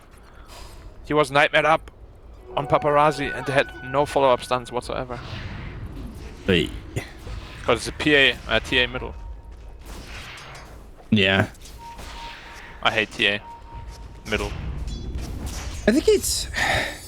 I don't know. The TA shouldn't be okay, but...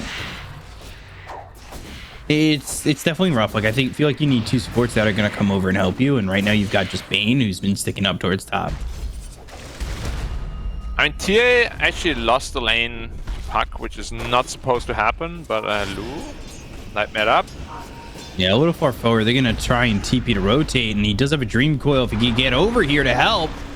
Waning Rift, got the Silence Tank coming in, and now the Dream Coil on it too. Pulling in the Bushwhack on both these heroes. They'll get one, and then they'll get the second. Paparazzi gets one, and Lou gets the other. Yeah, the patience from Paparazzi was really good. He could have coiled both of them like initially, but he knows Tank wasn't there, so he kind of baited them in, thinking maybe he doesn't have coil or not the mana for coil. And then Bane like moves in, he's like, haha, he didn't coil. Oh. Now he coiled.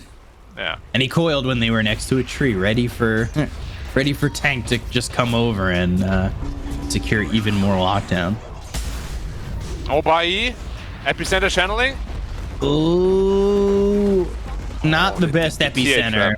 Yeah, TA trap. And there was also no enchant on the TA to slow him. A little bit of a misplay, obviously by Extreme. Yeah, obviously even veterans fumble, make mistakes. Yeah. Yep. And that's what allows teams like Magma to then beat LGD, right? Like, is those little mistakes. Ooh, nice. If Casey doesn't get it, he's dead. Again, they're younger players. DY is so old he can't click fast enough. How old is it? DY even? He's not that old, is he? I don't know. Reaper nice bottom kill. lane, and they'll get the kill on the old 11. Yeah, doesn't respect it at all. Get Reaper, my friend. Instantly too, when he was level 6, so getting the region going. Yeah, and that's one of the things I've disliked about the Necro early is like not pulling off the early stacks. Yeah, it feels so good. And obviously getting anything permanent feels good, which is why they're adding more and more of it, right? Right. DY's 24, by the way. That's so old. Holy shit. What does that make me? Ancient? Oh. Not an MMR though. Also, Cheesy's 28. Weirdly, his profile says he's 28 to 29. Oh, yeah. I'm also 2 ages. Right? How old is Oh Casey? my god. As is 26 to 27. Wait, I don't know. he's older and outclicked a younger player? Damn. Yeah. Alright, DY, you gotta go back to the finger curls. Yeah. 100 a day each finger. Yeah. So 1,000 total. Sounds like a good training regime. Is it regime or regime? I don't know. Training regime. Regime, right? Yeah. You could also say routine. Sounds way better. Although Evan does have Epicenter again. He's also good to go Tranquil's Blink, which I don't dislike at all. Yeah, I think you need that. Blink in general is just so good on sanking. Especially in this lineup where they kind of, it feels like they really want to play aggressively. Like, Echo Saber, go. Not Lu, Echo Saber, Blink, but more so initiate with Ult 11, Blink, Burrow Strike, Avalanche, Toss, Echo Saber, you're dead. With the It's extra really going to be lockdown. the puck sanking. The combo is going to be pretty problematic, I would say, for Magma. Unless the Shaker gets into a pretty fast blink himself. Yeah. They're looking for the Necro kill, but Casey's already ready. It's really awkward because all 11 is so low HP. Like, if they go in now, all 11 might just burst. Or get bursted. Yeah, unless they have the lockdown continuously, he just gets Reaper Scythe and killed. Well, actually, does he though? Waning Rift, does. Silence. He has a hood. Now he's gone. Yeah. I think he has a He's good hood on mid. Necro. Very tanky. Looking for Lu, TP's immediately coming through, and they've got the Burrow Strike that lands. Avalanche Toss. No toss, but now, well, there it is. Well, that's the thing, right? I spoke about why Tiny is pretty damn good against this TA hero, because you get all this innate armor. And if there was not a Tiny there, it's probably dead. There was a DDTA hitting him, and he didn't give a damn. Yeah, 2,000 health at 10 minutes into the game is quite a bit. 2,000 health and 13 armor. Yeah. It's like Terrorblade armor plus... Well, right now he's kill. got 3. But yeah. Game although- isn't going terribly for Magma, actually. They're not snowballing per se, but pretty decent still. Okay, he's got 13 armor. It's just not updating with the grow on my screen. All these doubters always. I wasn't doubting. I just, I'm pointing out bugs. Spring cleaning. It's okay, B-Cop. I don't know what you're talking about. Ooh, trap down. Tank. Needing to leave. Trap almost killed him. Has to be careful. There's the blink dagger, too. See what they could do with that. Yeah, now it's time to smoke up for... and make some plays happen. He wants blink dagger as well. He's got Witchblade. They kind of let that tower go, but again, they're looking for their first kind of big items on all these heroes where they can then move from there. Now, recognizing the lack of lockdown also, he's planning to go for an 8 on Necro. Not the biggest fan of that, in all honesty. Like, it's a good item on Necro, but it doesn't really provide you what you want stats-wise. Right. And you're really looking just to get more tanky. It gives 12 strength, but for that price, it's not a whole lot. Paparazzi coming bottom. But there's just the Enchantress with him. So killing Dust is certainly a risk. Yeah, DY actually hasn't tower. done anything at this game. 0-0-0. Very surprising. I thought it was a pretty good Eng game. Yeah, usually PYW or, well, Tank and DY are pretty active supports together. They definitely move as a crew a lot. So it's certainly surprising to see them be a little bit more passive. Well, now you have the Etherlands on Hoodwink. You have the Blink on... We haven't seen the smoke yet with the Blink on Sanking either. Did he just show there, or was he out of range? Nah, he showed it previously already. They're not planning on making any plays. Surprisingly enough. Yeah. Well, I want to say maybe they're waiting on the blink on Paparazzi, but even then, like, I don't think you need to be waiting for that. It's a slow even pace. if you are, why are you buying Blink first on Sanking? There might be a grip. Yeah, it will be. And they got the break on the TA, but it just doesn't matter. It didn't do any damage. It won't stop them. And Old 11 again getting caught, where it's like, okay, you have this blink dagger, try to do something with it, and now they don't. I gotta say, Extreme is not looking super sharp this game. Like, Magma's actually playing well. You know, even if you're the favorite team on paper, like, you still gotta play like it. Like, these teams are no pushovers. They're turning over on a Lu, and they want the heal. Blink Echo, Reaper Scythe comes in. They get the Kona Lu. They're gonna look over at DY now. And that is just going after Dust with no real way to kill him. Yeah, he's super tanky. We spoke about that. The Hood, most of the damage there is magical. I'm sure you can dispel the Ghost Shroud, but he will still get all that magic one healing and whatnot. Yeah. A couple of pretty questionable. They also lost mid tower during all of that. I like the way Magma's playing this game. They're baiting the Necro. He's playing very upfront, while TA is farming. Very close to his Desolator. Yeah, I'm very surprised to see the passiveness of this lineup, because I don't feel like this Extreme lineup is meant to be this passive.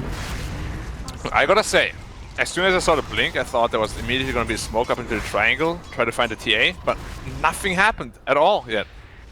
I don't know why they're content playing so passively. They fixed it, right? What did they fix? The shard on Sand King? I hope so. You gotta hope, and I'm hearing it is. Blink, fissure, nothing. It didn't hit Paparazzi, but it does block him out.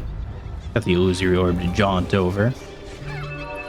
Lu, oh, mercy. They're gonna drop the nice, coil. going Shadow Blade. Yeah, they're gonna drop the coil. This is for a Bane, or at least, I guess, the hopes of killing a Bane at the moment. And eventually, he will die. But that also then had Tank throw his sharpshooter at the way of the Bane. Like, everything's getting thrown over on the Bane, and that's all they get. Yeah, and Necro's still farming away like a madman.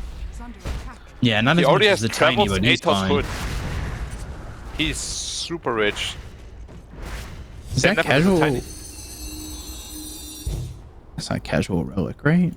No, it is. Okay, he's got casual relic queued up. No, it's a Radiance. Oh, sorry. Yeah, you build it now with the Talisman, of course. Which is not a bad item, because they don't have the biggest amount of burst damage on Extreme. So if he can just sustain himself on a team fight, he can deal a lot of damage. Epicenter on the TA. Yeah, top lane trying to go for the TA and not doing a lot of damage until the reflection was out. They've got the waning rift, the sharpshooter not landing. They've got the dust ready to go, but the fissure! All the damage and the refractions back up. It cost them now the dream coil, but it's a big turn, and now they've got the Fiend's Grip out on the Lu. And this is a two-pronged attack where the Reaper Scythe comes in out onto the Tiny. And they will get the kill onto Lu. And you've talked about it, how sometimes it feels like Lu is a little bit shaky if he doesn't have the best start. Yeah, but just overall, right now, Extreme, like, Magma is making them look like fools. You know, all the moves they're doing, they look pretty uncoordinated. Like, even the TA kill there, it wasn't clean at all, right? They lost the Sankin before anything happened, really. Maybe they didn't play enough games before, and this is a warm-up game. Okay, let's give them the benefit of the doubt. Because usually Extreme is extremely good. Yeah, they're usually pretty spot on. You know, they're probably looking at Necro and being like, why the casual sacred relic? Like, oh, it's still gonna be a Radiance. New recipe, man. Goodbye, Roshan. Yeah, I mean, with the Deso, it's just so quick. Deso Meld Strike, so fast. Very balanced.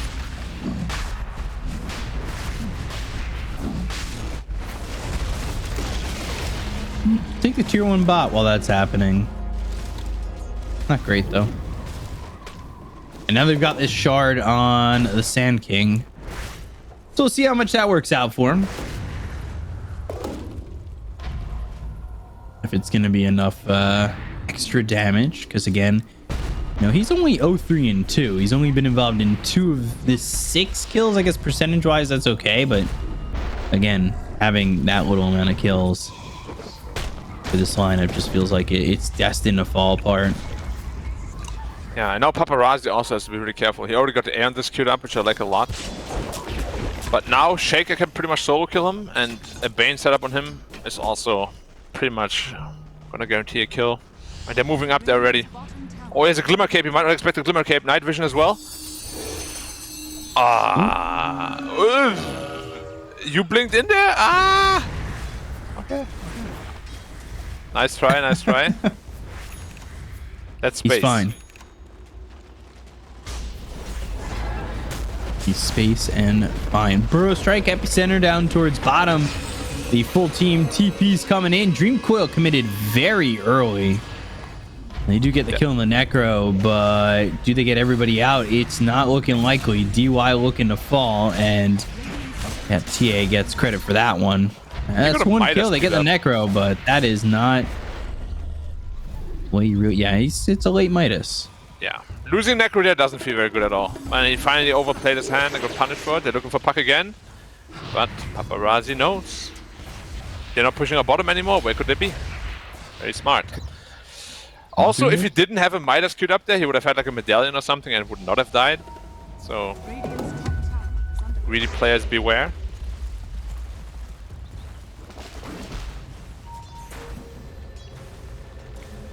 Tiny dipping bottom, indicating they want to make a play bottom. They could kill a Necro again, potentially. Ooh. He was certainly looking. Yeah, I mean, if he's not too careful, Dusk could just get got again, right? Yeah.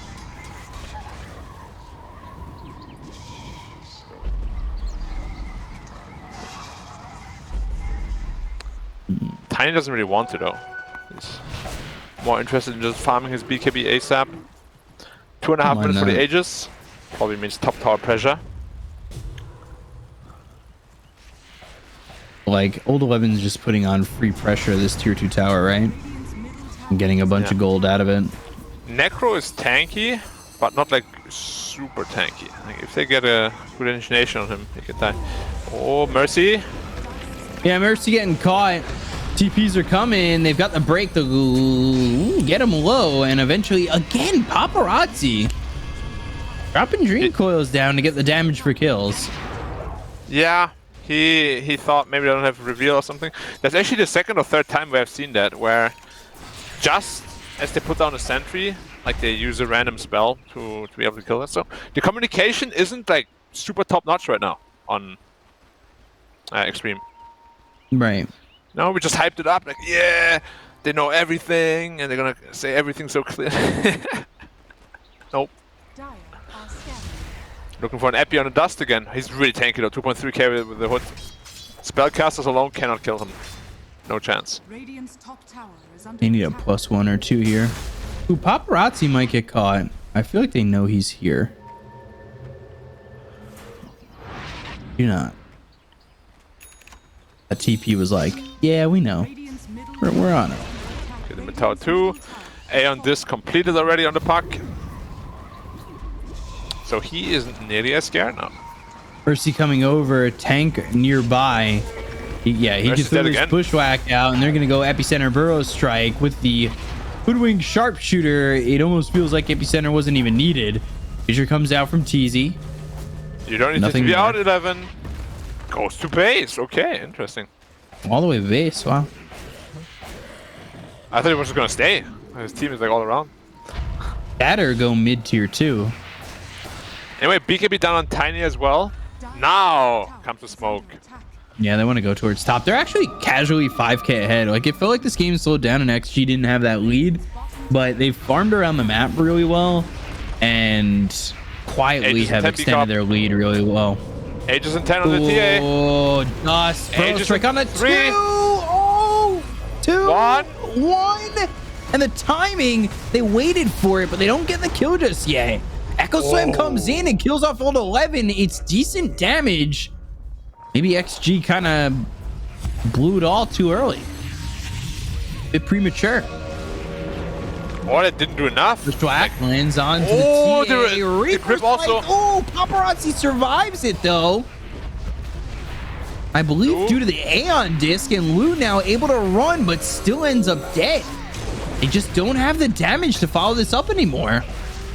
You see the idea they had, right? They don't have anything. Aegis was expiring, so they waited but they didn't do anything, you know? Aegis was expiring in 3 seconds. They all just stood around the TA, they did nothing. Yeah, now so the rest of 3 looks gone. Yeah, the rest of Magma was just laying into them. And then a Night Fisher saves the TA. He gets back to full health thanks to Refraction. And now suddenly it looks like they're on the verge of just losing a barracks. Still BKB available on TA, by the way. Never even used it. Pro Strike, right of 11? And 11's just dead. You have no buyback.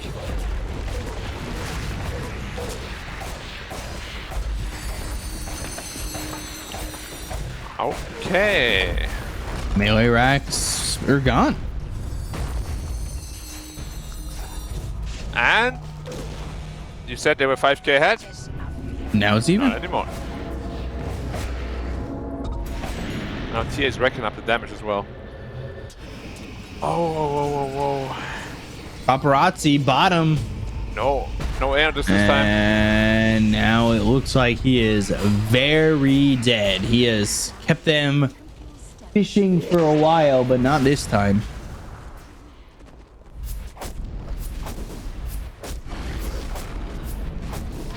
Man, this all of a sudden flopped for Extreme, but I want to say this is what we've talked about in their weaknesses, where when things start to go wrong sometimes, especially for someone like Lou, he kind of flounders, but we're more so seeing that from like Old 11 in this game.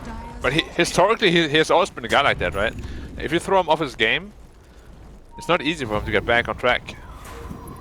And honestly, I don't even know how much they've thrown him off his game, or he threw himself off. Yeah, not just him, but like they were just so inactive, right? Yeah. It really makes me wonder what happened there in the comps. I mean, the game is not over by any means. Tiny is still a powerhouse, of course, but I feel like it might get to the point soon where they just don't have enough damage. Yeah. Definitely a possibility. You're playing against double heal as well as refraction. It's gonna be very difficult to go through all that.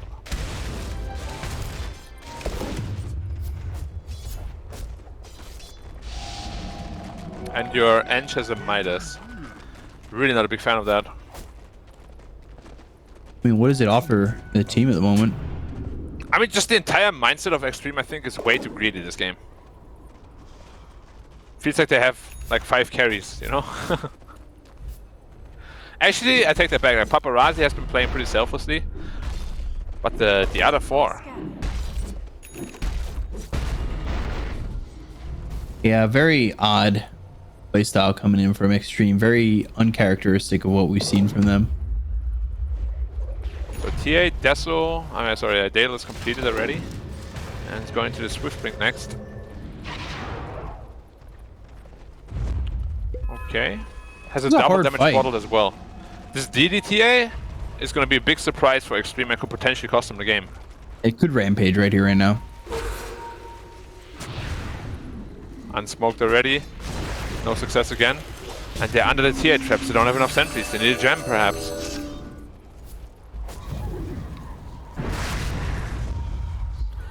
And now 5-man smoke coming in from Magma. Looking to fight.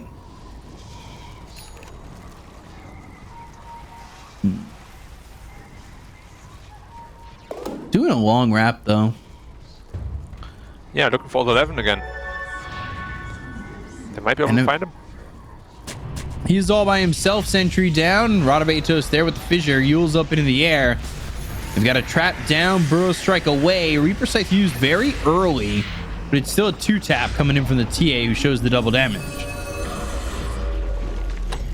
I think chose not just to grip that. Oh, he has no blink. Hey, paparazzi. And now the Fissure, they've got the lockdown on DY. I was gonna say, maybe just that's okay with the Reaper Scythe being used so early. Epicenter You've pumping. now lost the Enchantress. Thinking about the Epicenter, Bro Strike comes in. A lot of heroes show up. They go for the Necro. They get the kill on the Dust, and they'll look over at Kaz. He's on the run. He's okay to the borrowed time. Oh, Mercy. Invis. Oh, now blocked by the Fissure of his own team. Nightmare comes in, charging up the Sharpshooter, and that actually doesn't land. They got the kill on a Mercy. Sloppy on Magma's part in that fight. Yeah, they weren't on the same page. Like, if Abaddon is right there, get up with the Necro a little bit earlier, he won't be dying there. Now Extreme is trying to kill the Roshan. It's not the fastest Roshan, but not super slow either, so if they want to respond, they're going to do it soon. Necro has to buy back as well. Second Roche too, Aegis Shard. Shaker is very annoying at this sort of area. But he has to buy back on Necro. Okay, he does. But now they've also left this Roche half health. Popped it manually, nice. Renovatus, Burrow Strike, hey, all 11. Not hitting anybody. No buyback. Now he's in no man's land. That's their lockdown. He needs to get away. There's no way for him, but they did use Fiend Script for that. That's significant. It is, but that's a fight without thanking. Too, and he's out in front. BKB's been popped. Now if they can get out of that one, that would feel okay, but they've lost themselves tank. They'll buy back on this Hoodwink. They've got the damage from the Impetus, as well as the tree. Ooh, Dust getting low. Still not dead. Roche sitting at half health still. 50 seconds without ult 11. I don't have BKB available on Lu, though. Barbatos comes in again. Meld Strike half health. If that crits, he's dead. Now in a Roche. No BKB on the TA. Bushwhack, Illusory Orb. Avalanche comes in. Roche getting low. Fissure comes out. It's out on the Lu. They look for the totem. Can't be scared. They're gonna go. Guard. Illusory Orb showing once again. And Roche. Two by E. They can't get it, but it's a 3-man Bushwhack. And now it's time to leave Pure Extreme. Reaper Scythe again. Well, it doesn't get the kill, but Paparazzi doesn't Illusory Orb away far enough, and he ends up dead. Looking for tank as well. Blink up. Can you get him? Oh, nearly missed. Fishan 2. Doesn't have TP. Oh, he's invis. Wait. Oh. Scary camouflage.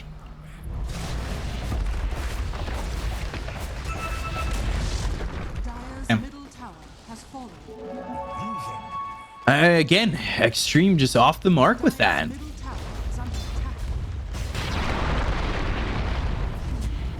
They were a little bit too afraid of going into Roche, but that's because they had given up numbers in poor spots. We have grip available again. So have Swift Blink. This looks pretty awkward. Like, Tiny should be pushing our side lanes right now. He's just sitting in mid for like a good 30-40 seconds already. Like, he could be threatening the tier 2 bottom and then potentially the Rex already. If he wanted to. It's just a little bit of the inexperience shining through of the one player in particular. Yeah. It's probably pretty nerve-wracking though, right?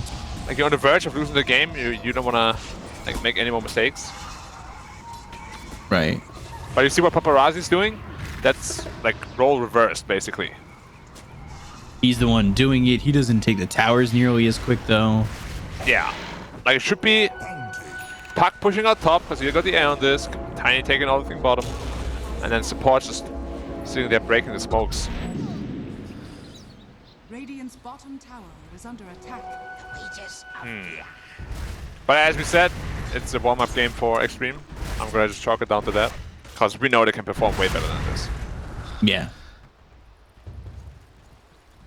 Not to take anything away from Magma. They're playing really good. I wonder where this Magma was against EHOM.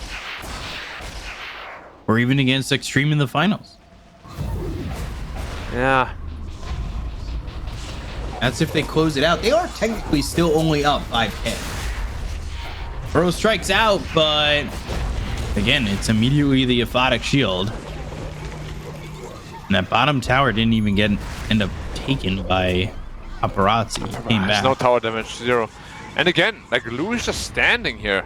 Like, you gotta move out of the map and get rich. Like, TA cannot be 8k ahead of you. It's not allowed. 5-man smoke sneaking through the top. Boy. Good reactions. BKB.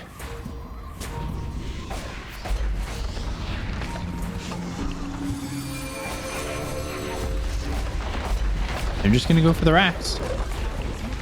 And Paparazzi's not on the base, so he's not helping with this.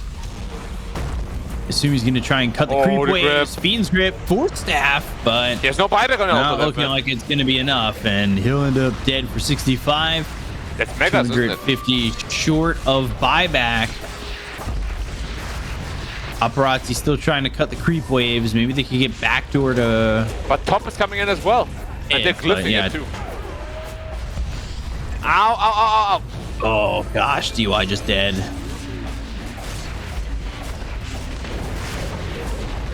Go for the tier 3, they get it. They're trying to spam out, but TA is so strong right now. Yeah, I got the break, but Reaper? Not gonna be enough. And there's the Reaper Scythe dead for 90.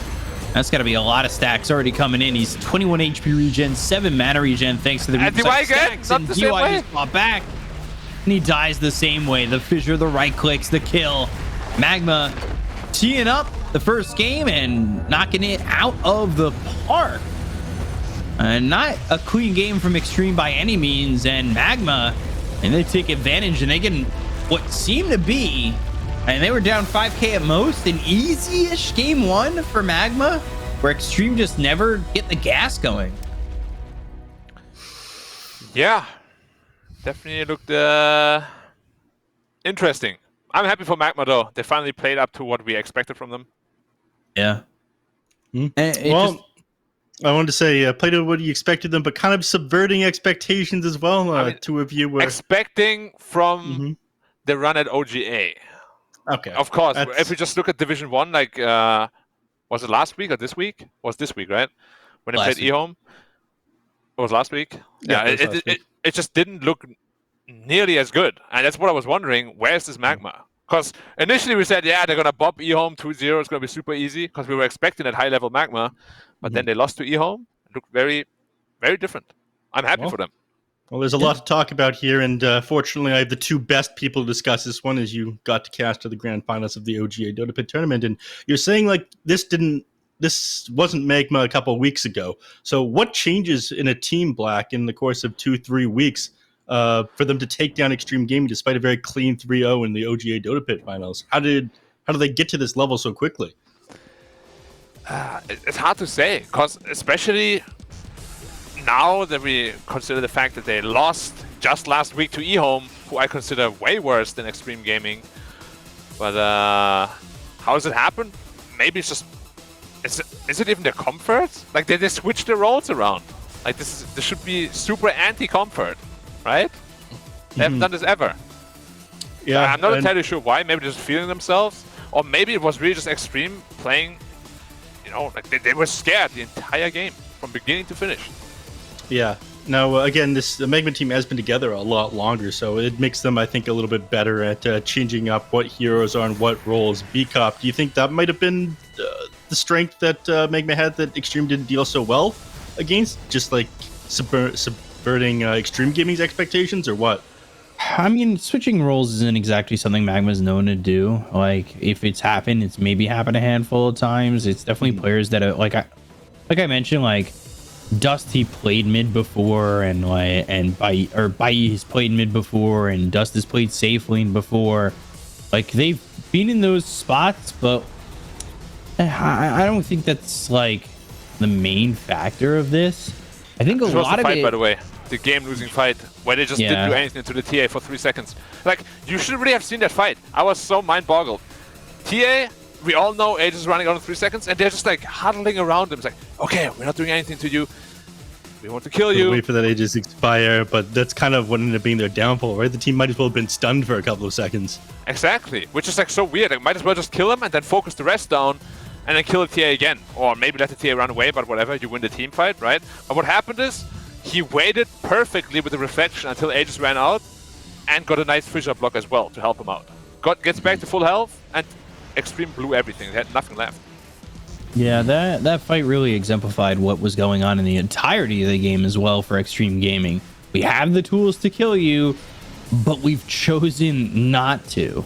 Like, Extreme had the tools to blow this game wide open in the beginning, and they just didn't. Like, I don't know what the mindset is there. You have the blink daggers, you have the lanes winning, and yet you've decided to be super timid instead. I don't understand that. Do you think it, Black? You think it might have come down to the defensive power of some of these heroes? I know, like, Necropo is hard to go on. They have an Abaddon that can punish them if they're trying to dive towers. Do you think that made it kind of difficult for Extreme to play too aggressive this game?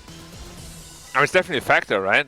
Like, you will probably expect like an Abaddon to be behind a TA if you smoke into the triangle, but like, you can play around that. You have so many stunts and abilities, like Puck can jump in the back line and silence the Abaddon while you kill the TA. There's like so many plays they can make. They just chose to not make any play. Like, Sankey gets Blink Dagger. When was the first smoke? Like 15 minutes later. It's crazy. Yeah. Like, that's like standard Dota, right? I get my Blink, we get one kill, Blink reveal. Instead, he gets his Blink and farms top lane. And he's like, hi guys, got my Blink. How you guys doing? Yeah, there were also times where like they knew Dust was sitting by himself bottom and like postured two heroes that couldn't kill him and then didn't even try to go kill him and then just left the lane. Like it was weird, right? Like I just, it was like a confidence thing. Like, we're not sure we could kill him, but like that's obvious to everybody. You just need a +1, and they never brought the +1. They just accepted it. Yeah, it was very odd. Wasted a little bit of time. Yeah, but, that's all the time that we have to wrap up this first game. And again, surprising what did happen there. So we go to a short break. Everybody, we'll be back with game number 2, and maybe Extreme will get out of their funk and take a game off Magma. But stay tuned.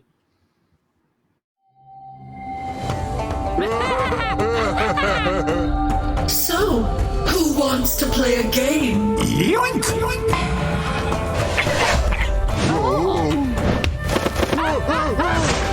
And again!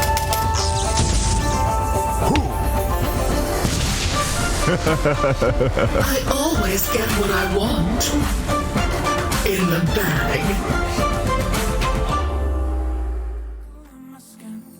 Play a violin, sing a serenade. Wow, summon flowers from my sleep. So caught up in your smell. Down to whatever you say. Girl, I know we just met. You make me speak français. Salut. Oui. Je t'aime. Très bien.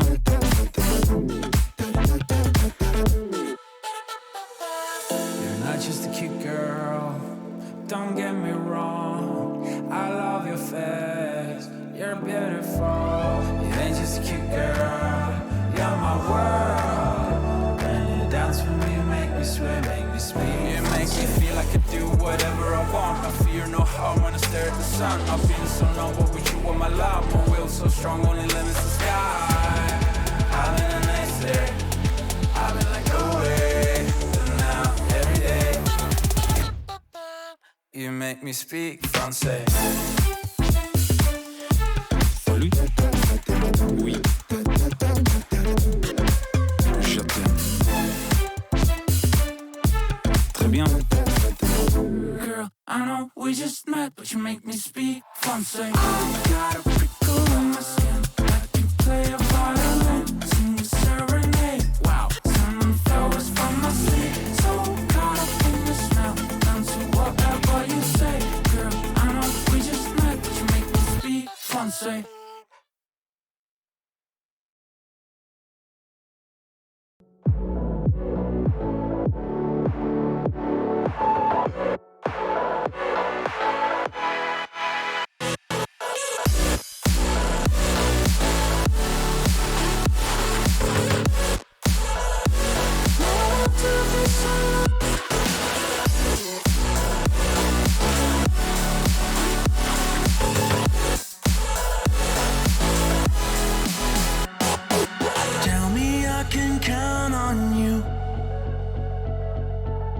Promise me you'll get me through.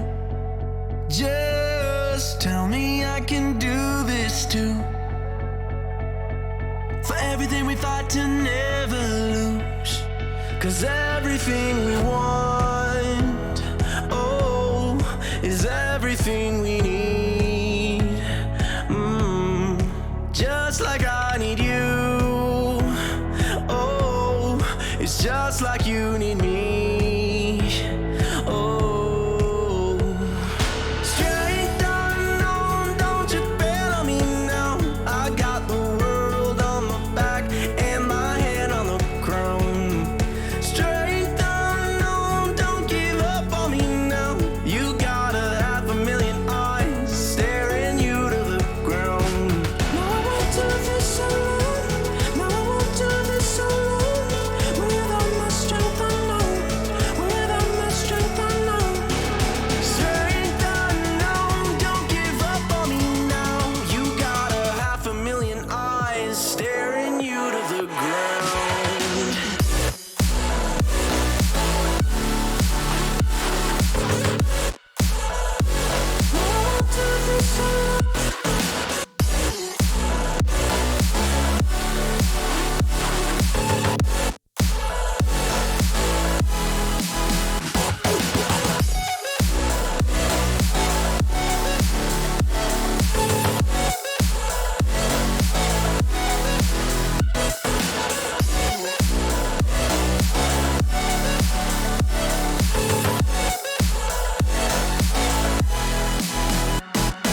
Tell me I can run to you. Promise me a rendezvous. Just tell me I can stand the truth. For everything we hope to never lose. So, who wants to play a game? Yoink!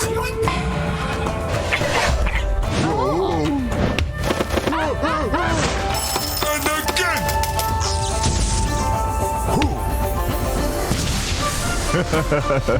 I always get what I want.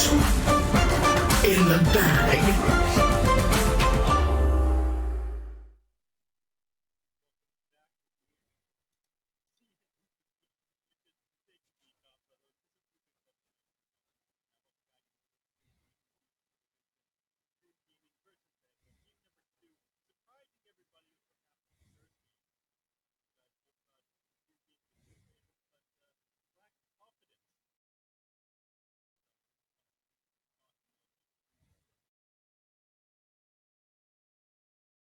Oh, if it's anything like my confidence, it just, yeah.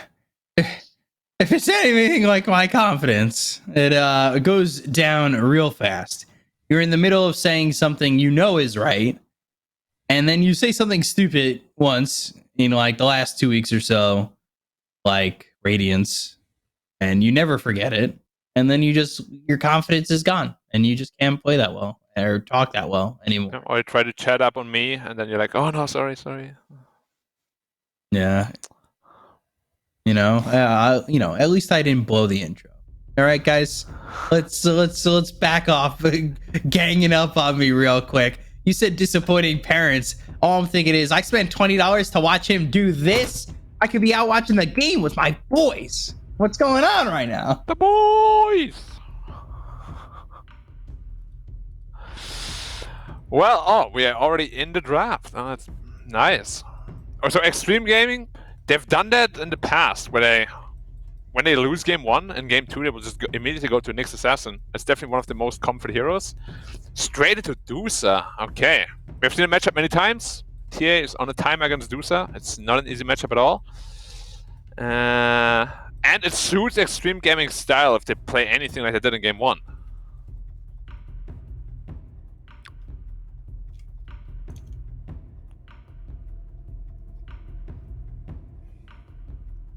Yeah. Terrible matchup.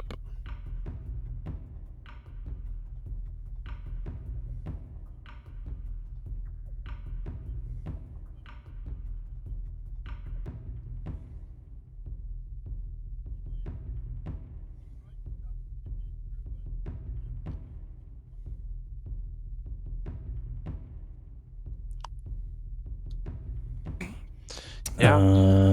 Offer an anti-mage pickup. Let's go. Potentially. Yeah, against Dusa actually sounds really good, right? You have this TA farming away, and AM just keeps blinking in and annoying everybody. I think it could work this game. They might be talking about it, but no, it's gone. Maybe I don't want to see Dust Mars again. Maybe the players are in a VMix call and they might be muted or something like that. I'm not sure. Oh, yep. You are absolutely correct about that one. And sometimes the players are just they just are not communicating well. We've seen it be a problem in the series before, and now let's see where it goes. Medusa wins games though. I want to look at the Dota buff. So just Phil for a second. I'm gonna quietly search here as I look for win rates. Dusa wins way too much, man. It's like if you want to win, you just pick Dusa. It's like the most tryhard hero, or like one of the most tryhard heroes. Like you just chill, you farm, you wait until the enemy comes to you, and then you fight because they can't kill you. You turn the fight around, you win the fight. The clock has expired, and then suddenly you have your Skadi and you win. Has won 2 of 3 games, 2 wins, 1 loss. Perfect. See? Mm-hmm. Yeah. 2 wins, 1 loss. It does play a lot more inside the open qualifiers, though. I imagine it's been banned quite a bit, right? Yeah, usually last phase, though. Actually, when Magma's most success, which they haven't picked at all, the Queen of Pain, it was part of their opening before. They picked Quap Medusa first 2, and they owned a lot with it. They lost 1 game to Extreme with it, of course, but since then they haven't touched it. I don't know why. Dust's Quap was like nightmare material at OGA. Yeah, it's surprising that one's didn't make it through. Maybe people just have like different ideas they want to try out at the moment. I'm a little bit surprised that we didn't see a defensive pickup alongside the Medusas as far as support goes, because in the open qualifiers, that's what I was seeing more of than most other things. Treant Protector was picked up pretty commonly with it, but I think people have gotten used to this patch a little bit more, and like the Medusa Treant Protector isn't nearly good enough at team fight inside the early game. Yeah, that's true, but I also think Nyx can take care of some of the weaknesses that Medusa has, which is just being really slow around the map and set up a lot of kills. Potentially even scout out for the Medusa, right? Like you're defensive in a like different way, where you just scout and maybe die here or there, but keeping your Medusa safe is like your main priority. So I'd assume tank to just be roaming around the Medusa a lot, make sure he doesn't get smoke ganked. Yeah. If Lycan was still a hero, that would be really scary right now for Extreme, but Lycan is pretty dead. You think there's absolutely no chance they end up picking that one up here? The Wolves just got nerfed so much for no reason. Yeah. Like they don't hit damage anymore. The Wolves barely do damage. They adjusted that one a little bit too hard when they changed the damage type. They got nothing with the back. And whatnot. Yeah. They got like how much damage did they lose? 48 to 52 from 48 to 52 to 35 to 38. That's like a 30% cut. Yeah, it's kind of surprising because things like the Enigma Eidolons, they didn't have their damage numbers changed around at all, despite having the same damage type adjustment as a Lycan. Yeah. Well, those things actually hurt quite a bit right now, but I don't imagine we'll see Enigma or the Lycan in this game, despite the fact that Lycan might have looked pretty decent this game. Anti-Mage still is in the pool, but they've already picked up the Mars. They need something that can tear through this Medusa pretty quick, or at least deal with her large mana pool right now, in my opinion. What do you think they pick up in response to that? Huskar. Just so I can. You want to see a Huskar? I think. Oh, which side? Huskar is so OP. Huskar is so OP. Like it actually owns Medusa. It forces Medusa into a BKB. And also, it's one of the best heroes against Medusa, or any hero really, because once you get that axe, they're just taunted. Like if you jump on Medusa, can't stone gaze. Could be good. It's a mid hero, could be an offlane hero as well. It's very flexible. I'm a big Huskar fan. B-Cup knows this. I said it. And step we see a Chen. All right, It's a hero that got a little bit more popular for a little while. I wasn't a big fan of how they ended up reworking his Hand of God. It feels a little bit the basic heal over time. Yeah, the heal over time rather than the burst heal. If it's kind of like a World of Warcraft or something like that, Final Fantasy 14, you know? It's like, okay, I'm gonna HOT you. Yeah. I don't play any MOBA, so I don't know exactly what you're talking about. Healing over time, bro. It's so I know that, common. but It's so common in MMOs, you know? You just get like 10 healing over times on you and you can't die. Simple math. it feels a little bit basic in my opinion. Basic. It's very basic. It doesn't punish healers for doing like the clutch plays or anything like that. You can get the Axe Scepter on Chen, and then it's not basic anymore. That is true. Anyway, I really don't like this draft for Magma right now. It looks really weird. Again. The last time we saw the Clockwork, we weren't impressed. Yeah, and Clock Chen is a pretty weird support duo as well. Like it is decent against the Nyx Assassin and the Bane, in my opinion, though. Like being able to catch out either of these heroes, it does a great job at that. It is. I'm just really worried about the core matchups. And yeah, Sand King looks really good here. I just hope that Old 11 is gonna play up to par this time around.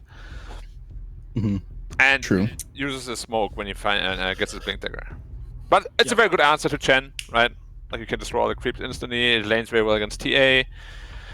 It's just overall one of the best offlaners. I think Collapse also rated him S tier in his list. I completely agree with that as well. It's just one of those offlaners that can just always find farm. You can stack for him, you can leave him alone, you can defend towers, he has initiation, huge AoE teamfight ult. I don't know why we haven't seen more Brewmasters in offlaner. That hero was super sick. Yeah, it is, after the change. I also don't know. But it's like a specialist kind of hero, right? You definitely need to train it up before you play it. Yeah, I've had a lot of fun watching and playing Brewmasters. Spirit Hero is now getting banned out. They go to the Ember Spirit. But the Sand King, it does make a lot of sense to me. Last game, 11, didn't have the best game on it. But it is very important for AoE teamfight control to deal with the Chen creeps pretty well. So you need some sort of tanky frontliner initiator. And you kind of lacked, I guess, big AoE damage if you got the Nyx and the Bane on your side. So Sand King will solve some of those problems for you. Do you think Spirit Heroes are the only option left for extreme gaming? Is they just banned out the Ember? I don't think they're the only option. Well, they're running Necrophos as well. Is Storm even as good anymore? Like, he doesn't get picked in the Chinese region at all, and he was such a popular pick. It's still a great hero, but I think it's just much more focused on just running around with more people together, right? So Storm loses some of its value because you're really not that strong in teamfights early on, especially against these like Death Ball lineups with Chen and whatnot. But here I think it could be really good as like a Leshrac for extreme. Could be very good. You think Leshrac could be able to survive being in the middle of these team fights here against these heroes?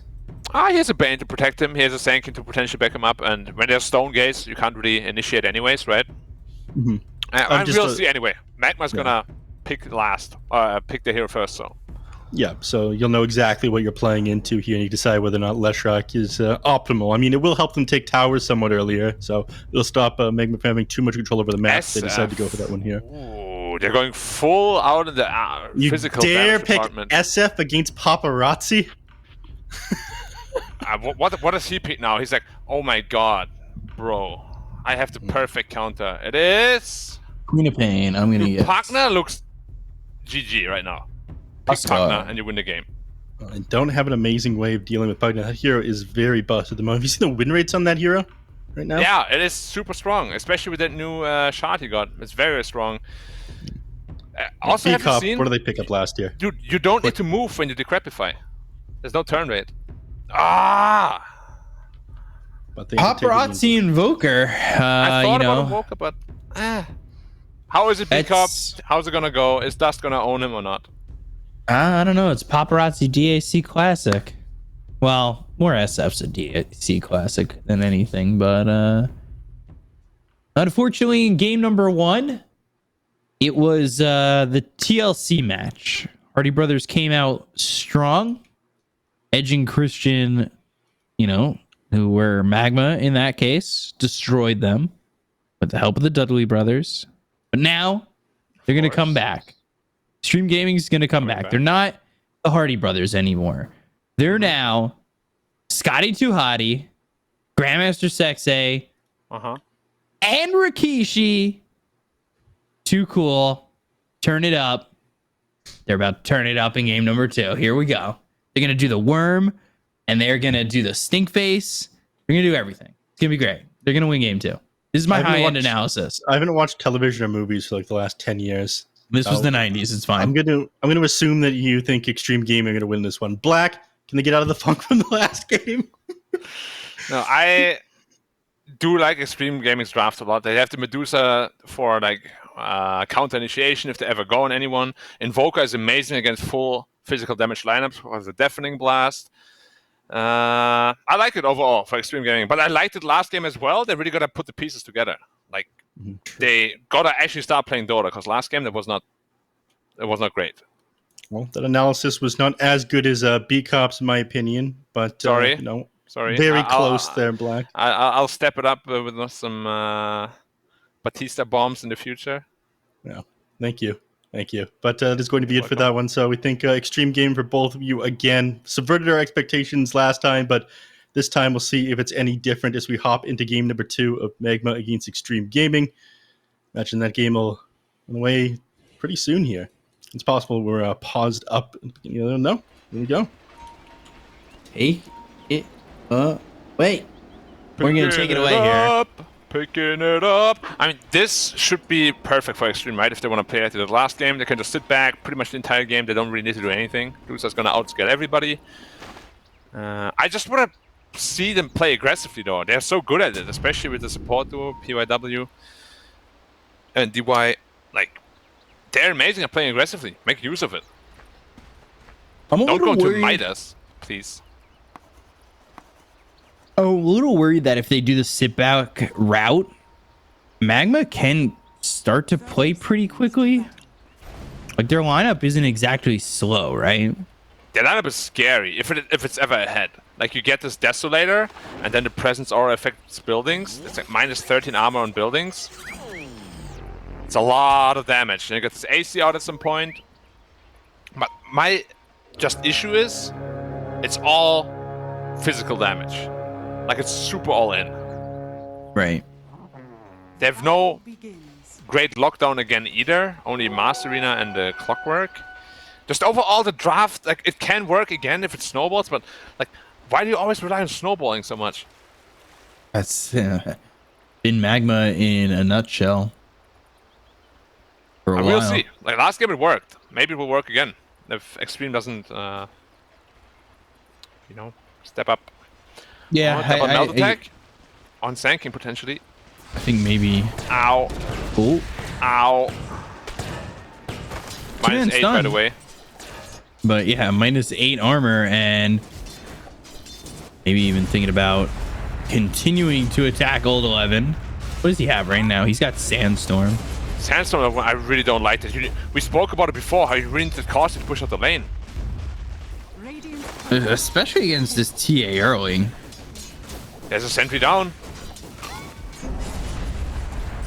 Once they get battery assault and cogs, this could become a bit of an issue for Old 11, especially if Magma get level 2 first. Dust is in a lot of problems mid lane. He's pretty far away from his bottle and very low health. Beat up by the Invoker Master. Paparazzi just gave him 2 free last hits though. So his bottle is coming very, very soon. Yeah, Did Shadow Fiend go Diffusal? No. No? Damn. I was hoping. If he goes right, he's gonna go like Dragonlance into BKB. Like that. But if he Shadowblade's an option. did go Diffusal. Who? Shadow Fiend. But if he Sure, did go he could. Diffusal. I mean, any hero can. It's just, is it good? Chen could potentially go, Diffusal. With the Penitence attack speed buff. Start taking away that mana. Yeah. One thing we didn't really speak about though, there is a ton of potential for comboing, right? With the Penitence plus TA and SF. Like, if any hero gets focused, they can die super fast, even a Medusa.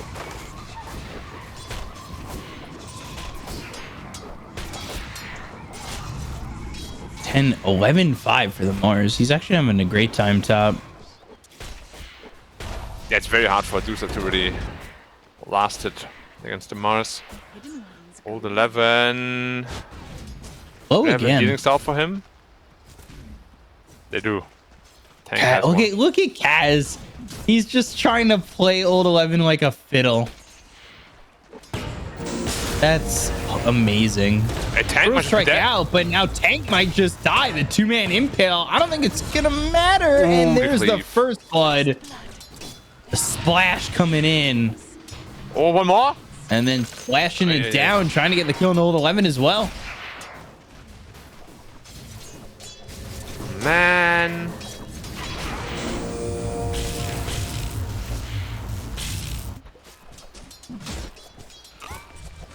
Heating himself up finally. Yeah. Oh. Needs to be careful. That sideways splash comes out, and all of a sudden, yep, there it is. He got most of the salve out though.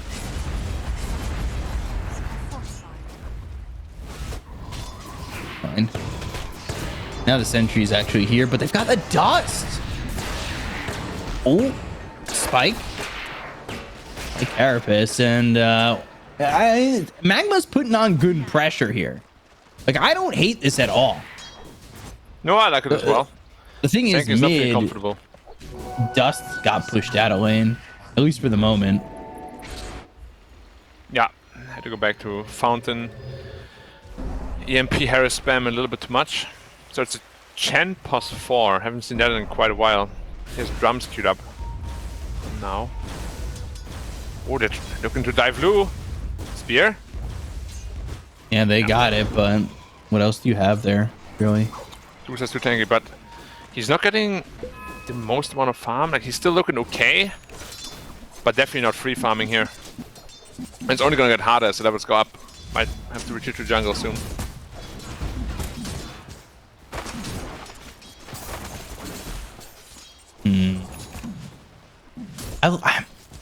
Honestly, Magma, I feel like they've played this laning stage pretty well.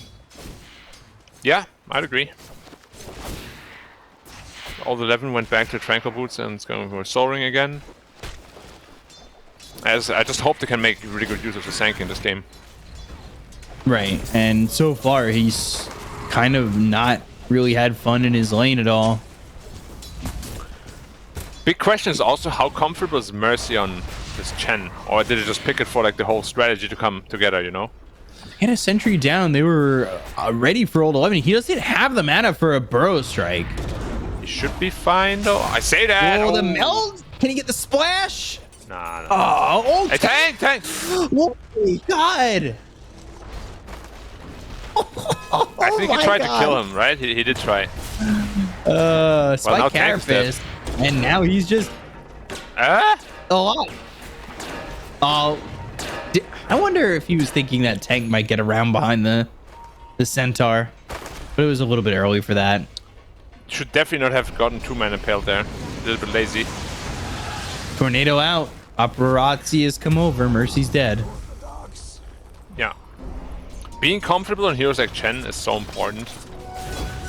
Like, those are not just heroes you can pick for a strat. You actually gotta really like the hero, if that makes sense.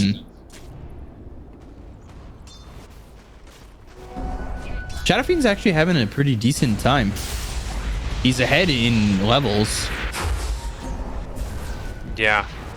He's actually supposed to do a little bit better than he is, though. Paparazzi did a very good job. Still, though, to win the lane, I would say, or do well in the lane up against Paparazzi is an accomplishment in itself. Like if you think like that, though, you're kind of thinking from like a super underdog perspective, you know? Which I never really like to put myself into. Even though it's true. Well, I'm not saying that he's thinking that way. Bottom lane, Old 11, Meld This time Strike he's dead, comes right? out, and this time he should be dead. This time he will be dead. But KG Nightmare. is dead too. Bye. Yeah. Paparazzi just coming over and getting a kill over bottom. Yep, easy. Tank really needs some levels, so good on him that he gets to take over mid lane. He's level 3. But this allows Dust to kind of continue to free farm a little bit, right? Yeah. Now, the question is really, when does this draft come online from the Radiant? Because they don't really have the greatest heroes at moving around, right? Invoker's being top, looking at TZY. Good night, sir. Yeah, EMP and the snake means He's pretty tanky, 0 12 sticks, though. mana. He does have 12 wand charges. Tornado comes out. He already used them. Arena comes down. And now, oy, that's not going to feel good. No. If SF was like TPing, I would understand it. Because they would have actually been able to turn it around. But just like that, a little bit desperate. I would love if they punish Tank for just sitting in mid lane. They can't just let him get level 6 right now for free.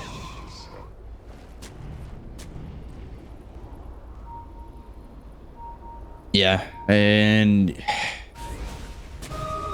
you just let the levels come in for free like that. Old 11 again, he just Boar struck. Dead again. Tank might get the stun. He does. It's actually just not in time. Man, Old 11 on his tanking has been struggling 2 games in a row now. I don't know if they'll go back to that again. Yeah, with so many options in the offlane, I feel like I'm a little bit surprised that they haven't exactly committed on something else like that. Paparazzi just coming around the map. Happen. Yep. Yeah. Almost got his vessel. And that's going to be Super big. He's got 2 earn charges. Maybe with a 3rd, he'd feel a little bit better with it, but even 2 is like enough, right? Yeah, because theoretically, early when you're making rotations like that, 2 should be enough to get a kill. Yeah, Ooh, double Mercy. vessel on anyone is pretty good. Mercy again. Yeah.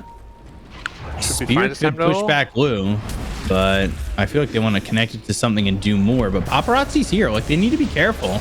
They need more rotations. Yeah, they're going to bail on this, I think. Well, actually, again, a little bit of miscommunication, and now I think TZ just dies for that. They're not fully committing.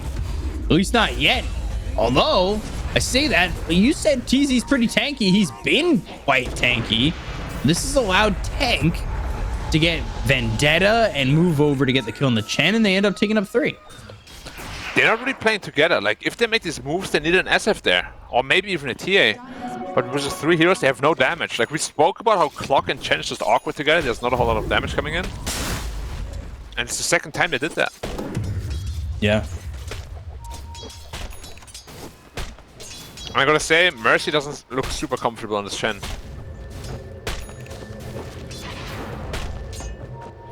Bottom lane, they're gonna start to group up, try to get the tier 1 tower. Yeah. And then, to Extreme's credit, they have not given up a tower themselves yet. They don't have the best tower damage on Magma either early on. So it's probably gonna be a while until they take one. So they're just going into the double Dragonlance.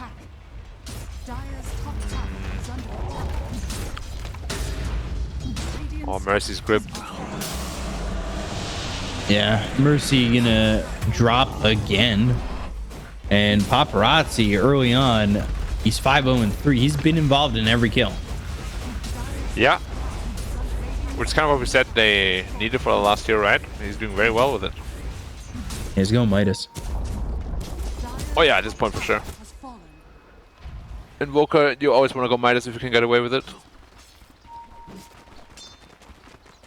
It was such a quick vessel, and honestly, what should be a relatively quick Midas if he continues on this trend.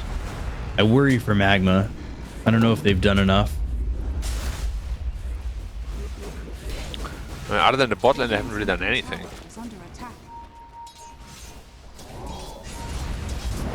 Ghost walking in again. There's a sentry down though, sentry ops, they see him. Yeah, but cold snap, hook shot, cogs. All right.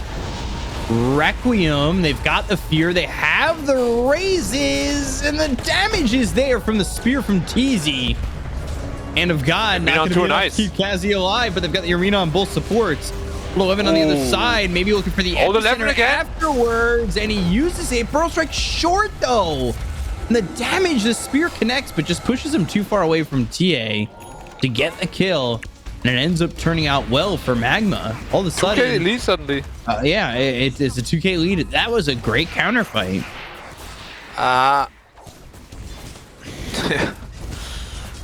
There was just like 20 seconds before he gets the blink on all 11 as well. Really unfortunate. Could have been a really good epicenter.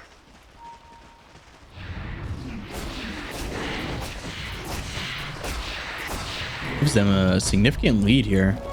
And all 3 cores at the top of the net worth for a split second.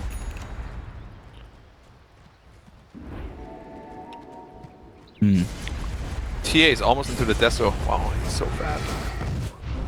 God, look at this Nyx assassin. He's got a gold. He has a lot of gold, yeah, but he's just a Nyx assassin. He's more like a mid-late game support, really. Right.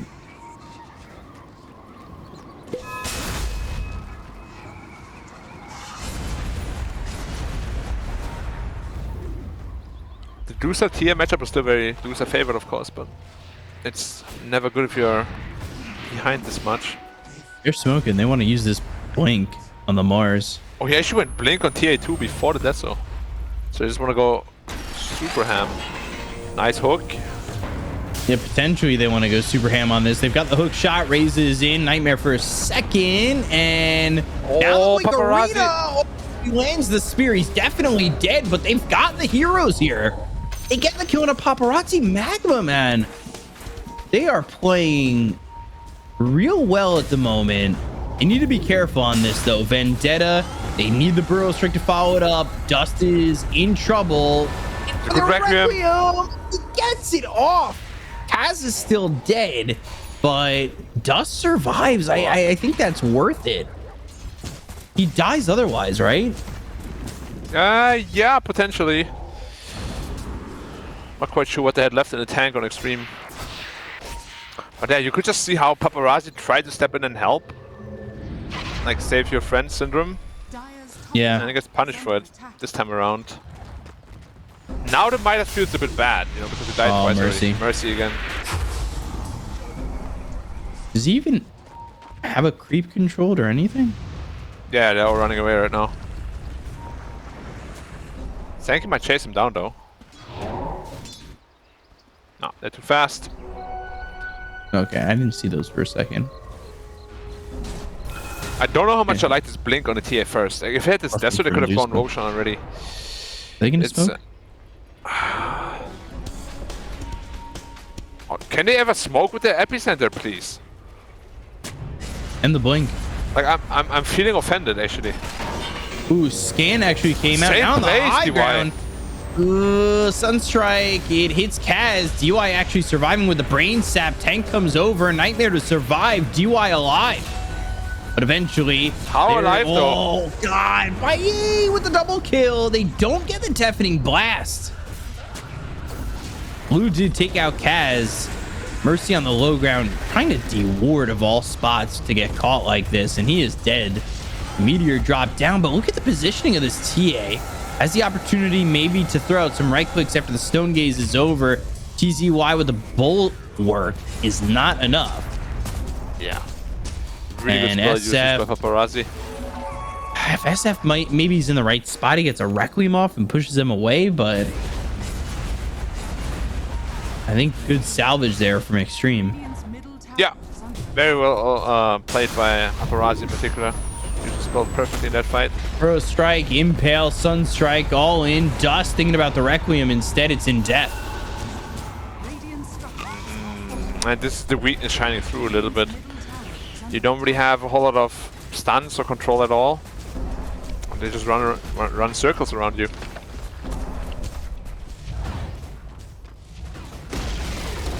TA Deso's gonna be big timing. If they Another get one. there, They can't Mercy get- might be dead pick up again, like but the this. spear lands. Penance. Ooh, hook shot. And they'll at least get tank.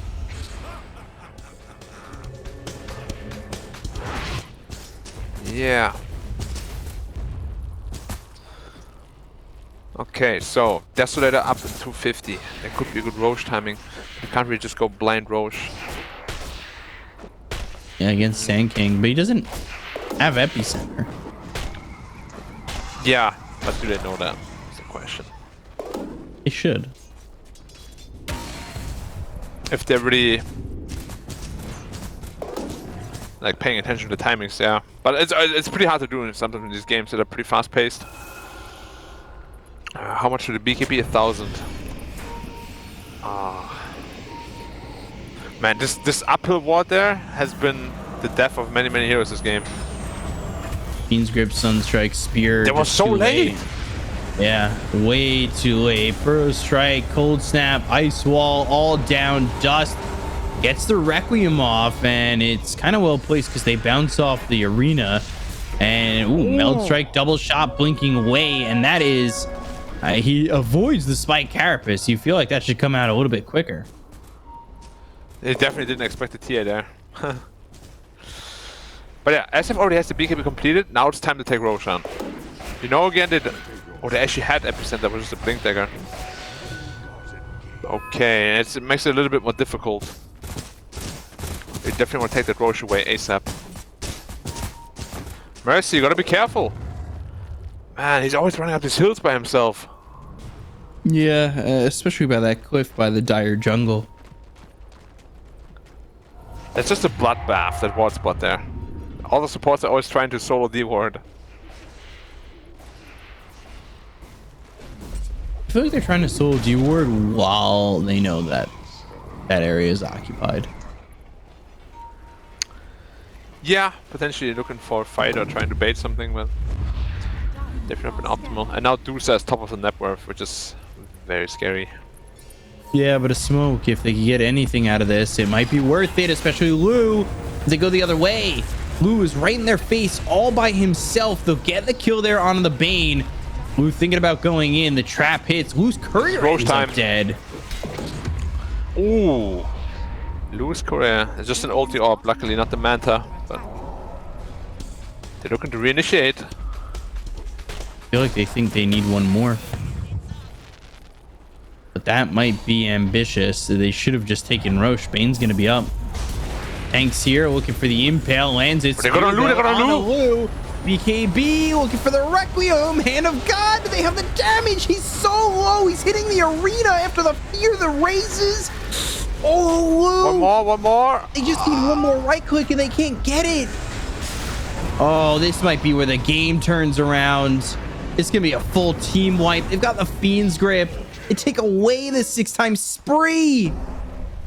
This could have been the team or game-winning fight for them if they killed that Dusa there. They just didn't combo the spells properly. Like, he speared him, but only like after 3 seconds he started channeling the Requiem. If he doesn't get the Stone Gaze off, he's just dead. 100%. There's nothing you can do about it. Was a do-or-die scenario, and unfortunately they died. And that is probably gonna give Dusa just about enough time to farm her Skadi. Yeah. I mean, this is why I hate these all-in drafts. It's so close though, right? Like, they had the opportunity to get it done, I think, multiple times to really pull away. They do. It's just so hard to execute perfectly every time, isn't it? Which is the pressure you kind of put on yourself if you draft in this particular style. Now Invoker has his BKB. It's only gonna go downhill from here for them.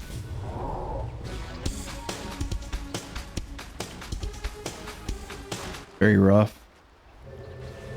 Poor Magma, because I feel like they've put the tools together and it just slightly hasn't been enough. Yeah, which is usually how these drafts work though.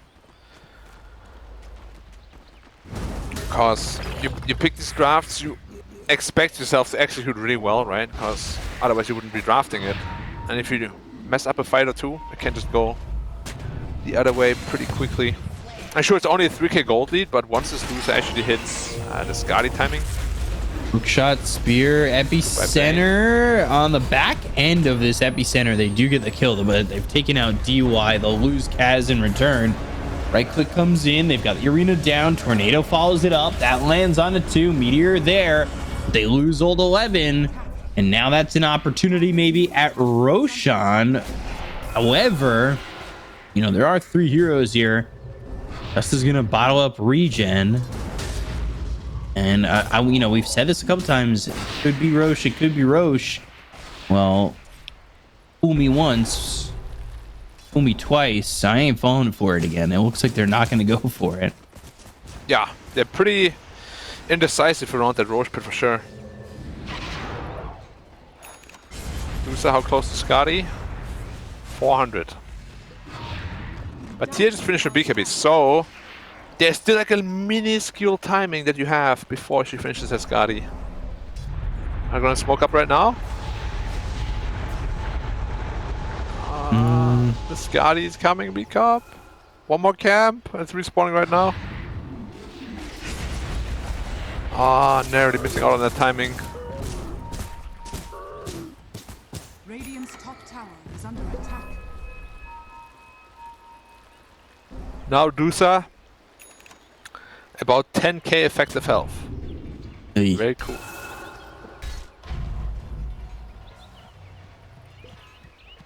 And they really have made Now sure it's that Roche is still available. Like, yeah, the smoke comes in.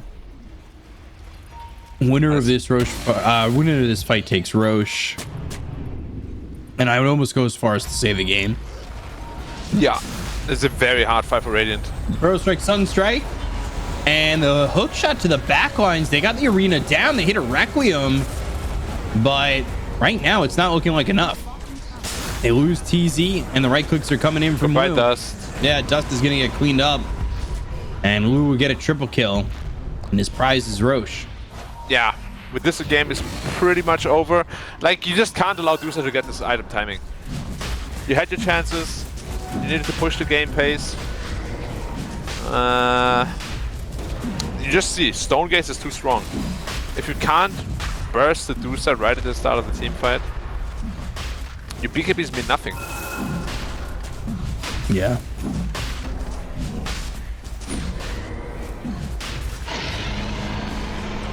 I mean, you've now, I feel like, had so much time to get the Aegis yourself, and somehow it's ended up in the opponent's hands.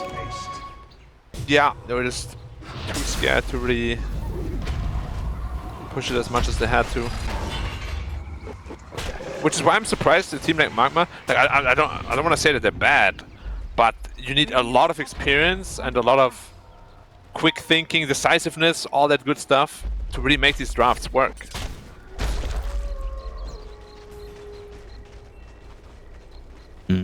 Like, I would say even for like the really experienced teams, it's not easy. You know, that's why most of the teams don't draft in a style like this. Is there anything Magma can do to bring this back, though? I mean, Dusa's itemizing into a BKB now, and I really just can't see how they can kill her. Maybe a spear back, and then 5 heroes hitting her with penitence. But that's only post Aegis anyways. Right. I mean, there's always comeback chances in Dota. It's just, how likely is it, right? How much percentage would you give him? I'm gonna say 5. I was gonna say 15. Alright, there's a 5 in there anyways. Not bad. I wasn't sure if I was gonna go that low.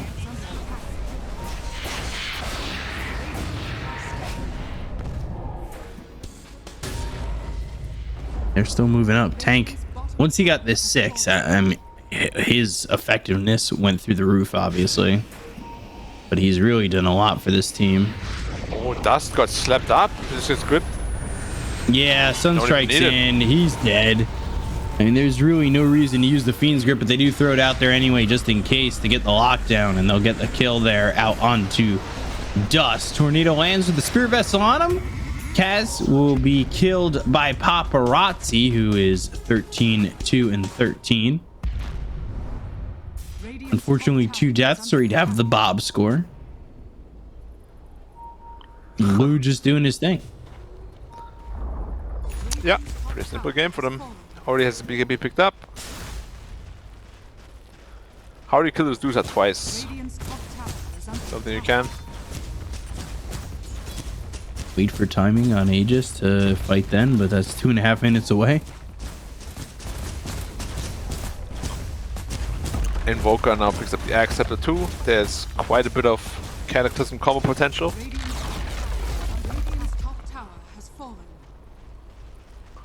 Are they going HG, as we like to call it? Trying to go high ground. And this should be theoretically, I would say, a pretty easy high ground. Now Yules, hook shot on a 2. Arena down. God's Rebuke, but the Burrow Strike out. And now they've got the Stone Gaze coming from the other way. TA goes in trying to get the kill on a DY, but has the Nightmare. Kaz gonna buy back. They've only lost one so far.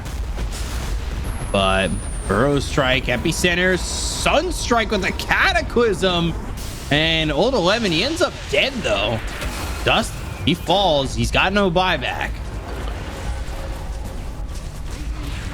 Blue with no mana.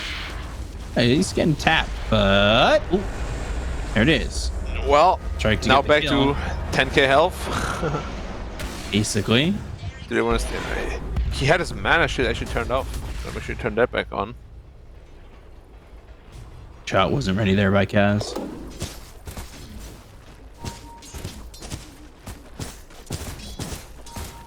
Well, at least they managed to defend their tower. But you can just see how these team fights will go every time. Dusa Stone Gazes, runs in with the BKB. You have no answer to it. I'm always surprised when I see like a first phase hero like Dusa and you have 4 heroes to answer, right? Oh gosh, Paparazzi taking out just popping off again. Gets another one. The TA not near the fight just yet, and Kaz is gonna die. Paparazzi, man, he is just going to town. He brought the SF up against the Paparazzi Invoker. You get countered. Explain it to me, B-Cup. How can you first phase a Dusa? You have 4 heroes to answer it, and you have 0 counters. I don't know. This should not happen ever in a draft. What's Paparazzi at right now? 17, 2, and 14. Yeah, it's a pretty damn good scoreline.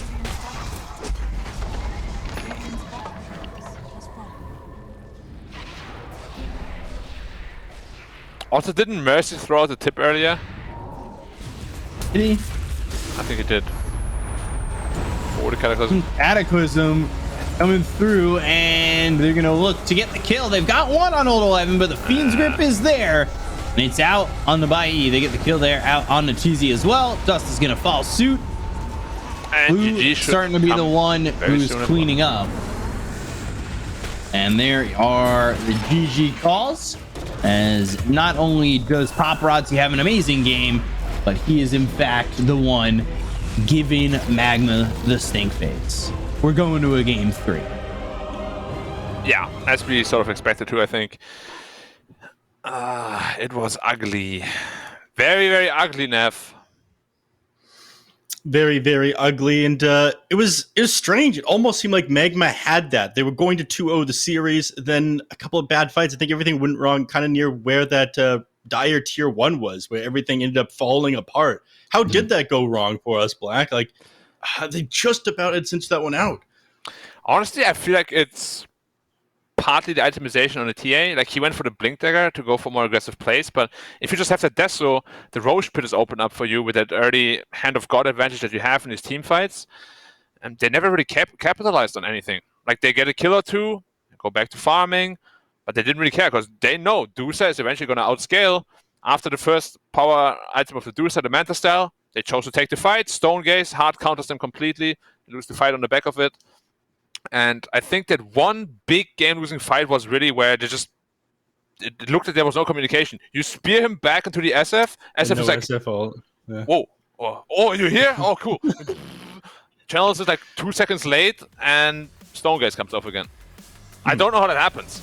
Like, this spear was perfect, and SF was just like in his dream world. Well, we're going to have another opportunity to look at that one a second time here as we go over the replays. But, you know, subverting expectations again. Magma, they come out of the laning phase 2 games in a row, doing surprisingly well, I got to say. Again, it's obviously not the same Magma that it was a couple of weeks ago at OGA Dota Pit, where the matches were incredibly one-sided. Magma, they do look a lot better. I'm sure you can agree with that one.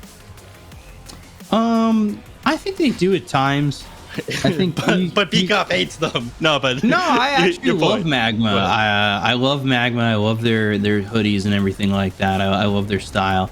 But I think it's hints of just like the drafting being all in, like Black said, but also just that lack lack of putting it all together.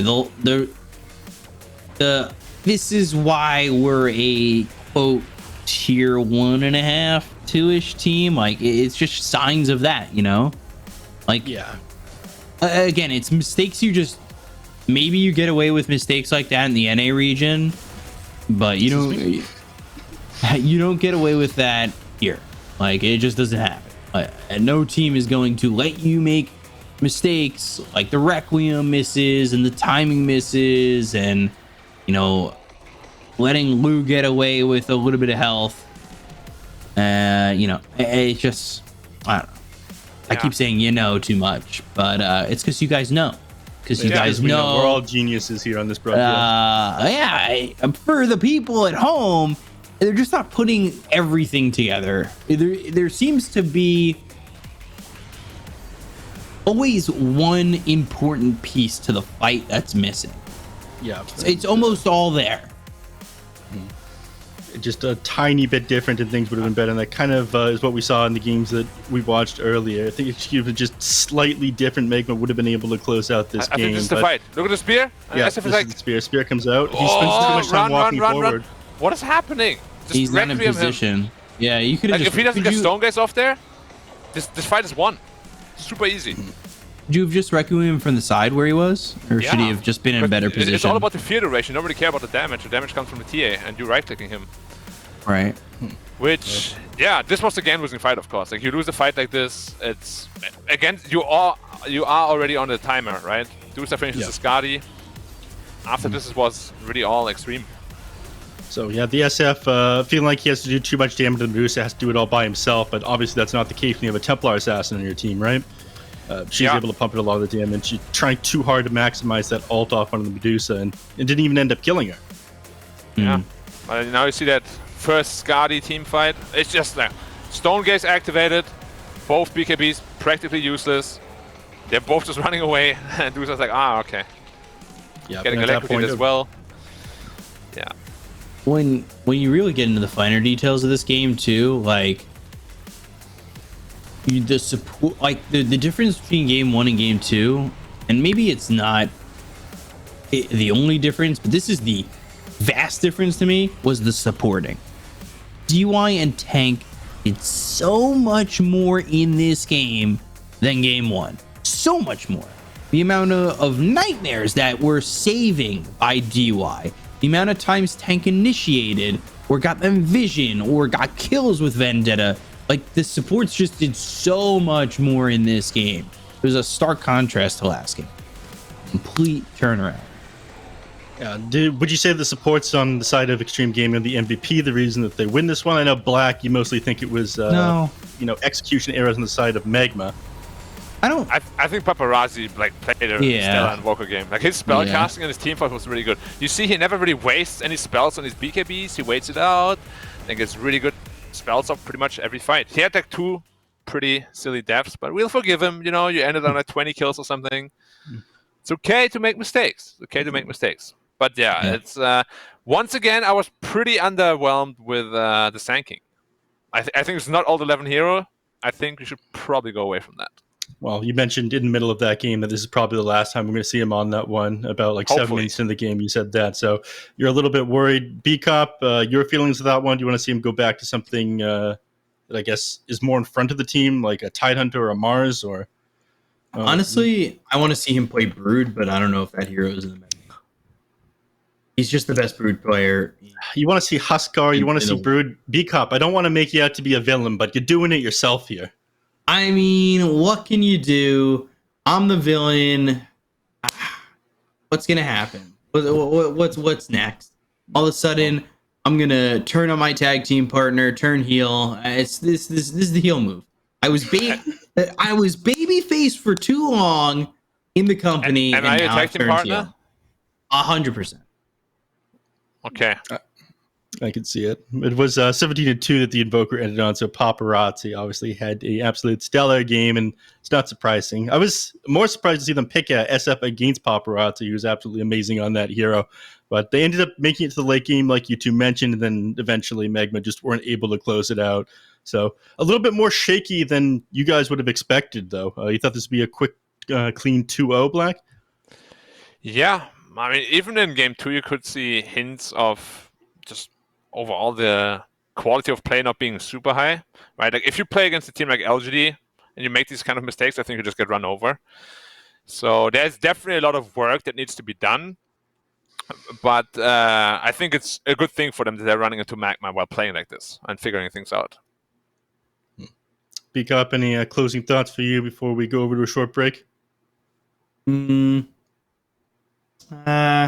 Maybe time for a new costume here. That's it. Right. You know, a little WWE action. WWF, sorry, the good days. Well, we'll give B-Cop a little bit of time to sort out his costume plan with his tag team partner. But until then, we're going to go to a short break. Everybody stay tuned for game number 3 of Magma versus Extreme Gaming. See you soon. So, who wants to play a game? Yoink! Yoink!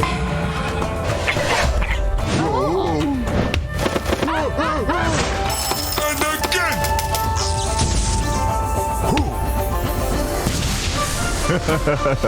I always get what I want. In the bag.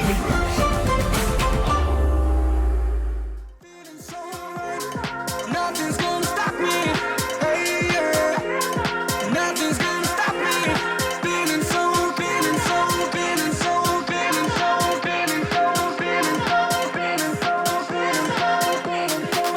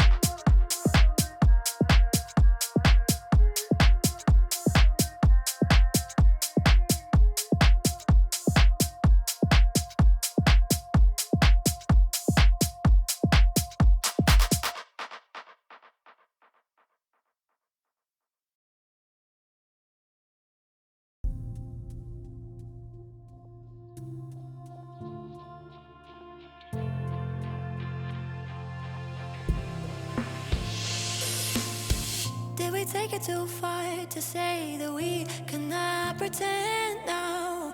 Was it never enough to have just everything you want? In your shadow I found a place to hide me from my own thoughts. And if I ever got lost, you'll find a way to bring me home. And I want something I can hold. That's what this waiting gold. And I want something that is real, something to make me feel.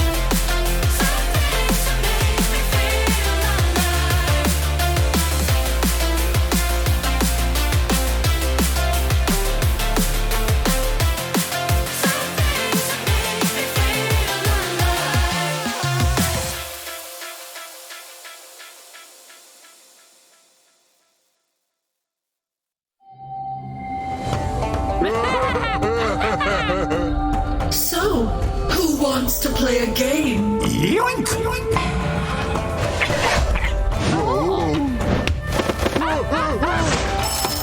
again!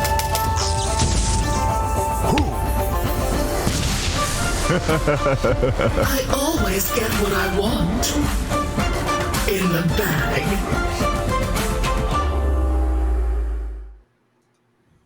Welcome back to the CN DPC Division 1 with Magma versus Extreme, everybody. Now, you two, you watched these finals happen before. This time, a little bit closer than last. What do you say so, Beacon? Don't quote me, but the final was 3-0, so yes. Statistically, yes, I am correct. Yeah. But I don't know. Magma obviously looking a little bit better. Black was surprised to see them do this well, even though they ended up losing to eHome in the previous week. And Extreme not looking as good as they previously did. And we're going to jump right into the... We've seen this before. Right, a serious case of... Yeah. Well, this isn't a replay, right, production? We're definitely looking at a different game, right? Yeah, I'm sure. Invoke a ban, yeah, okay, different, very different. Yeah, very different. And no SF this time around, I'm pretty sure as well. Mm-hmm. But yeah, I think that's what haunts like a lot of those inexperienced teams, right? Just consistency issues. Sometimes they are super good, other times they look pretty lackluster. Also, no more Chen for Mercy, please. Like he didn't look very comfortable here at all. All right, so we'll see if they take the Black suggestions. No more Chen for Mercy. You don't want to see old 11 on that Sand King anymore. You've had enough of that one, right? Yeah, for sure. Give him some of his, tides, some frontline, some dooms. Grimstroke Doom right here. Let's go. Looks great. So you want to see some sort of dangling hero come out for the side of XG. Well, that's what I'm getting in here. If you want a dangling hero, technically you would need to pick Slardar. Got the Angler helmet, which is a dangle because it's basically dangling in crackfish. That's it. That's the joke. Laugh now. Huh? Yeah. Appreciate it, guys. No problem, buddy. I'm really stepping into this role of just being me. This is great. People people caught me in my natural habitat of sleeping. My natural habitat of screwing up broadcasts. Like I can just live in and be me. Like it's so much better these days. Well, you've really embraced that home broadcast attitude, my man. I really embrace that work from home attitude. Yeah, of course. That's what you're gonna do, though. You're gonna be in it to win it. As no they say. No fake hype here. It's all real and just at home. Oh my god, it's literally the same draft. Yeah, it is. I'm going to see a Chen, guys. It can't be the same because Invoker is banned out, so they have to do something at least a little bit different in this game. I imagine and we're not going to see the same game. Yeah, that is true. So it has to be something a little bit different this game, Black. But or just 4v4. Yeah, or just 4v4. They decide not to pick a hero. Both teams decide to disconnect so they can have a proper match. But Shadow Shaman picked up next here. Oh, yeah. And this hero is super owned inside the laning phase. It's probably going to be run as a position 4, though. But I'm excited that we're finally seeing something a little bit different. But I don't think it's amazing against the Wait, Neff? Amazing statistic coming from B-Cup now. All right. So here's the statistic. Second highest base damage of the game. Let's go. Shadow Shaman. It's hard in lane. My real statistic about Shadow Shaman, though, is more so just a Mofar special. We used to watch this guy, James, on CDC in the early days of the Chinese OGA, or, well, not the early days of the Chinese region, just the early days of Chinese OGA. And James on CDC used to play it all the time. It was literally the only team the only thing that they picked for him at all moments. Unfortunately, the most recent team that James was on was Team Orca, so I don't really like using that status. All right. That is fair enough. That one was a hell of a team. So the takeaway is Shadow Shaman. That's what I'm going to take from that story, B-Cup. And we're going to move on to the Necrophos pick grabbed here against the Silencer. I mean, this team needs dispels like crazy. Lotus Orb looks like an incredibly value pickup against both the Shadow Shaman and the Silencer. But I'm super surprised to see the Necrophos picked into this one. I feel like it's pretty bad. Black? Yeah, I think they're just picking it for the landing stage because well, it's not guaranteed that the TA is safe lane, but they're expecting it. And it could really, they gotta ban a hero like Anti-Mage now, I think, because if they just put a TA in middle and AM can just go ham in this game, could be a big problem. But I think the laning phase in general should be fine if you are against Silencer TA. And then you can get into like a quick-ish Hood Lotus Orb, and your game should be pretty good from there. But yeah, that's assuming that TA is really in that lane. Because if it's not, you just get hard countered and you can actually just be completely useless the entire game. Now, with the Silencer pick up into the Bane, something that, is a more common counter, so the Fiend's Grip is basically always going to be cancelled by this Silencer. That's got to be an issue. So they need other ways to take this team fight, other ways to bait the Silencer to dropping a global and taking a team fight, or just dodging fights in general. It looks like right now they're lacking a mid laner, but I feel like Silencer's pretty good against the Spirit heroes that allow you to bait out fights and whatnot, but they're getting rid of the Ember Spirit anyway. So from here, where does XG go to bait the Silencer with some of these ults, or baiting him into activating his ult so they can actually use a Fiend's Grip? It's kind of tough, isn't it? There's really no. I feel like Fiend's Grip right now is the only thing that is global silence, right? It's kind of like Doom.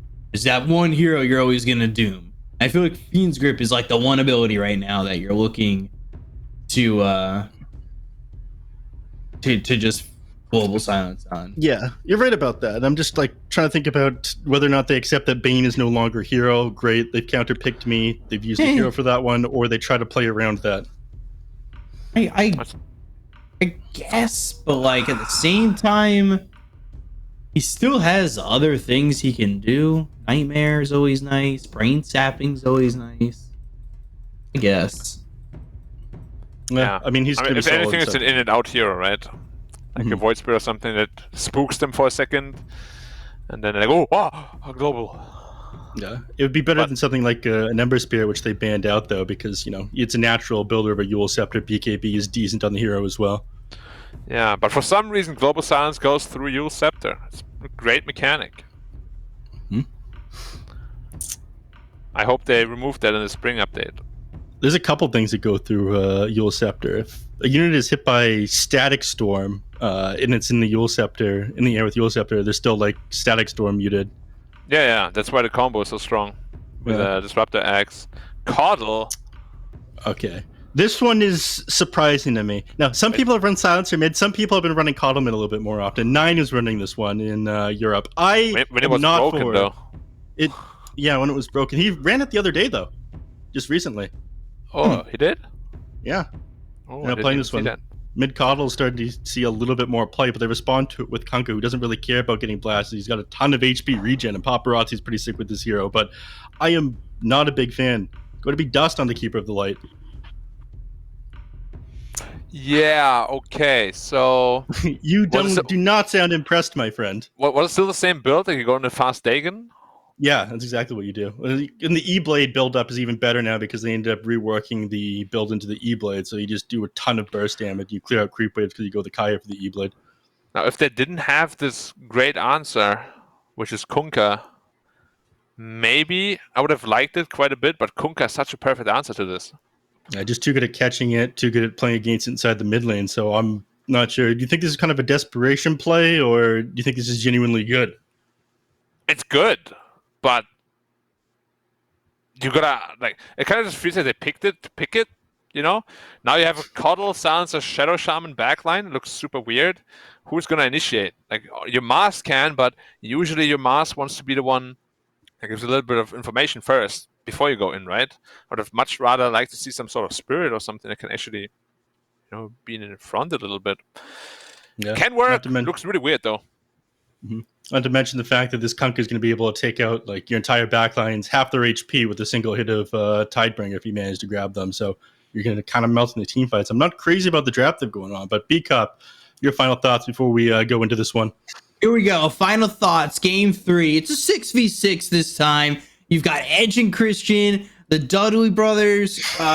You've got Matt Hardy and Jeff Hardy going up against, the Acolytes, as well as Farouk and Bradshaw, as well as Right to Censor. I mean, they're in here now too, and it's just going to be nuts. It's going to be crazy. High flying, swanton bombs, 3Ds through the table. You've got Bradshaw coming in with the clotheslines. It's going to be a nuts game. Does anybody understand what I'm saying at this point? No, but here comes the big matchup right here where they see each other and back away. This is like, everybody's in the ring and everybody's looking. Do we fight? What do we do?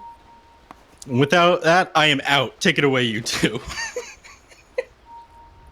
All right. Good job, B-Cop.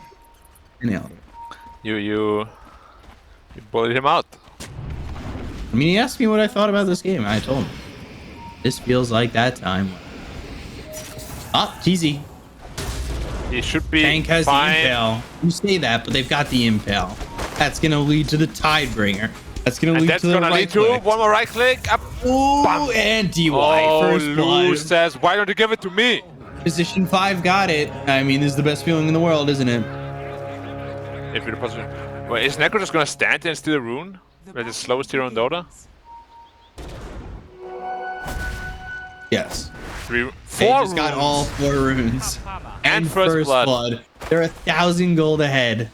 Stop saying what I'm saying. No, you're saying what I'm saying. You're just saying it before me. Okay. So I said it first then. Oh, God. Any more wrestling stories? Later. Yeah, 99 Royal You can't Rumble. bless us with all the stories right away. Attitude Era has a lot of stories. Can you bring in some new names that I actually know of? Like I don't John watch any Cena, wrestling. Batista, Rey Mysterio, Kane. Rey Mysterio was around. Kane was around. That's Attitude Era. Yeah, use them. I got you. Yeah. Kurt Angle. Yeah, Kurt Angle, the ankle lock. Has got the Courier. Do they have an impale? No. On cooldown for 5. And doesn't have the mana.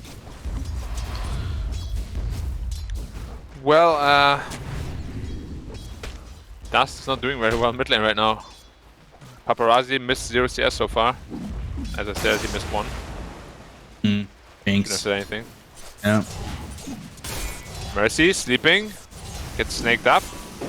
Right click, right click. Usually the one right-clicking is Mercy. But unfortunately, get nightmared, and having all these snakes coming in makes it very hard for a Shadow Shaman to have fun in this lane. With his second highest base damage game. Yeah, go for it. You just lost the game real hard with this sort of draft. And it goes straight back into it. Sure. Question is, why? You have faith in your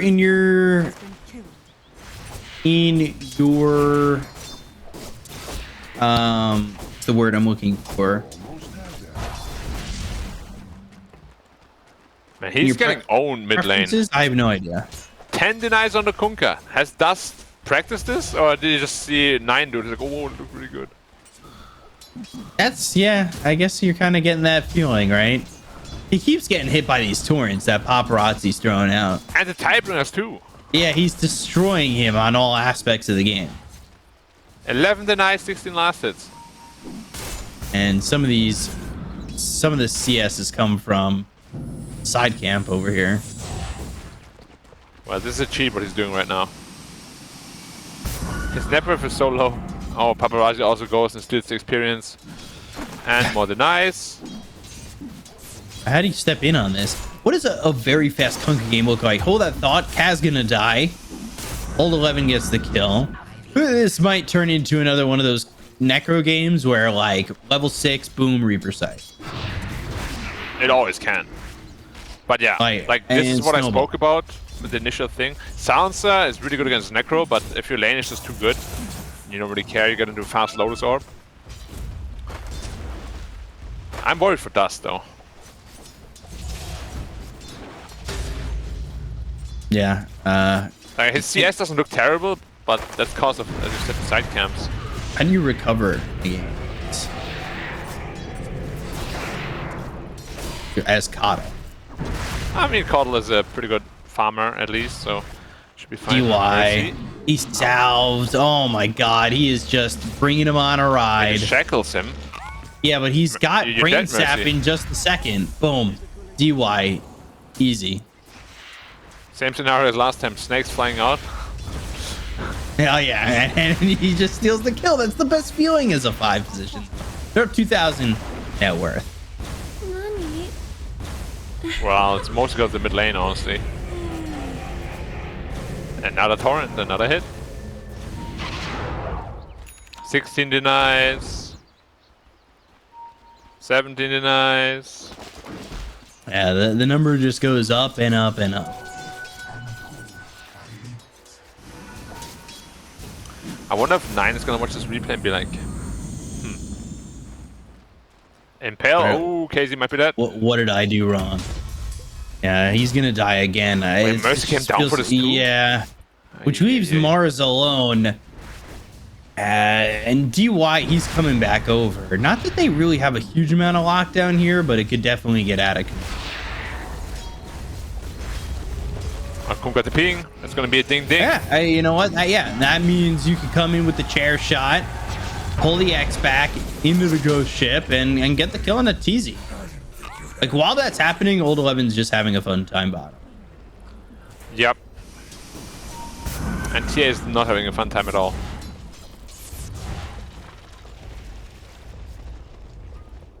None of them are having a fun time, honestly. Mercy's getting stepped up. Mars doesn't even have arena yet. Level 4. Ay, ay, ay.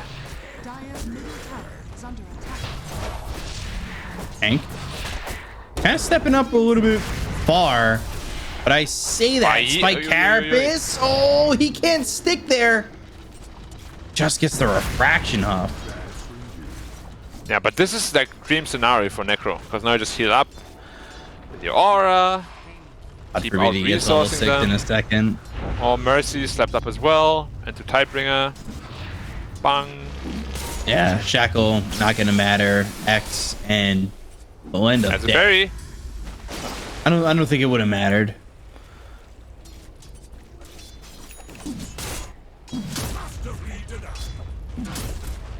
Just getting so out of hand. 3,000 net worth lead already. Yeah. And arguably the Dire lineup is also way easier to play. It just feels like you just do your thing, right? Especially when you're dominating lanes. At this point, it feels like you could just put it into cruise control. Oh, bot lane They're again. just that far ahead. Old 11 is close to 6, but that means they have no way to stop that TP, no Reaper Scythe or anything. They pushed him out of lane, and that means you've got one hero Ding, that ding. wants to recover. Here comes the ghost ship again, and they'll get a kill out on a Mercy. So you've got one hero in the bottom lane who wants to And stealing recover. stacks. You've got a hero top who wants to recover, and mid wants to recover, stealing, taking stacks too. What do you And they have do? a at this DD2 point? to potentially clean that ancient stack. Yeah, if he cleans the ancient stack, there's no recovery, there's no stacks, there's nothing to go for.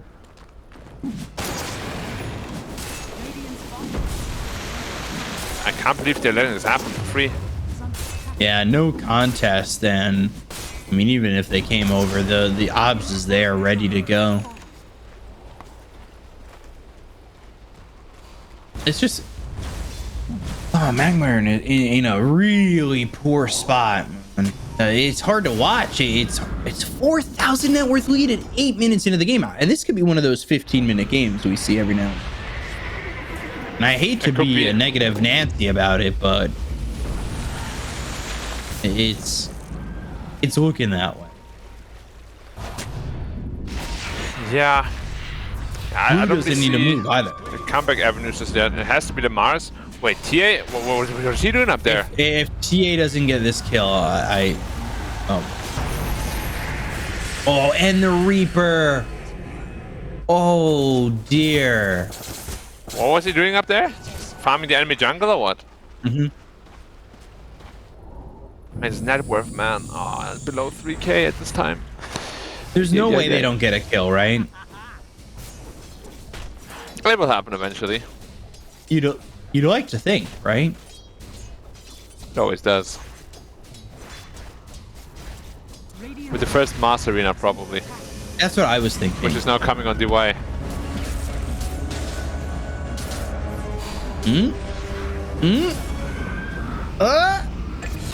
Oh, he almost did it. But technically, they didn't kill it. It was the Radiant. A shared bounty, yeah. It shouldn't count. Well, does anybody have the kill on that? No. Technically, nobody has the kill. Count? No. I think we no, nobody has a kill. Nobody has a kill.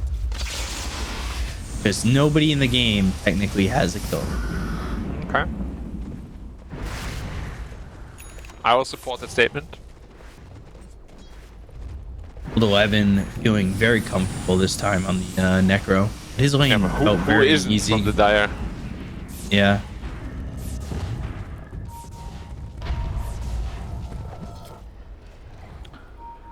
It's an interesting smoke. Yeah. Might be looking for the TA again. Not gonna go. One X-Mark could kill him. Yeah. They also have Bane coming around the back. Doesn't have Fiend's Grip, but only the two of them has Nightmare. And then they've got the Tidebringer. They have the Fiend's Grip afterwards. You got the experience to get it off, and now they get the kill. Coming in with 3 heroes to try and make something happen isn't exactly going to materialize nothing into something. This isn't... you don't have the Philosopher's Stone. You can't make something from nothing. It's all about equivalent exchange, and right now their net worth isn't equivocal to anything. Equal? Anything? I don't know. I think they're Equalize? Nothing? Don't know. Even Steven? Oh, I figured to sleep on that. He's really faster with the Coddle ult. Decent show on Yeah, he's gonna be fine. Yeah.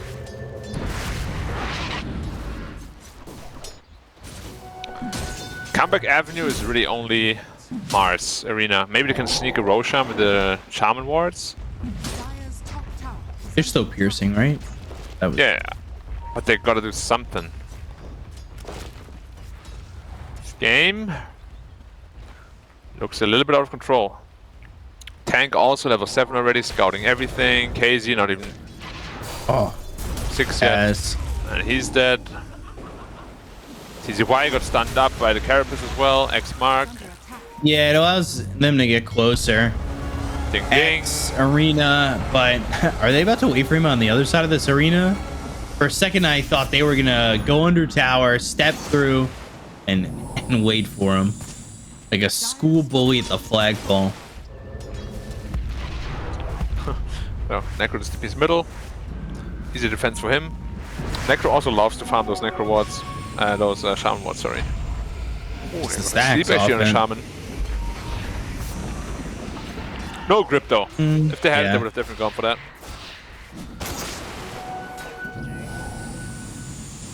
Okay, what's the gold advantage sitting at now? 7k.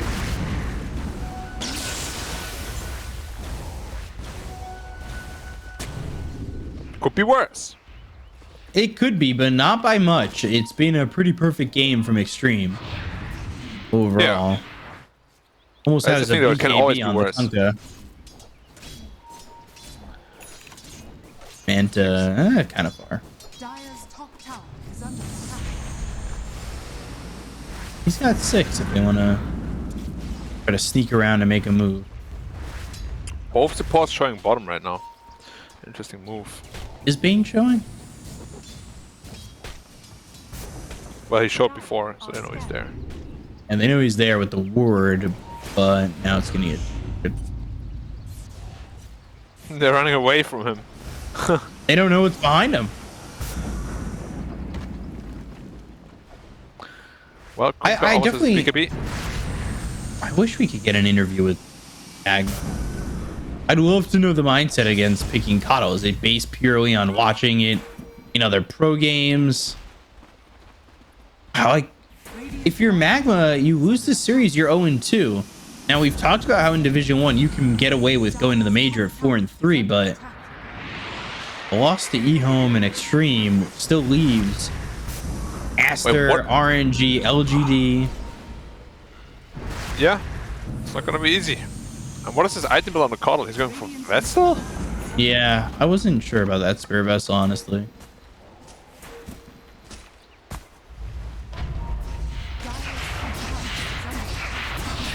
That's not an item build for mid Coddle. You really want to scale with the E-Blade and then Dagon and stuff. No.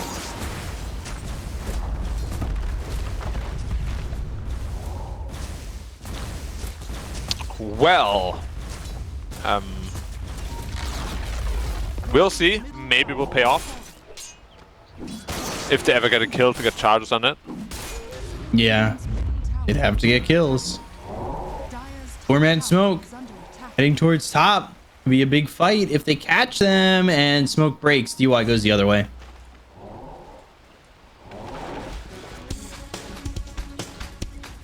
They still want to fight. Ooh, They've got the X. actually. Global Silence comes out, pulls him back still though. Double damage is available out onto this Kunkka. Spear lands, but the Nightmare is out. DY taking some damage and might finally fall. Ends up dying to Mercy, so the first kill is there for Magma, but they Reaper Scythe the Mars. They look over at Mercy. Serpent Wards are down. Old 11 taking some damage. He's with this Arcane Curse. The Illuminate comes in. They get the kill on Old 11. They end up finishing off Dust. The 2-man Torrent and the Tidebringer Paparazzi. Oh man, double damage and just cleaning up these heroes. Now looking over by Yi is hit with the axe, pulled back. And again, this is all without Lu the entire time. He's just happy farming away. Yep. His Manta still done now. Pretty good timing. But yeah, Paparazzi's playing another really good game. Going straight into the AC. Just to mitigate that TA damage, of course.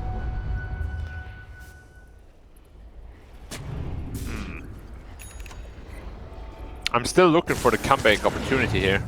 So hard to find. It has to be a perfect fight.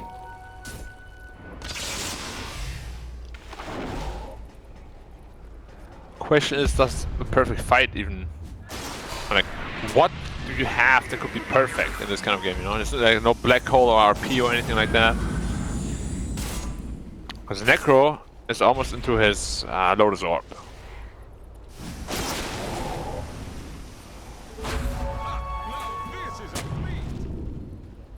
TA again top. They're surrounding him. Yeah, problems they can get to him. Well, that means top tower's gone as well. Do you go for more? Do you go to the tier 2? And just pressure? You're Not so without far Medusa. ahead. You kind of Medusa's know really you good take tower these hit there. towers. And the thing is, they're not even in any rush, you know? Like, late game, they just win anyway by default. And they're so far ahead already. Yeah. Oh, ding ding again. Oh dear. Mercy this time caught. Yeah. Told you, every time a support hears ding ding, they know it's over. Easy. That's not gonna work. Try to time the blink maybe on Paparazzi pulling him back. Potentially. Impale comes out, Global Silence is there, but they need to follow this up with something. They've got the arena around on 2. Paparazzi, for the most part, always has that BKB at the ready. Spear back on Old 11, but he goes into the Ghost Trap. He's got the heal, the Fiend's Grip from the high ground onto the TA. They've got the Impale to follow it up. They've got the Reaper's Sight there. Doesn't get the kill, but the Tidebringer is in from Paparazzi. And that's what happens when you use your Global Silence for something else. Nice now spear. Mars blinking forward to try and get on top of this Kunkka. Mercy with the Serpent Wards around Paparazzi too. They're all trying to put their skills out on a Paparazzi. They're his biggest fan. But he just says, I'm Paparazzi. Paparazzi. Papa.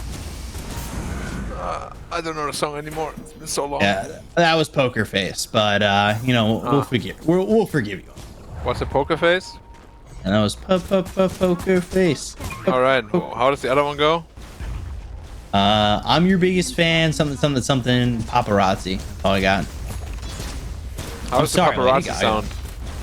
Do the tone. Oh, it's paparazzi. Oh yeah. Yeah. I remember. I think about that every time I cast the paparazzi. I'm literally singing Lady Gaga at all. Just that song on repeat. Literally just the chord. 14,000 hours lead, 19 minutes into the game. Dust. Is Dust gonna get slapped up? Yes, he is. Well, ding ding. Doesn't have Fiend's grip, but it's not really gonna be needed here because then they'll turn their attention over to Kaz, and paparazzi is now 8-0-7, 15-19. I mean, there's really no way to sugarcoat it. This should never happen. A draft like this is like it's an abomination. I'm happy it lost because otherwise we might see more of it. I just can't visualize how this draft wins, you know? Hey, you're just worried about your pubs. Yes. Which is why I said I'm happy. Yeah. But, you know, just do like some VR kind of visualization thing and think about how does the Rated win this game. Did you watch Avengers Endgame and Infinity War? Yeah. You know how it goes like through how many different ways, a billion or whatever, and he only found one way? Yeah. Yeah, so if he does that with this draft, it's probably 0. Well, 5-man smoke. Already unsmoked. And blinks in and does... Fiend's grip immediately. Global silence comes out. Reaper Scythe is there. TZ ends up dead. Silly. And the arena's around them. I don't know if they care. They're on the other side of this. TZ, Mercy, they're both dead.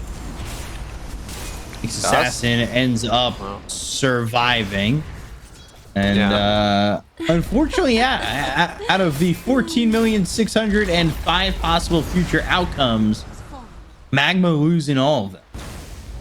Yeah. Excuse the little laughter there, but it looked really funny.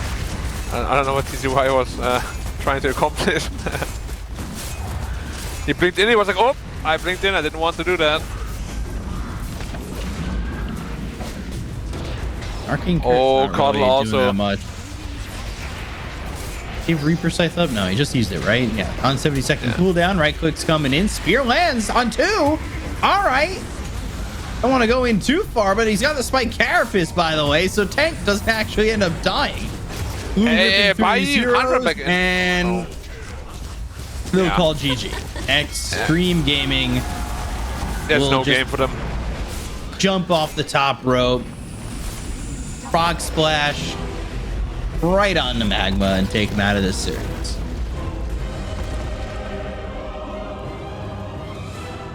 Yeah. That was... Well, we said last game was ugly, but this was really ugly. This one was something else, huh, Black? My God. The Keeper of the Light, it ended up owning the European game that I ended up watching, but that was up in a mid lane against an IO. This game, not as easy. I don't know. Everything completely fell apart from the very start. This is more of the extreme that you guys came into today expecting. A quick 2-0, coming out of the lanes dominating. 5k net worth advantage at 10 minutes into the game. Black, you summed it up about as good as I could. I mean, I don't see a possibility where they win with these heroes. Sure, they ended up coming into the laning phase and out of the laning phase at a massive disadvantage, but their backline is so squishy. They just have no way of taking these team fights, right? Yeah, I don't understand the draft. Like when Tundra picks these heroes, they draft around it. You know, they don't just last pick a Coddle with a Shaman and Silencer backline. It makes no sense. Like maybe you have like a Tusk and a Bane. You know, heroes that can actually protect themselves. It's completely fine. But this game around, like, they just ran at them. Like, what can they do? Oh, we had to use Global Silence before the grip even because they're just running at us. We can't stop them. Like, yeah. I don't know. Just nothing really worked out. Like the color pick in general seemed like it already seemed strange, but he also just got completely destroyed by Paparazzi. Wasn't even close. Yeah, and you mentioned this, the fact they picked the Kunkka into it is like completely ruined a chance of this being a gotcha pick. And 11 ended up building up a bunch of stacks at the Reaper site this game as well. But these highlights, it's just going to be the Extreme Gaming show. I think Magma ended up ending this game on like 3 kills at the very end. Yeah, they got 4, but technically 3 because one of them was split between the tower and wasn't technically a kill. Yeah. Become is like that, yeah. You know, I get into semantics. Oh, look at the cleave. Bang. Oh. Yeah, and this was the fight where they used global without a grip, and then they're like, "Oh, we'll just grip your TA." Yeah, the one time they finally had the opportunity, they weren't holding on to that grip, and it ended up being just super easy for them. 11 even surviving this one as well, right? They just don't have the damage to bring them down. Dusty never really came online, and we weren't super underfarmed on these heroes post laning phase on the side of Magma, but Extreme Gaming, it's like 3 heroes basically had their own free farm, and you can't keep up with that. Yeah, this is what happens, right? You pick a draft like this that's supposed to do really well in the laning phase, you get crushed in the laning phase. Like, honestly, Extreme didn't even have to end the game when they did. They could have just waited forever, but they know they have such a big advantage that no need to drag it out anymore. Yeah, they put Magma out of their misery. They give him the old yeller, if you will. Take that dog out back and put him out of his misery. Yeah, there's no greater show of authority, power move than killing them in front of their own fountain at minute 20. Yeah, Jesus, oh my God. Yeah, they were really far ahead, if you want. 90k net worth advantage. This kind of fits more in with what happened to the OGA Dota Pit finals. I imagine I didn't end up getting to catch that one, but again, wasn't it ended even up being one-sided. Really? Yeah, this I mean the score was more? one-sided, but like this game was like the pinnacle of one-sided between the 2 teams. Mm-hmm. I don't know. The draft I felt like was the number 1 issue. I'm kind of being a dead horse going in all into 3 that games, one, even. but all 3 games, yeah. Of the OGA Dota Pit, you mean? No, I mean like in this series in particular, like they won 1 game, sure, but all 3 drafts look pretty ugly.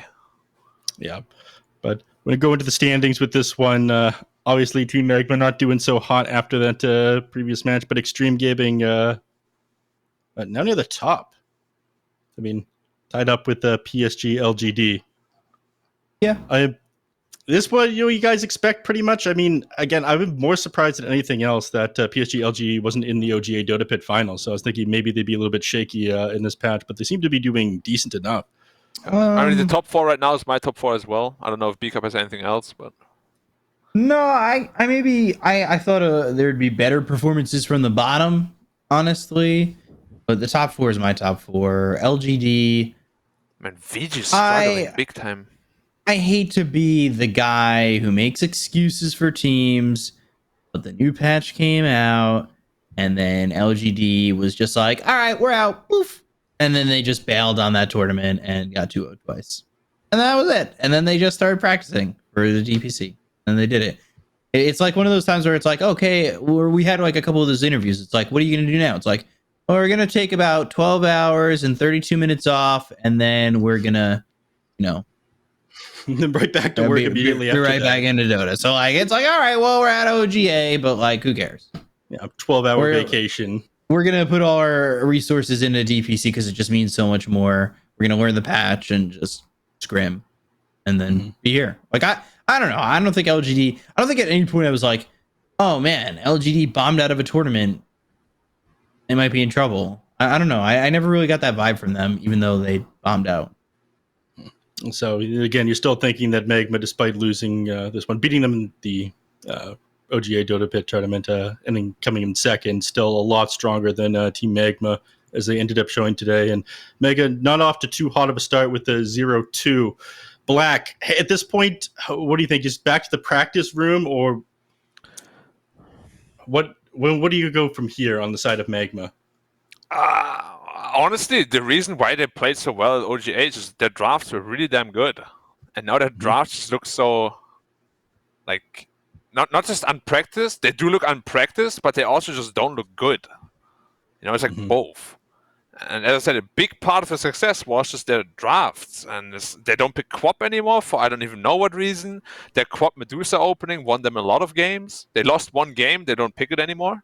Like I really don't know like what's going on with their like captaining or the discussions in the team room, but the drafting has to change big time if they want to make any impact here.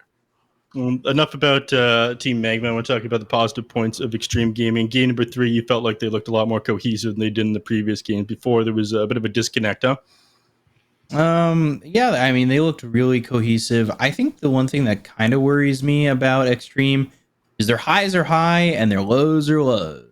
And that... Hello, elephant. ...is probably going to get them to the major. Truthfully.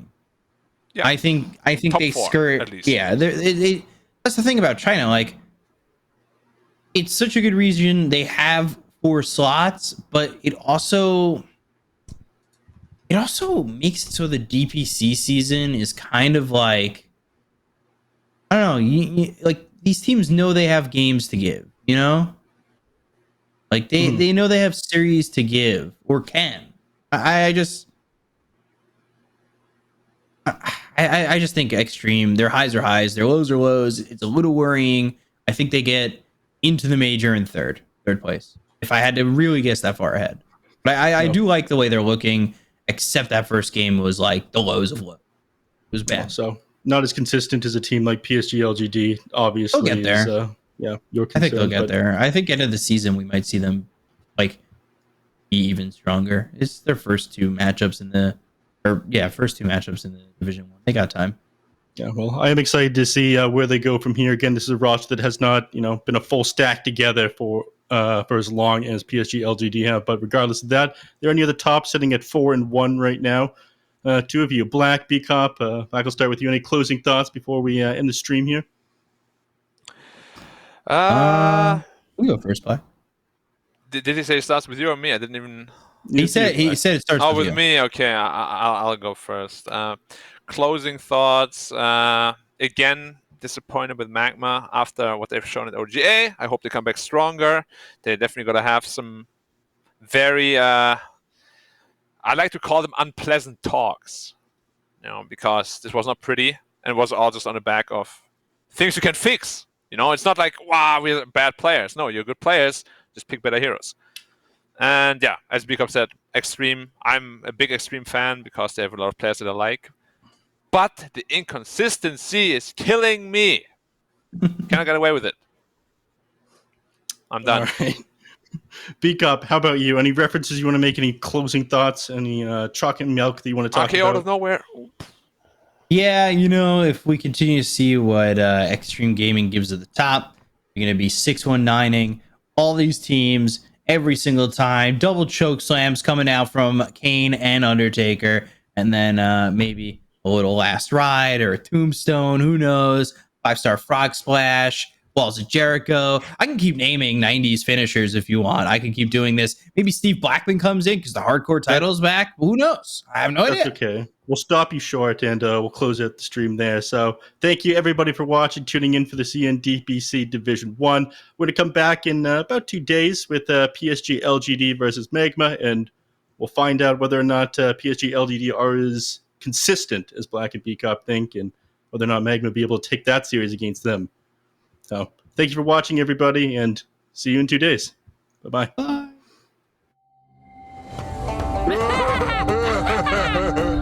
So, who wants to play a game? Yoink! And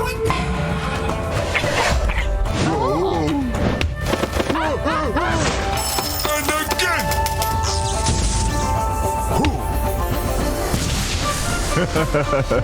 I always get what I want.